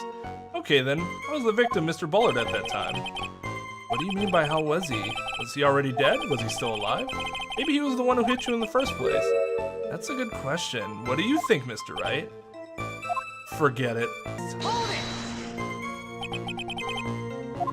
Your forehead? Yes, I was hit on the forehead as soon as I entered the room. It was an amazingly fast and powerful attack. You remember anything about who hit you? Well, like I said, it was a fast and powerful hit. I saw this black silhouette of somebody as you saw my flashback, and he had a weird magnifying glass monocle that he had in his right eye. Do you have any idea who that could be? I feel like that could be a million different people. So I think I was a little dazed for a while. I don't think Mr. DeLite even grasped what you were asking. Yeah, I'd like to show him a fast and powerful attack myself. Ooh, yeah, okay, Phoenix. Maybe that would knock some sense back into him. That? Could you please clarify what you were referring to? Why, my mask to mask costume, of course. Wait, just a moment. Mask to mask? Huh? Oh, did I forget to mention it before? Just to be on the safe side, I dressed as mask to mask. And then I descended upon the office of the CEO of KB Security. What? Nick, did you know about this? You never told me this. I don't recall him ever mentioning it to me either. In fact, if he said something to you, I also would have heard it because we've only talked to him while together. Even I didn't know that. It seems our little friend really loves to keep secrets. Like, Godot, are you okay? Your head might, melt. I'm sorry, I just never had a chance to mention it up until now. Wait, that's not right. You know, sometimes things just slip your mind. My 6th cup of coffee is staring at me coldly. God. There's anything worse than black coffee. It's black coffee that isn't hot. At any rate, we can't ignore this new piece of information. Witness, please correct your testimony. I'd have been killed if I hadn't been wearing my mask to mask costume. Why were you dressed up as mask to mask? Why, because I'm mask to mask, of course. What are you talking about? Mask to mask trial is being held next door. Yes, I guess so. Anyway, at that time, you can tell the judge is really that was very passive aggressive of the judge. It's being held next door instead of in my courtroom like I would hope it would be. since I generally preside over any important case that comes through this court. I thought I was being blackmailed over the mask issue. So I thought I should go as him just to be safe. Oh boy. Let me tell you, it's a real pain to move around with that cape. That's why it took a lot longer than I expected. It took a lot longer? What is he talking about? What do you mean by it took a lot longer? Oh, opening the safe, of course. Like, cape got caught on the safe door, you see. And this all happened when I was hiding Mr. Bullard's body. Wait, what was that? Back up a second. What in the Sam hell did you just say? Yes? You were the one that hid the body in the safe? Well, yeah. Inconceivable! Why? Just why? Especially because he said he knew how to dodge the cameras. So why would he have needed to do that? Because there was no other evidence that he was actually there. Why? Just why? What reason could you have? What were you thinking? Question. When does someone toss their dirty shorts in the washing machine? What? The answer is simple. When they take them off. Wow. Making a lot of assumptions here, Godot, as though people don't first put them into a dirty clothes basket that they leave sit there for about 4 or 5 days too long and let it build up. This fucking guy. This fucking... As usual, I have no idea what you're saying. Do you mean that Mr. DeLite hid the body because he's the murderer? Ha. So you're not as stupid as you look. His metaphor this time was really obscure. Mr. Wright, you don't mean that you knew about this whole safe business, do you? Well, yeah. Why am I the only one not in the loop here? The judges are always the last to know, just by the process of how this all works. Witness, make sure you add this to your testimony. Yes, sir. Uh-oh, looks like a storm front is moving in over the fair weather judge. I panicked. It took about 10 minutes. Why'd you hide the body in the safe anyway? Well, because it wouldn't fit in a drawer. That's not exactly what I meant. When I saw that corpse, I kinda lost it. I thought, if they find this corpse, they'll think I did it. Huh. I think you had a simpler reason than that. It's because you killed him. That's why you spent 10 minutes hiding the body. But then he hides it in the safe. Somebody finds it eventually. Hiding it in the safe in general doesn't make any fucking sense, regardless of if he's the murderer or not. The only time that would be any amount of successful is if no one looked in the safe ever again. That certainly makes more sense. Hold on, 10 minutes? What is it, Nick? I just had a thought. Under those circumstances, would you normally try to hide the body? And spend 10 whole minutes to do it? Under those circumstances? What circumstances? Oh! Hey, Nick! If you think his behavior was so strange, why don't you present some evidence that would show just what those circumstances were? That's it. I'll take a look at the court record and present some evidence. I will tell you what I obviously should do as the player. We heard this from Mr. DeLite yesterday, didn't we? There's not much in this testimony either. I bet he's still hiding something. I wouldn't be surprised, considering we just talked about what he was probably hiding before this round of dialogue started. We'll just have to draw it out of him. I just hope he doesn't make things any more complicated. Okay. It's gotta be the record, right? Or maybe both are acceptable? Objection! Yep, okay. Your Honor, could you please take a look at this record? Oh. Why can't he say that about photograph instead? You haven't done that since the first game. And what might this be? The record for the emergency buzzer that connects the CEO's office to security. The button in the office is pressed, the security team is supposed to come running.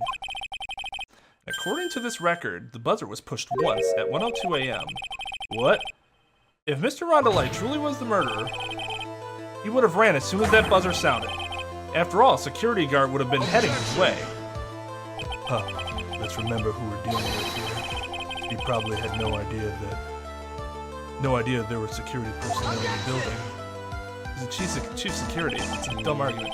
Up until 1 year ago, my client was working as the chief of security. There's no way he wouldn't have known about them.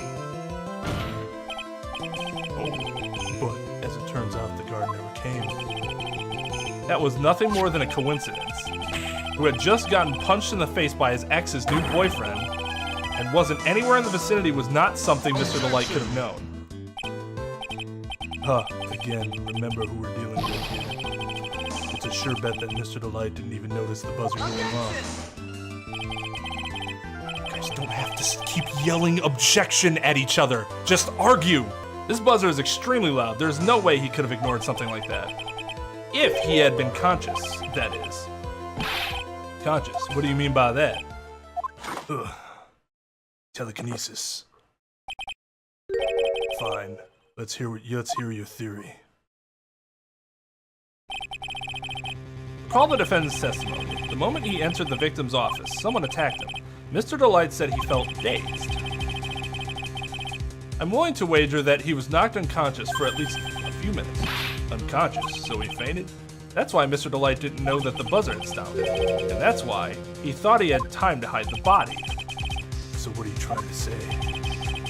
Mr. DeLite was knocked out, and the buzzer went off soon afterwards. Now, unless my client was able to hit the buzzer while he was unconscious, it can only mean that there was another person in that room.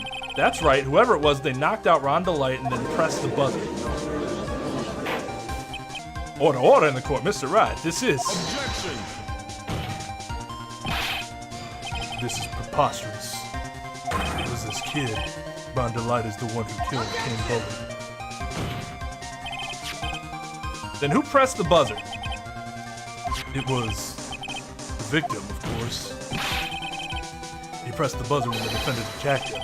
He didn't die right away. He must have held on long enough to press that button. So King Bullard sounded the buzzer himself. What is your opinion on this, Mr. Wright? You need to prove that the real criminal was there at the scene. How? Can I prove that it wasn't Kane Bullard sounded the buzzer? The defense's opinion is this, Your Honor. This piece of evidence proves that it wasn't the victim who sounded the buzzer. I think it's got to be either the buzzer or the autopsy report, and the autopsy report doesn't make as much sense as the buzzer itself. I believe this is the piece of incontrovertible evidence you were looking for. The emergency buzzer? Is there some kind of clue on it? Absolutely not. Hey, come on now. At least give some thought to what you say before opening your mouth. The fact that there are absolutely no clues is itself the clue. Now I'm the one who's clueless. This button has no fingerprints on it. If Mr. Bullard had really pressed it himself, naturally he would have left his fingerprints behind. Poof! Objection! Ron DeLite obviously wiped them off. Why would he? A guard could have come in at any moment. He touched that button, I know he did. The defendant, Mr. DeLite, was dressed as Mask to Mask.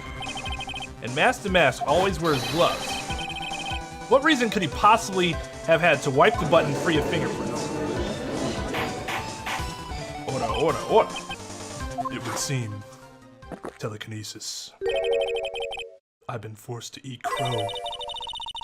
Hey, good for him. He admitted he's at a loss for argument. I wonder what the blend number of crow-flavored coffee is. However, if the real killer was there at the scene, why would that person press the emergency buzzer? Shouldn't they have run away without putting themselves in extra danger? Phoenix, say it's because they wanted him to get caught. It's obvious. Oh my god. What's with this awkward silence all of a sudden? Looks like you're fresh out of parlor tricks. They're on to you, Nick.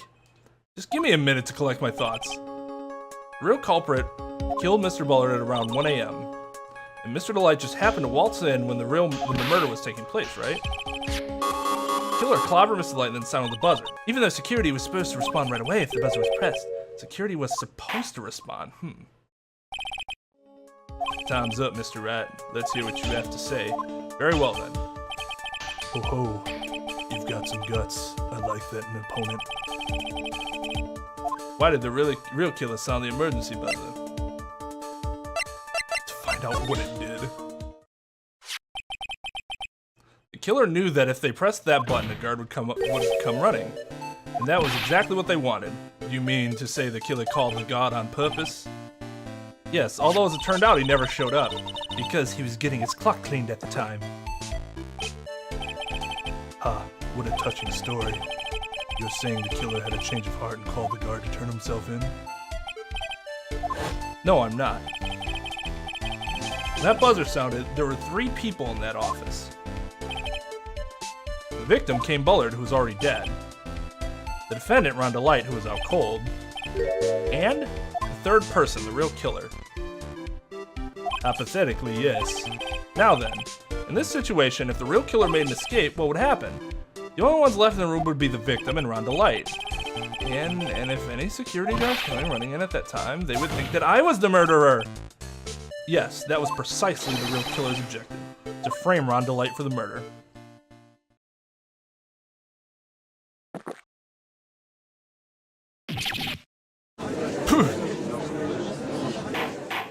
I am over 9,000 copies in.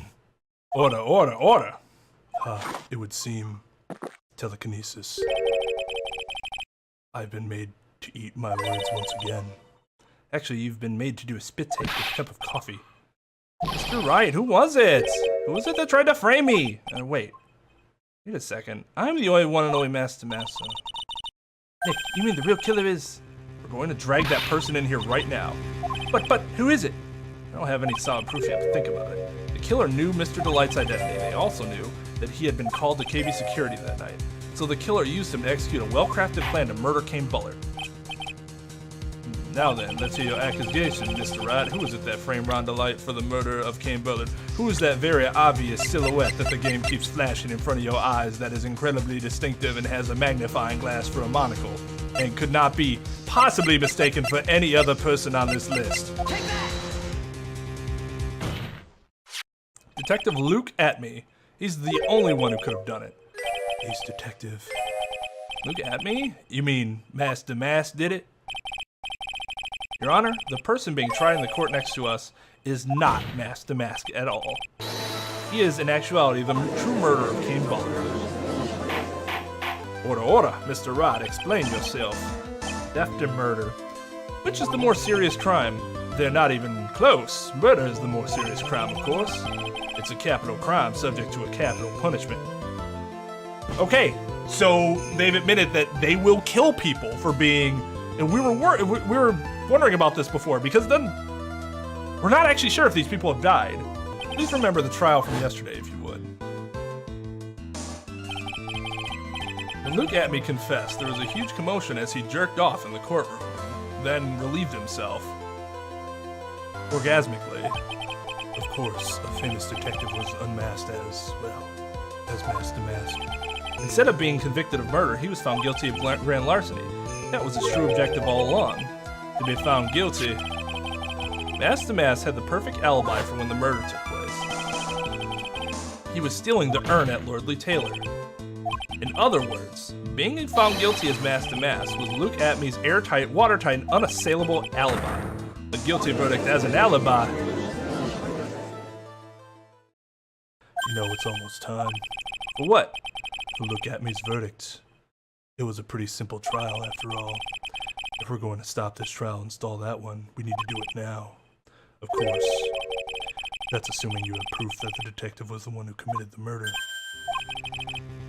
Luke Atmey's trial has indeed attracted the attention of the entire country. If we were to intrude and fail to provide adequate proof of this true crime, Mr. DeLite would be left with no grounds for appeal. So it seems like in this universe, if he were found to be guilty of grand larceny, it almost sounds like it would be impossible to rebut that verdict through him being found guilty of something else at the same time that would contradict the original guilty verdict. Am I really sure about this?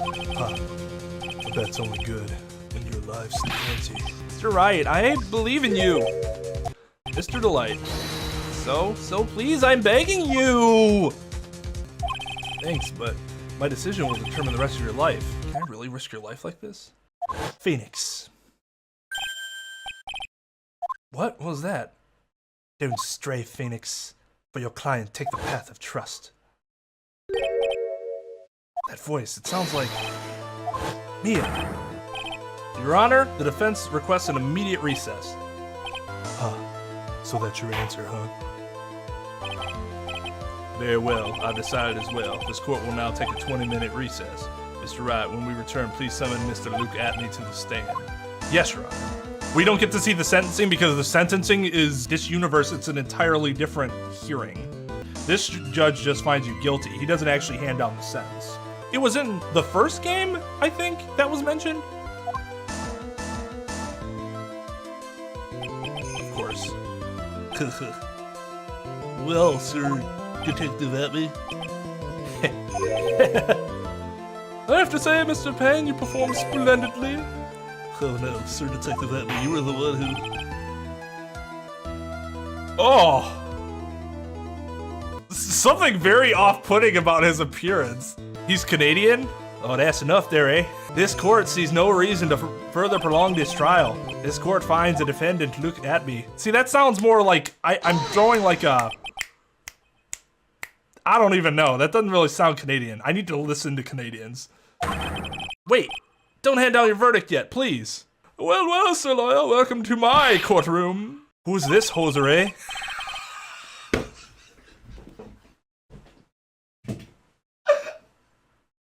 Is it just me, or is his face incredibly disturbing while saying that line?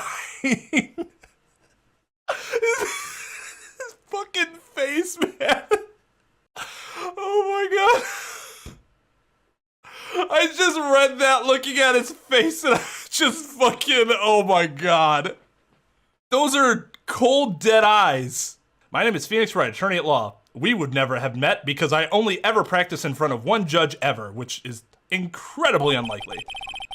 I wish to file an accusation against this man. Look at me. Accusation? You accuse Master Mask. That man is not Master Mask. He's just a ruthless murderer. What?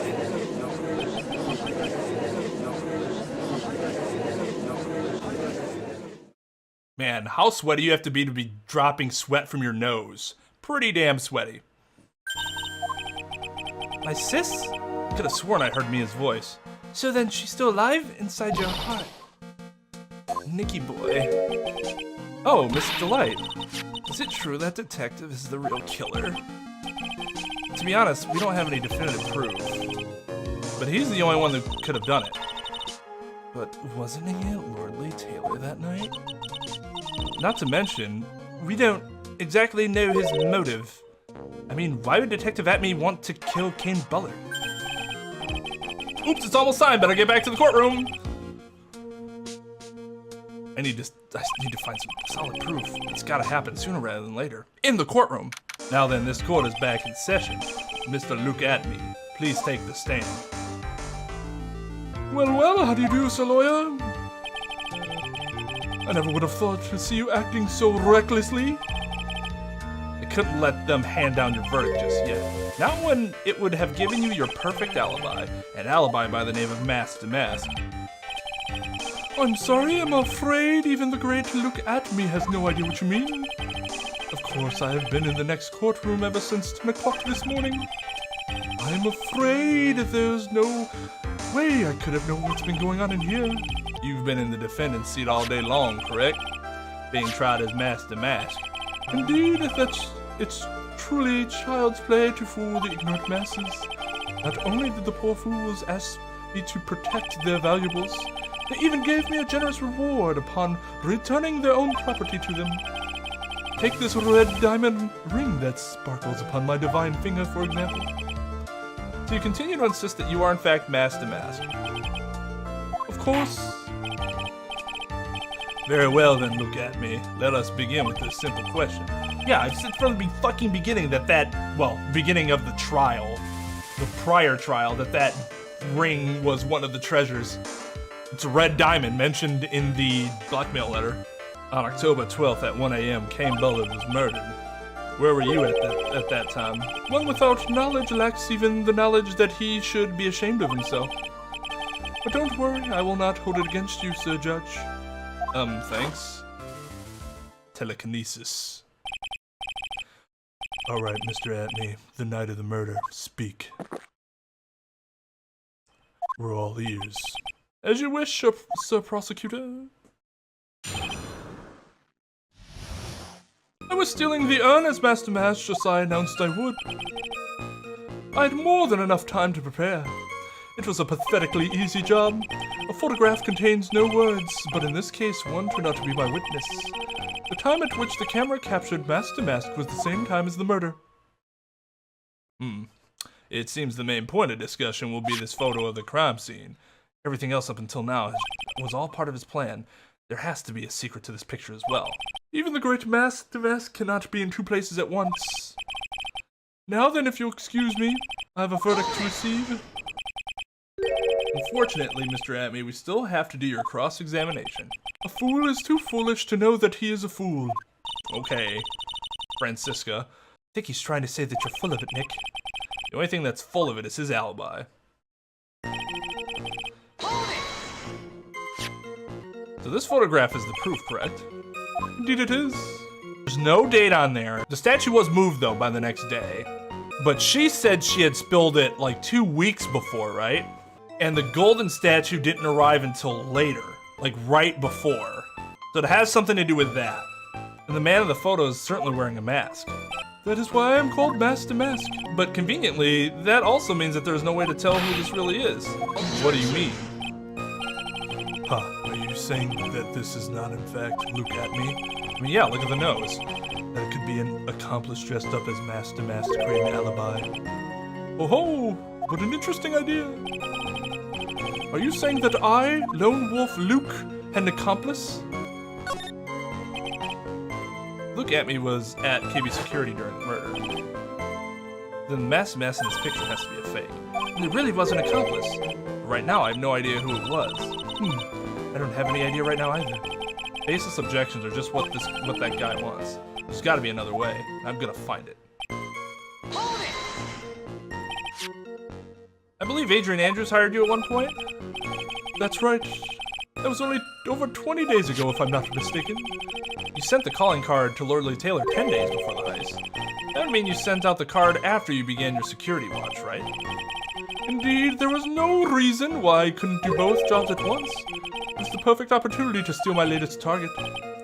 I see, you truly are evil, aren't you? Yes, evil is what I am. Delightfully evil! Hey Nick, isn't there something odd about this? Detective Atmey was always proud of his ace detective skills, right? But if the urn was stolen from Lordly Taylor while he was the only one watching it, he'd have no way to maintain his perfect ace detective persona. You know, that's true. This is kind of odd. So by photograph, you mean this piece of evidence here, is that correct? Indeed it is, that is it. The very thing that proves I committed the crime. The very thing that proves you committed the crime. Let me just repeat what you just said so I can stall and think about what I want to do next. When you think about it, it's really odd. You say that almost as if you had this picture taken on purpose. He was simply caught by the very camera that he had set up. We all have days like that. No, not like that. Not with his plan. Indeed, it turned out that there was no such thing as the perfect crime, after all. Life is truly an ironic thing, a sad blue melody. Looks like I'd better gather more information for now. He's truly the killer. There's gotta be something phony in that photo. About the camera that took this photograph. Oh, come now, it is all too clear what you are thinking. Huh? You think I altered the timestamp on the photograph, don't you? No.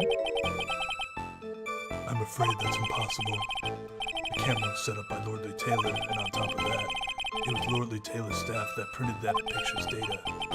Unfortunately for the defense, there's no way that picture could have been altered. I see. It sure looks like I'd better find something else that could be suspicious. So this alibi is false? It has to be, or he couldn't have killed Mr. Bullard at KB Security. But I'm not really spotting anything unusual. There are two possibilities. Either the mask in the photo is a fake, or the photo itself is. I've thought for a while that it's the time. And it's not that he is an accomplice, but that he did it on another day. Because the thing that he set up doesn't actually take a timestamp. By photograph, you mean this piece of evidence here, is that correct? It is, that is it, the very thing that proves I committed the crime. The very thing that proves you committed the crime. Truly, even you understand by now. Lordly Taylor provided that camera, there's no way I could have tampered with it. That means I could not have killed Cain Bullard unless I had an accomplice. Come on, think long and hard about that night. Basement warehouse in this picture that supposedly captured it. It's gotta be his, and there's something funny about this picture? Yeah, the statue isn't there. You're implying this picture is a fake? You bet I am. There's definitely something strange about this picture. We took a look around the basement warehouse that night before the theft took place. There's something in this photo that doesn't match my memory of that night. Because I'm a witness, and this is weird. Very well, then let's hear what you have to say. What about this picture photograph do you find funny? Take that! The funny part is right here. Wow, this is a blood stain. It's Danganronpa! Ah, blood, now this case is getting interesting. Not exactly. The stain is pink paints. Oh, just paint. And peach colored at that. From blood to peaches, the judge sure loves going on his wild tangents. The problem with this photograph is not the paint. The problem is when you consider the layout of the basement warehouse. It turns out that something that should be there is nowhere to be seen. Well, Mr. Wright, what is supposed to be in this picture instead of the paint stains? The supervisor of the treasure exhibit stated the following. Well, there's a good reason for that. On the day of the crime around noon, that golden statue just happened to arrive from the mountain training hall. I realized that the statue would be the perfect size for covering up the paint stains. That's why I put it where you first saw it. I myself was there the night the theft took place and saw the statue in that spot, making me a witness to all of this. This picture was truly taken on that night, and that statue should have been there.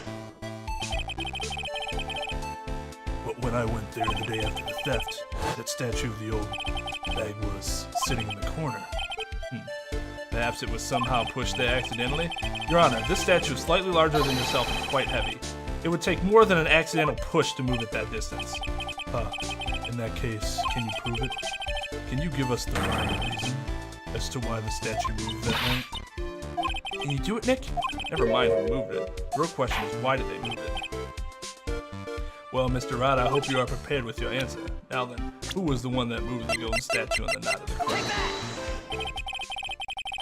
Oh.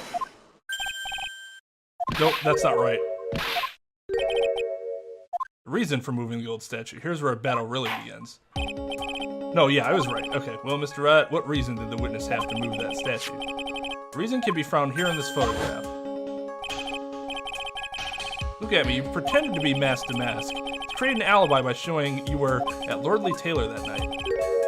But this photograph contains a single fatal flaw. If the statue had been there, your lie would have been exposed like cheap film at a drugstore. That is why you had to move the statue. A single fatal flaw? Interesting theory. Please enlighten us. Just where in this picture does this lie exist? Take that! Lie in this photo is somewhere around here. Jumping to conclusions again. I think you need to take a gander in the mirror. As the Yiddish proverb goes, a half-truth is a whole lie. Keep lying like this and you'll be the one on trial. Now they're calling me a liar. I don't know. Take that! Another time. Naturally, the lie is in the photo is the timestamp. What do you mean? I'll tell you exactly what I mean. On the night in question, Luke Atmey went to KB Security and murdered Kane Bowen. Therefore, it's obvious it would have been impossible for him to have been at Lordly Taylor at this time. But what does that have to do with the statue being moved? Remember, if you will, Your Honor, when was this statue placed besides the warehouse door? Well, the statue was taken down to the warehouse on the day of the crime. It was placed there in order to cover up the paint. Exactly. Luke Atmey had already decided on the time when he was going to kill the victim. And so, in order to create an alibi for that time, he took this picture days before the murder took place. What the? Of course, the statue hadn't yet been brought down to the basement warehouse yet. So on the day of the crime, Mr. Atmey must have been quite nervous. As nervous as a long-tailed cat in a rocking chair factory, so to speak. What? What is going on? What does this even mean? Why? Because something that wasn't supposed to be there had been brought down and placed where it wasn't supposed to be. And that is why Luke Atmey had to move the statue on the night of the murder. Is that a Matlock quote? Really? He did it to make the room match with the way it had been in his photo.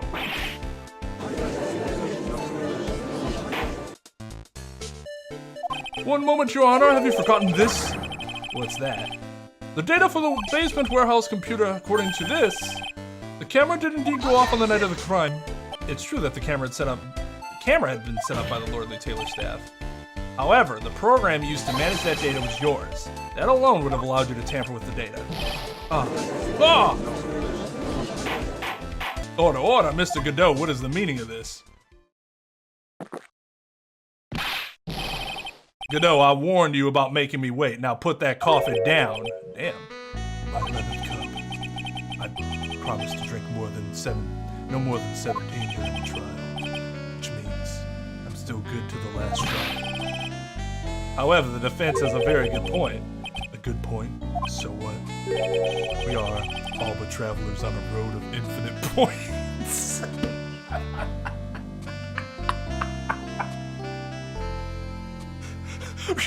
Solid argument. Who cares? Ah, see, very good point. I think he's got his points mixed up with his other points. So you say this photograph was taken ahead of time, and that the statue was moved in order to make it match? That's a very interesting idea. However, there's one point that can't be denied. Which is? Telekinesis. That it's only a possibility. Men that are trapped by the chains of maybe can never reach their dreams. That's very true. No way, don't fall for that, Your Honor. Hey, Mr. Damask. Yes? If there's no funny business in your actions as Mask Damask, there should be no problem with your telling us your strategy, so let's hear it. Yes, please provide this court with your testimony about your plan to steal the sacred urn. I first received the request from Lord Lieutenant about 20 days ago. The urn was placed in a box in Zvari. It was then sent to the warehouse. Hence, I was actually unable to see the urn for myself until the day of the crime. I knew it was an extremely valuable treasure, so I sent my card 10 days beforehand. I then handled security by myself to ensure that my crime would go smoothly. At last, I held the urn in my hands for the first time at 1 a.m. on October 12th. That's pretty much all stuff we've heard before, isn't it? Yeah, but we will find the truth hidden in the nuggets of new information he gave. Witness, you're sure there are no mistakes this time? It's fine. Very well then, Mr. Wright, you may begin your cross-examination.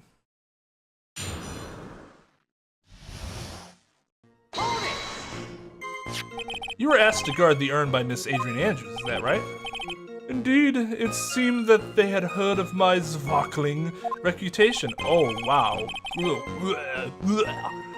I see Miss Andrews is still attracting the weirdos. You better watch out too, Maya. You mean this box? Yes, that pathetic box. Lady Andrews was especially taken with that urn, and she wouldn't let anyone enter the storeroom, not even me. Huh. Interesting new tidbit. So you're sure that you've never seen the urn before? Indeed, you may ask Lady Andrews to confirm it for yourself. My security focused entirely on the entrance to that warehouse. However, I look at me that no information whatsoever slipped through my fingers. You mean this calling card? That's right. That is, without a doubt, my calling card. Guess Mr. DeLite didn't make this after all. Of course, because Atmey knew about that emblem. Making this card authentic would have been child's play for him. I then handled blah blah blah. Then no one entered the basement warehouse. Unfortunately, there were many different treasures being taken there. Thus, for a period of approximately 5 days, people were indeed going in and out of the warehouse.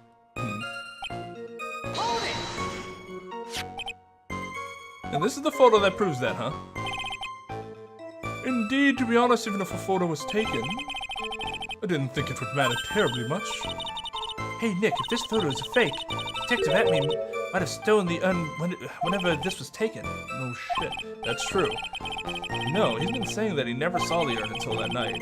We can prove that he's lying there. We can wrap this up and put a bow on it. We need to take a good hard look at the court record. Not a lot to go on, is there?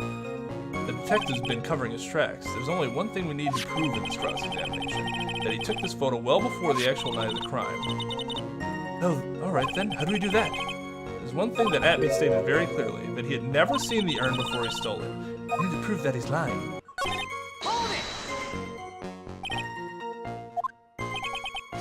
So you sure you've never seen that urn before. Indeed, you may ask Lady Andrews to confirm for yourself. My security was focused entirely on the entrance to that warehouse. However, I look at me, let no information whatsoever slip through my fingers. He could most certainly have known what was there without actually seeing it. And we do know that the card at the end is incorrect, because I did that on accident before.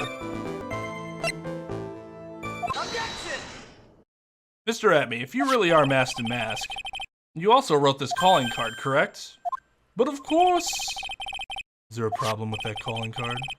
Allow me to read a passage from the calling card that Masked to Mask had written. Take good care of the speckled... Oh, okay. That's fair. Now the speckled here surely refers to this pink pattern on the sacred urn.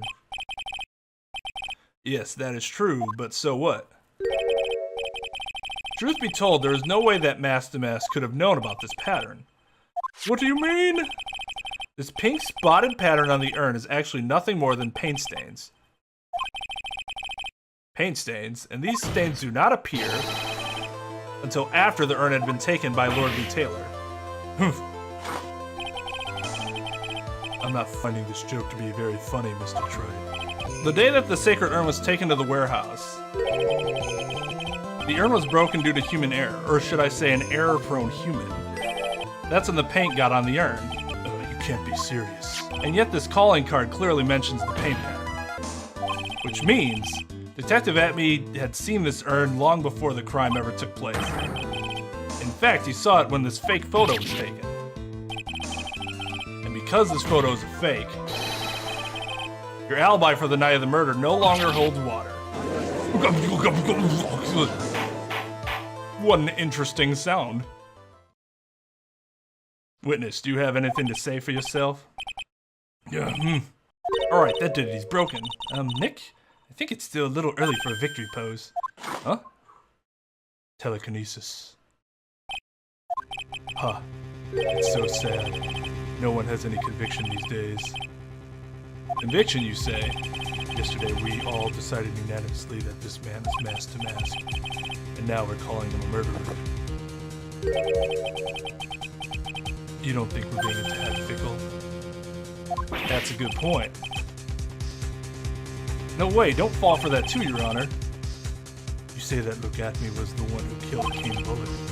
And let me ask you this, why would he do that? An excellent point! Motive, Mr. Wright, motive! Might you, by merry murderous motive, manifest? Nick, he's getting his second win. If he prepared an alibi and pinned his crime on Ron DeLite, as you say, he must have had a very strong motive for murder. The only one with any motive we've seen is Ron DeLite. Don't know motive. At least not that I'm aware of. Isn't that right, Detective? Indeed, according to my own research, the boy's motive is clear. Without motive, it's nearly impossible to prove guilt in a murder case.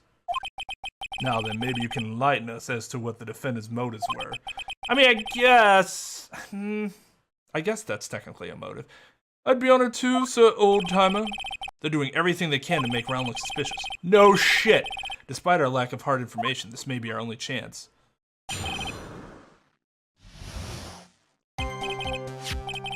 I Look At Me had no points of contact with the victim whatsoever. Kane Bullard decided to investigate Masked to Mask and simply mistook who he was. It was Mr. Bullard who wrote the blackmail letter and sent it to Ron DeLite. It was again Mr. Bullard who harbored a grudge against Mr. DeLite for his betrayal. Mr. Bullard's mistake is quite excusable. The defendant truly believes he is Masked to Mask. That is why Mr. DeLite sought fit to kill Kane Bullard. It's truly a tragedy. So the victim, Kane Bullard, blackmailed the defendant? This is the blackmail letter found in the defendant's apartment. A handwritten test confirms that Mr. Bullard was indeed the one who wrote the letter. What? Very well, Mr. Wright. Begin your cross-examination. Okay. Interesting.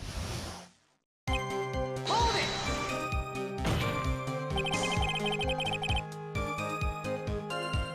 Who in the world is going to prove that? I will. After doing a thorough background check of Detective Atmey and Kane Bullard, we were unable to find any links between them. It's all in the report. Perhaps they were connected through their work. They were both involved in security. Nope. That was blunt. In any case, the only one with the motive was Mr. DeLite.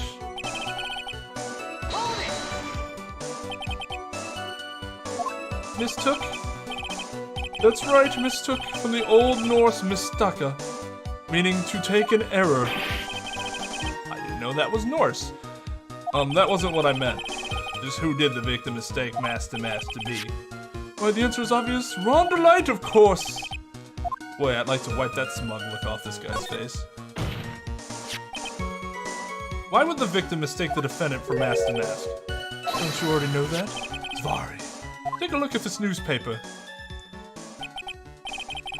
Oh ho, that's the famous tear of Emanon, a magnificent jewel. That photo shows a magnificent detective as well, does it not? Furthermore, also shows an ugly god, namely the defendant. The defendant? The victim clearly misread this article in Zvari. He got the wrong impression. The impression that this ugly security guard was in fact Master Mask. I see. That was an unusually reasonable deduction. You mean this blackmail letter right here? It says, bring $50,000. And the handwriting is without a doubt the victim's? There's no mistake. We have an official report to prove it. But I don't see an address on this letter anywhere. Address? This letter was discovered in Ron DeLite's apartment, and Mr. DeLite did show up at the designated place and time. The fact that there was no address is irrelevant. I wonder. What's up, Nick? I just had a thought. What if the blackmail letter wasn't meant for Mr. DeLite? Whoa, do you have any evidence of that? For some reason, I just can't shake the feeling that there's something not quite right about this blackmail letter. Well, everyone, are you quite satisfied?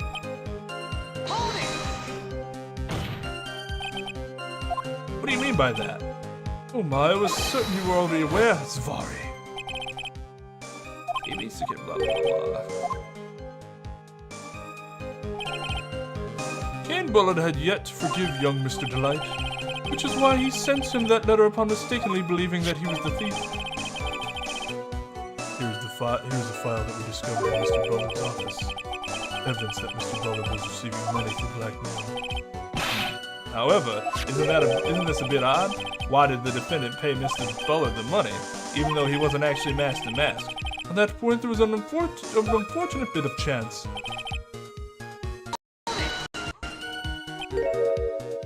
Do you really think that story is going to hold up? The assertion is not merely my own, I'm afraid. What do you mean by that? I have here a memo from Ron DeLite's wife, Desiree DeLite. Telekinesis. Ronnie thinks he's Master Mask. Don't you feel sorry for him? Please don't think too badly of him. Oh God. If you don't take that red diamond you received the other day instead, which the red diamond on his hand that he wears everywhere and always sparkles. Probably what that letter meant. Well, Mr. Trep. Was he trying to act like Miss DeLite just now? Thought he was actually pretty convincing.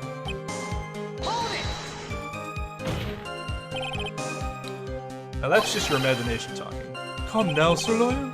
I'm afraid imagination isn't the right word for it. This is a deduction, the result of carefully applied reasoning. Can we hear that careful reasoning for ourselves? It's a long story and better saved for another time. No. Very well, another time. That so-called long stories aren't usually all that long. At least not in my experience. So you're going to try to connect Detective Atmey to Mr. Bullard, right? Yeah, that's right. Hopefully it won't require surgery either. In that case, you'll have to talk about the blackmail. That's true. That blackmail letter really intended for Ron? Since we don't have enough information, you should press him to promote the testimony. Maybe I'll be able to shake some contradictions loose that way. Objection! Mind if I ask you a few questions, Detective Atmey? Well, if it's just a few, I guess it's all right. When you said that this letter was addressed to Ron DeLite, I couldn't help but notice one major contradiction. Contradiction? I don't know where a walking contradiction like you gets off saying things like that. You're one to talk. At times like these, men are made to express themselves with their fists. Why don't you show us what you got there, Junior? Time to man up, Mr. Rat. Show us the contradiction. Contradicting evidence of the content of the blackmail letter. Oh, so I've been wrong this whole time. Interesting. So I thought the tier of Emanon was red, but in fact it was blue. Well, fuck me. Take a good look at this newspaper clipping. It contains a picture of the tier of Emanon, the stolen jewel. What about it? Problem is this jewel's color. Color? I'm not much for discussing color myself. Can you even see color? According to the clipping, the color of the stolen jewel is blue. However, in the blackmail letter, a totally different jewel is mentioned. I'll take that red diamond you received the other day. Red. Which means, the red diamond described in the blackmail letter is not the tier of Emanon, Emanon, God I can't, that Master Mass stole it all. Objection! And your point is, Mr. Trep? So you're trying to say that this blackmail letter was intended for someone else? That is what you're trying to say, right? That is what you're trying to say, right, Mr. Rat? Well, that is what you're trying to say, right, Nick? Yes. This is who Kane Bullard was actually blackmailing. Take that! Naturally, it was you, Detective Atmey. Do you have some sort of basis for that claim? You have been personally involved in every single mass-to-mass case, and in the last case, you recovered what was stolen and received a jewel as your reward. A jewel? Probably the one wrapped conspicuously around your finger. That red diamond ring. So it did have something to do with it, it just wasn't the tier that I kept saying that it was. Because I'm dumb and didn't look at the diamond the first time in the newspaper. That clearly shows it to be blue. That is the diamond referred to in the letter. Which means that Kane Bullard wrote that letter in order to blackmail you.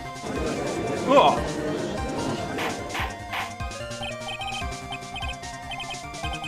Objection! Telekinesis. It seems you've gone too far with your childish pranks, Mr. Trep. Uh-oh, I don't like the way you said that. Kane Bullard blackmailing you at me? Are you for real? Yes, I am. Nick, come on, stand up to him. Then answer me this. The blackmail letter contains the following passage. You don't want your identity revealed to the world.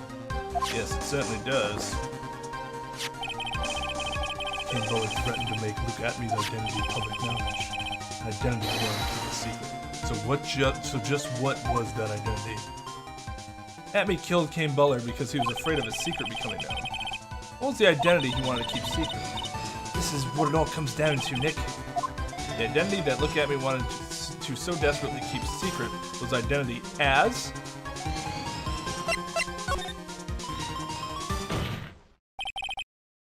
Look Atmey was a blackmailer. Objection! Hey now, isn't that a little different from what you've been saying? You said that Kane Bullard was the one blackmailing Look Atmey. Are you saying that Atmey was blackmailing someone else on top of that? You have to admit, that does sound a little odd. It's not odd, it's the only thing that makes any sense. Kane Bullard was blackmailing Look Atmey. But Ron DeLite was also being blackmailed by a certain someone.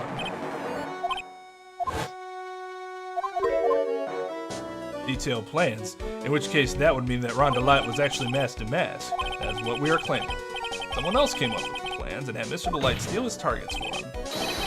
That someone was none other than Look Atmey. Silence. Now I see it's all becoming clear. What is? When you were in grade school, you received the same report card every year. Careless, with a tendency to jump to conclusions, am I wrong? You got a C? You got a C? How did you... You say that I, Look Atmey, was blackmailing Ron DeLite? In which case I would naturally know all about his relation to Mask. Well, yes. Ron DeLite started receiving his plans from his second crime onward, correct? Which means I learned of his identity when he committed that first crime. Good point.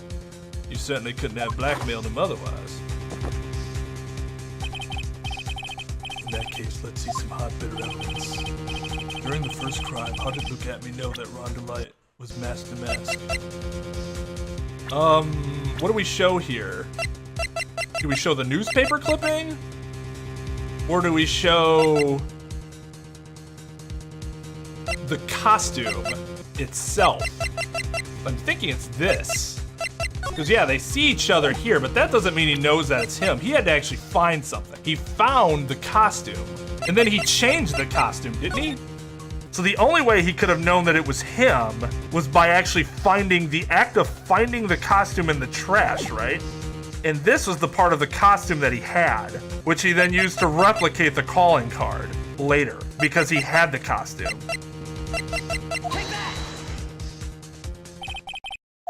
I think I see it. See what? When you were in grade school, you received the same report card every year. Oh, here he goes. Gets into lots of mischief, trying to be the center of attention. What do you mean? This newspaper clipping. It has a picture of you and Ron DeLite in his guard uniform. Seems that mask to mask didn't just disappear into thin air. He just took off his outfit and hid it in a bucket. That sounds far too stupid to be true. Dude, that's my motto, man. This judge, man. Correct. With tricks like that, he couldn't fool a baby, let alone an ace detective. And that's when you figured it out, Mr. Atmey. That's when you learned that under his mask to mask, was really Ron DeLite. Was he supposed to be mask to mask? Not only that, it looks like he wasn't even an ace detective. I can't believe it. He was just a slimy blackmailer. What a fraud. Trying to pass himself off as an ace detective. Why you? How dare you expose me like that? I mean, I never blackmailed anyone in my life. I'm a famous and proud ace detective and also mask to mask. Oh, here we go. Why can't you understand that? I'm afraid you are neither a proud thief nor an ace detective. You're a blackmailer and a murderer. That is your true identity. Oh, you! How dare you even dare to imply could ever assault at such lowly depths? Yourself, the big mouth of yours, you say, I say none of you compare to my genius. Sploosh!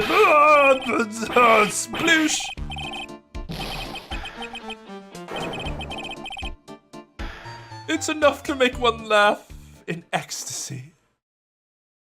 It would seem we finally arrived at the real answer. That was quite a performance by Mr. Atmey. Bailiff, please prepare sale from Mr. Atmey. Telekinesis. The hammer that strikes too fast has no time to aim. What do you mean? I'm already prepared to deliver my ruling. Allow me to say one thing. I will be the one to judge. You don't get that much more on your face than that. It appears that your claws weren't quite sharp enough, Mr. Trep. What do you... It's true that you've proven a lot of things. Things like Luke Atmey was a filthy blackmailer, and that he wasn't at Lordly Taylor the night of his murder. That's right. That's why he's the one who killed Mr. But there's still one thing you have yet to prove. What's that? Just because he wasn't at the warehouse doesn't mean he was at the murder scene. Therefore, if you can't prove that this pitiful excuse for a dude, then I don't see how a verdict can be delivered. No way! Order the court.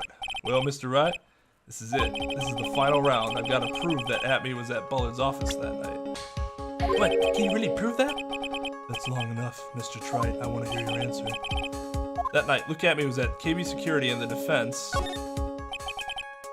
defense can prove it with evidence. Are you sure? Ha. Don't worry, I'll watch over you as you break down and fall to pieces. Very well then, let's see this proof. Proof that Luke Atmey was at KB Security that night. Take that! Nope.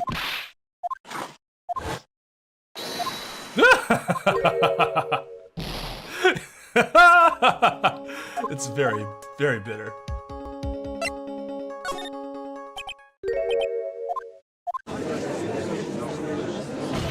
It's just game over. But if we hear more of Detective Atmey's testimony, unfortunately, that's as far as you go, Mr. Trey. What do you mean? I won't allow for any more testimony. That's what I mean. Well, it's not really up to you, but what? Have you forgotten? Luke Atmey is here after we interrupted his own trial, and you have failed to prove that he committed the murder. I think it's time for this witness to return to his own trial and face his guilty verdict as masked and masked. Well now, Sir Lawyer, it seems like that love wins out in after all. I am the ace detective there, blah blah blah.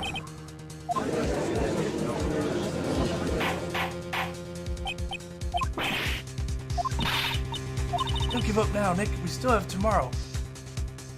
You can look for more evidence and by then it'll be too late. Huh? Why? Yeah, I haven't used the testimony. Double jeopardy. One of the basic rules of any court of law. Should a defendant be tried and found innocent in court, that defendant cannot be tried again for the same crime. But you haven't charged him with anything. Aren't the charges still here against Ron? Not technically Atmey, because even in the theft case, they still had to have a different trial for him to actually be found guilty. Am I wrong? Am I completely missing the point? Double jeopardy is something that exists, yes.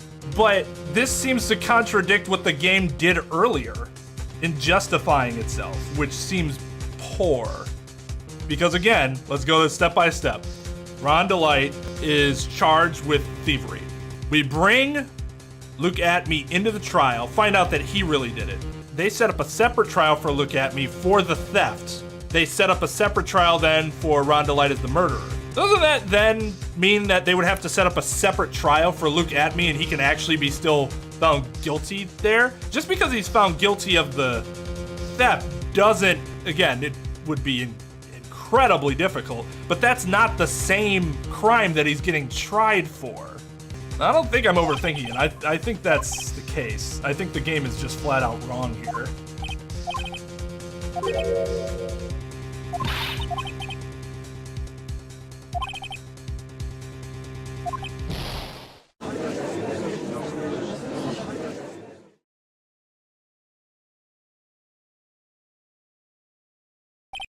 Well, there's nothing I can do to possibly do to win, even if Ron is proclaimed to be innocent. The real killer, Luke Atmey, will go free. You have cross-examined every statement the witness has made here today, and as long as there is no more testimony, I'm afraid I have to declare there will be no further questioning of this witness. Are there any objections?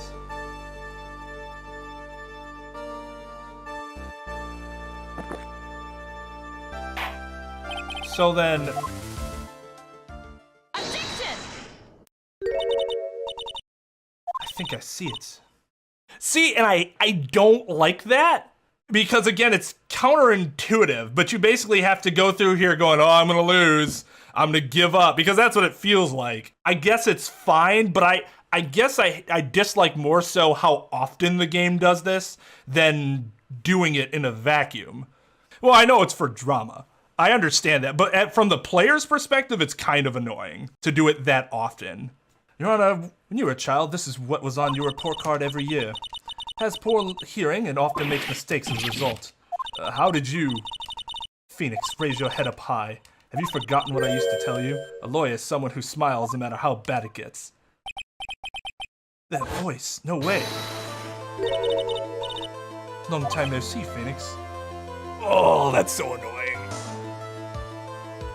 I complained about this in Justice for All. I really don't like that Mia always has to be, because it really diminishes what Phoenix himself does. Like, he can't do it without Mia. And you'd think by the third game he'd be able to. Mia, this is the true power of the crime channeling technique. I know that it's really Maya who's standing before me, but right now she's my mentor, Mia Fey. Now let's do this. But there's nothing more we can do, Mia. Without any more testimony, I can't cross-examine. Not yet. The testimony's not over yet. What do you mean?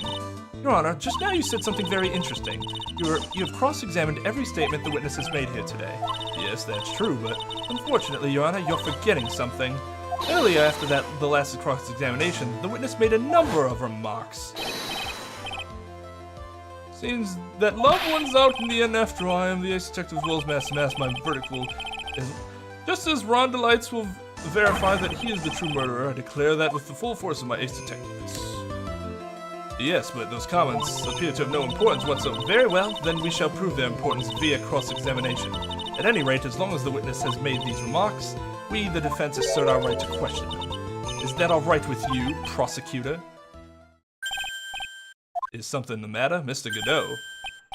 Nothing. Does he, like, fall in love with her? Because that'd be pretty fucking funny. Oh, Solo, looks like you're one step too late. If you think such falsehoods would do anything to me, look at... Let's hear it. Huh? It's true that the witness has made some remarks. So then, let's hear this last bit of cross-examination. Mr. Godot, what are you... Like, it was fine the first time it happened. And then if you wanted to bring it back in Justice for All as like a fun, like, oh, it's me again, sure. But good God, stop it. Very well then, Mr. Look at Me. I love Mia. I love Mia's character. I'm still all for Phoenix and Mia ship in the afterlife. But, I'm going to allow the defense to cross-examine your earlier remarks. The defense would like to hear why you declared the defendant to be the true murderer. So please, give us one last bit of testimony. Hi, Phoenix, this is it. This is our absolute last chance. Yes, Chief.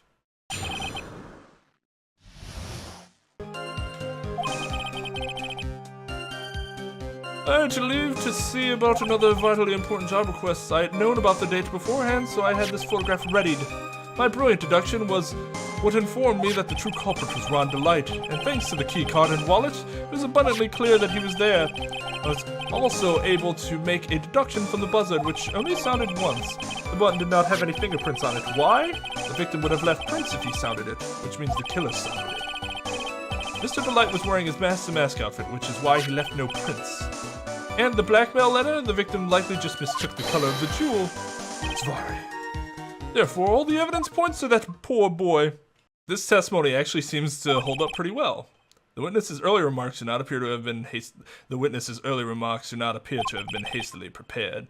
All of his points have been explained, and none of them seem to contradict anything. But of course. But how did you know about the emergency buzzer?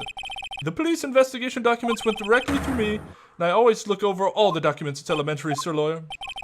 Are you going to make more trouble for us now, Sir Lawyer? I will not allow any of your usual shenanigans, Mr. Wright. Oh, you mean the fucking shenanigans that makes the defendant not guilty, you fucking prick. God damn, I hate this judge. It just doesn't make any fucking sense. The shenanigans in that I point out that you're an idiot. That's what the shenanigans are. And because you feel like you have a small fucking dick, you have to come to me and be like, I won't let you press at all that much, or game over. Thank you, by the way. Those are the type of tips that I want, because if I ain't saving, I'm just like press, like the game, you know. There was another one in Justice for All where I was worried that if we pressed too often, or maybe it was the first game, that would happen. And it turned out that that's not the case. The game's very... Oh, the judge makes me so angry. Yes, Your Honor. We cannot postpone Luke Atmey's trial any longer.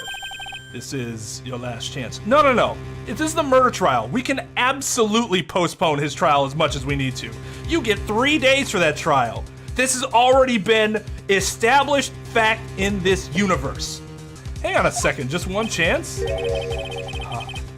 Don't miss your chance to blow. It seems that the party's about to begin. Well, Phoenix, there isn't any evidence that contradicts that testimony. So it would seem. What do you mean, so it would seem? Listen, Phoenix, pointing out contradictions doesn't always mean you have to present evidence, does it? At any rate, this is our last chance. If you can't point out a case-breaking contradiction, you lose. That's all there is to it. Apparently the judge is loved by the community, which, I guess, he's a piece of shit. Cup number 17, the last cup. At least Godot's doing his job well. Can't hate him for that. It seems like the time has come to put an end to this trial. I have to find a fatal contradiction in his testimony, and I need to point it out without presenting evidence. Which means all I can do is find the contradiction remark and press it. Remember, you only get one chance. At least they tell you. Fine. Good. Now we only have one chance because of some really dumb fucking logic by the judge. Very well then, Mr. Robb. Please begin your final cross-examination. I feel like I haven't been this mad since I went off on the rhythm game in Danganronpa. Press! I had to leave to see about another vitally important job request. I had known about the date beforehand, so I had this photograph ready. Okay. My brilliant deduction was what informed me that the true culprit was Ron DeLite. And thanks to the keycard and wallet, it was abundantly clear that he was there.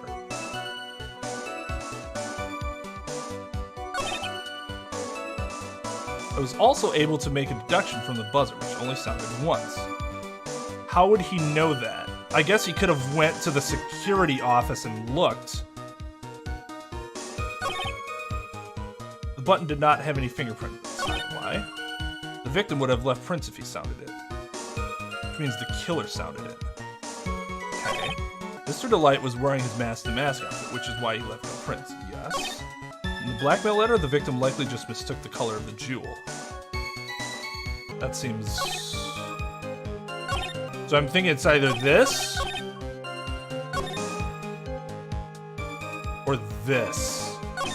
This statement is too vague to point out a contradiction, I would think. No, that's a good point. Why would he know what the outfit... How would he know that he was wearing the outfit? Well, yeah, because it's not like he was here to hear the other testimony, because he was in the other courtroom.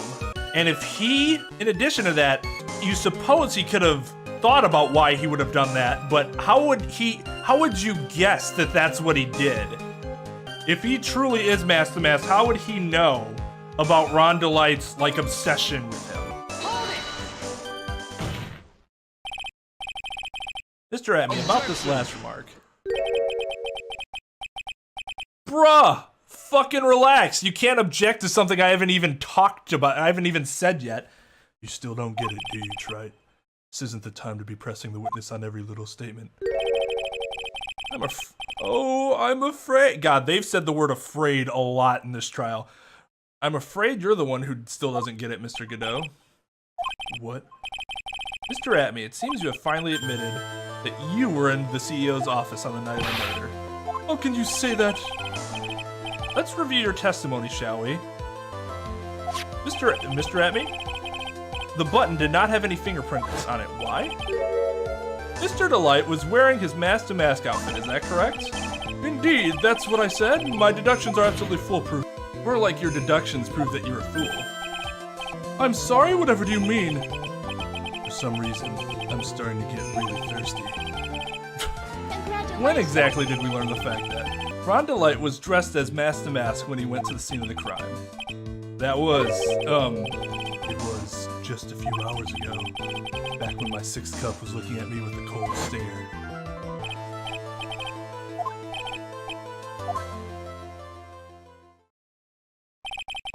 That's right, the defendant had yet to tell anyone else this fact before this morning. Therefore, the only people who should know this are those who have been watching this trial. You understand now, Detective Atmey. There's no way that you should have known about that. You were in the next courtroom being tried as mask-to-mask, so then enlighten us. Just how did you know about that piece of information? Objection! Well... Come on, this detective must have known about it. He probably had plenty of chances to find out beforehand. And it's those chances that I want to discuss next. That night, Mr. DeLite was wearing his mask-to-mask outfit. There's one and only one way for Detective Atmey to have found that out. Only one? One, you say? When I entered the... For a second, my client witnessed the real killer. But Mr. DeLite never saw his attacker, so there's no way to tell whether or not the real killer would look at me. It's with that statement that I'll turn this case on its head. Just what are you implying? Mr. DeLite saw the real killer, correct? Now, if you turn that statement around, stand to reason that the real killer had also seen Ron DeLite. Impossible. I thought that was implied. Steamed hams? Steamed hams. Detective Atmey, you saw mask-to-mask at the murder scene that night. You saw him when you killed Kane Bullard and assaulted Ron DeLite. That was the only way you could have known what Ron was wearing.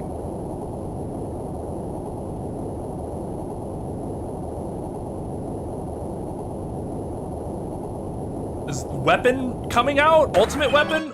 Or diamond weapon?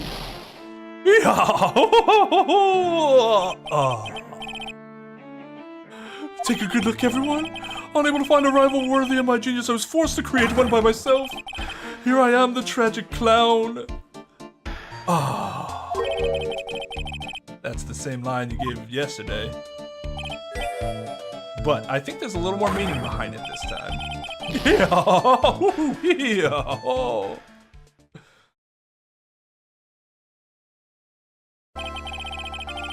What an awfully complicated incident.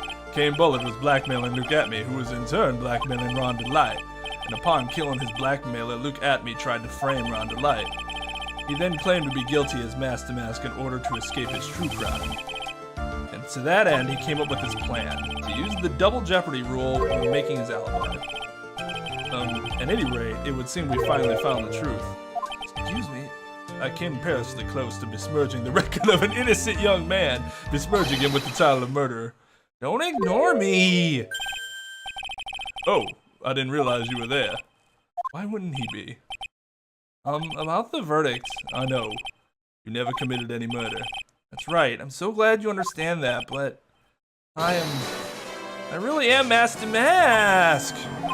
Huh? Well, thanks to that trial yesterday, I'm innocent now, right? What was it you said, double jeopardy? Now that you mention it, I've been careless. Careless?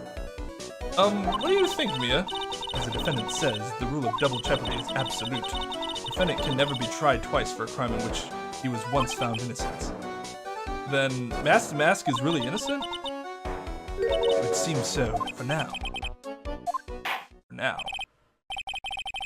Okay, I suppose one way in which this actually works is there has to be something beneath this, because he isn't technically charged for the same crime. But if there's some deeper meaning here in what they're talking about, then it could be the facts surrounding the case. If the person was established to be found somewhere else, does that then play into the way this game views double jeopardy?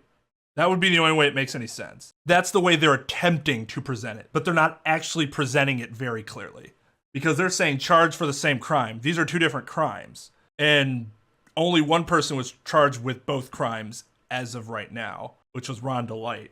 I'm still trying to work out what happened the first time, but we do know that Ron DeLite was found not guilty for being Master Mask, so he can't possibly be then charged for it again because of double jeopardy. So in that case, the logic is, that makes sense. It's very straightforward, right? I'm still trying to figure out how they used it before. It doesn't matter. It doesn't matter. Now then, this court finds the defendant not guilty.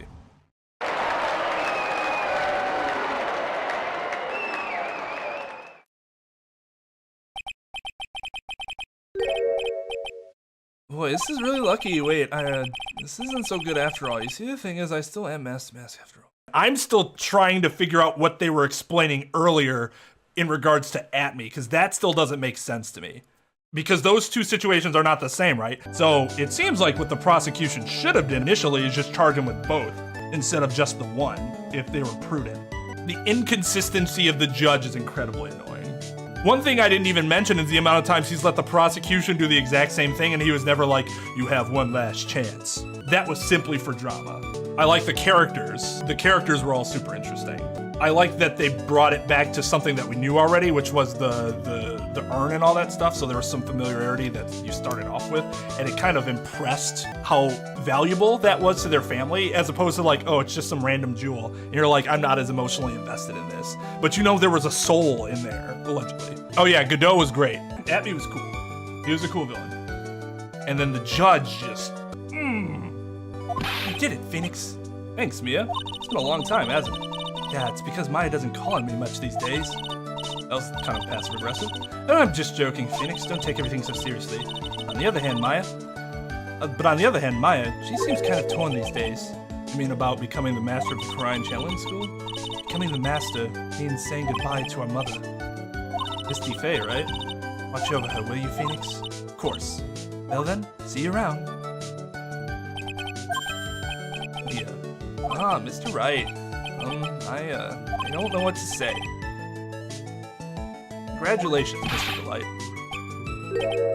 Thank you so much. No, wait. Nothing really matters anymore, though, now that all this happened. Come on, just be happy already. Maya, you've been cleared of the murder charges and got off as Master Mask to boot. Wait, does she know that yet? Because doesn't she, like, she she didn't know what happened. I guess she inferred. She could have inferred based on the circumstance. But in exchange, I lost everything. Huh? What do you mean? Stealing security information from KB Security, becoming mask to mask. I did it all for one reason, for her. You mean your wife, Desiree? She hates criminals more than anything. Well, except for speeders, because she speeds all the fucking time. Come to think of it, she was once held hostage by some robbers, wasn't she? She always said how she hated sneaky criminals. I knew that, but once I got fired from KB Security and lost all the money I had, she wouldn't have any reason to stay with me. I thought she would leave me for sure. That's why you became mask to mask? Yes, but it's all over now. A broken bowl can be never put back together, except for the urn. That's not true, right, Nick? Right. Really? Can we go back to the way things were? You'll be fine, and Nick can prove it. I can? I kinda wish you would check with me first. Mr. DeLite, even if the bowl is broken, there's always a way to put it back together. Do we literally show him the urn? The sacred urn. Nessie was the one who found this. Desiree, your wife, she always believed in you, Ron. That's why you'll be fine. You don't have to worry about anything. There you are. It's DeLite. You did it, Ron. You're innocent. I'm so happy. Thank you. I appreciate that. But, I suppose you don't want anything to do with me, do you? Ronnie, why didn't you talk to me about what was going on? I had no idea you'd quit KB Security. Never imagined that you were really mask to mask either. Miss DeLite, what are you going to do now that you know? You're not going to really leave him, are you? Come on, it's obvious, isn't it? How could I ever let a wonderful man like him get away? After all, my bike's really fast. So fast that there's no way you could ever get away. Okay, kind of creepy, but also hot? I don't know. But didn't you say that you hated criminals? Oh. I only hate people who act all cowardly and sneaky. Like that detective. I see. My Ronnie went and declared his crimes before he committed them. Like a man. I just love a man who's so chivalrous. Chivalrous? I knew I was right about you. Every day I spend with you is filled with thrills and excitement. Not gonna lie, I kind of feel the same way she does. Tessie. Desiree, you really do love Ron, don't you? Nicky boy. Yes? I'm really glad I asked you to defend my Ronnie. Thank you so much. I'll never forget what you've done for us. Oh well, take care of yourself. You too, Nicky boy. I can feel my face going red. Mr. Nick, Mystic Maya, congratulations! Talk about bad timing. Oh, did she kiss me? Oh, Jesus. Mr. Nick, how could you? We've done it right in front of Mystic Maya. No, you got it all wrong. I'll never forgive you, never, ever. Just as the case came to a close, as too did my consciousness. Ron said, a broken bowl can never be put back together. But I know that's not true. I mean, just look. Oh, what a nice picture. Here's a perfect example of one that was put back together even better than before. Literally. Because it was put together like garbage before.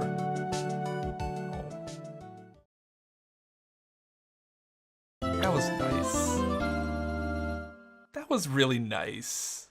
I like when you see two really, like, they're a great couple. Oh my god, that was nice. That was really nice. I know I'm saying the word nice a lot, but it's hard to put together the words my feelings into words, but when you see a successful, unlikely couple like that, like good for both of them. And now we have made Maya indeed.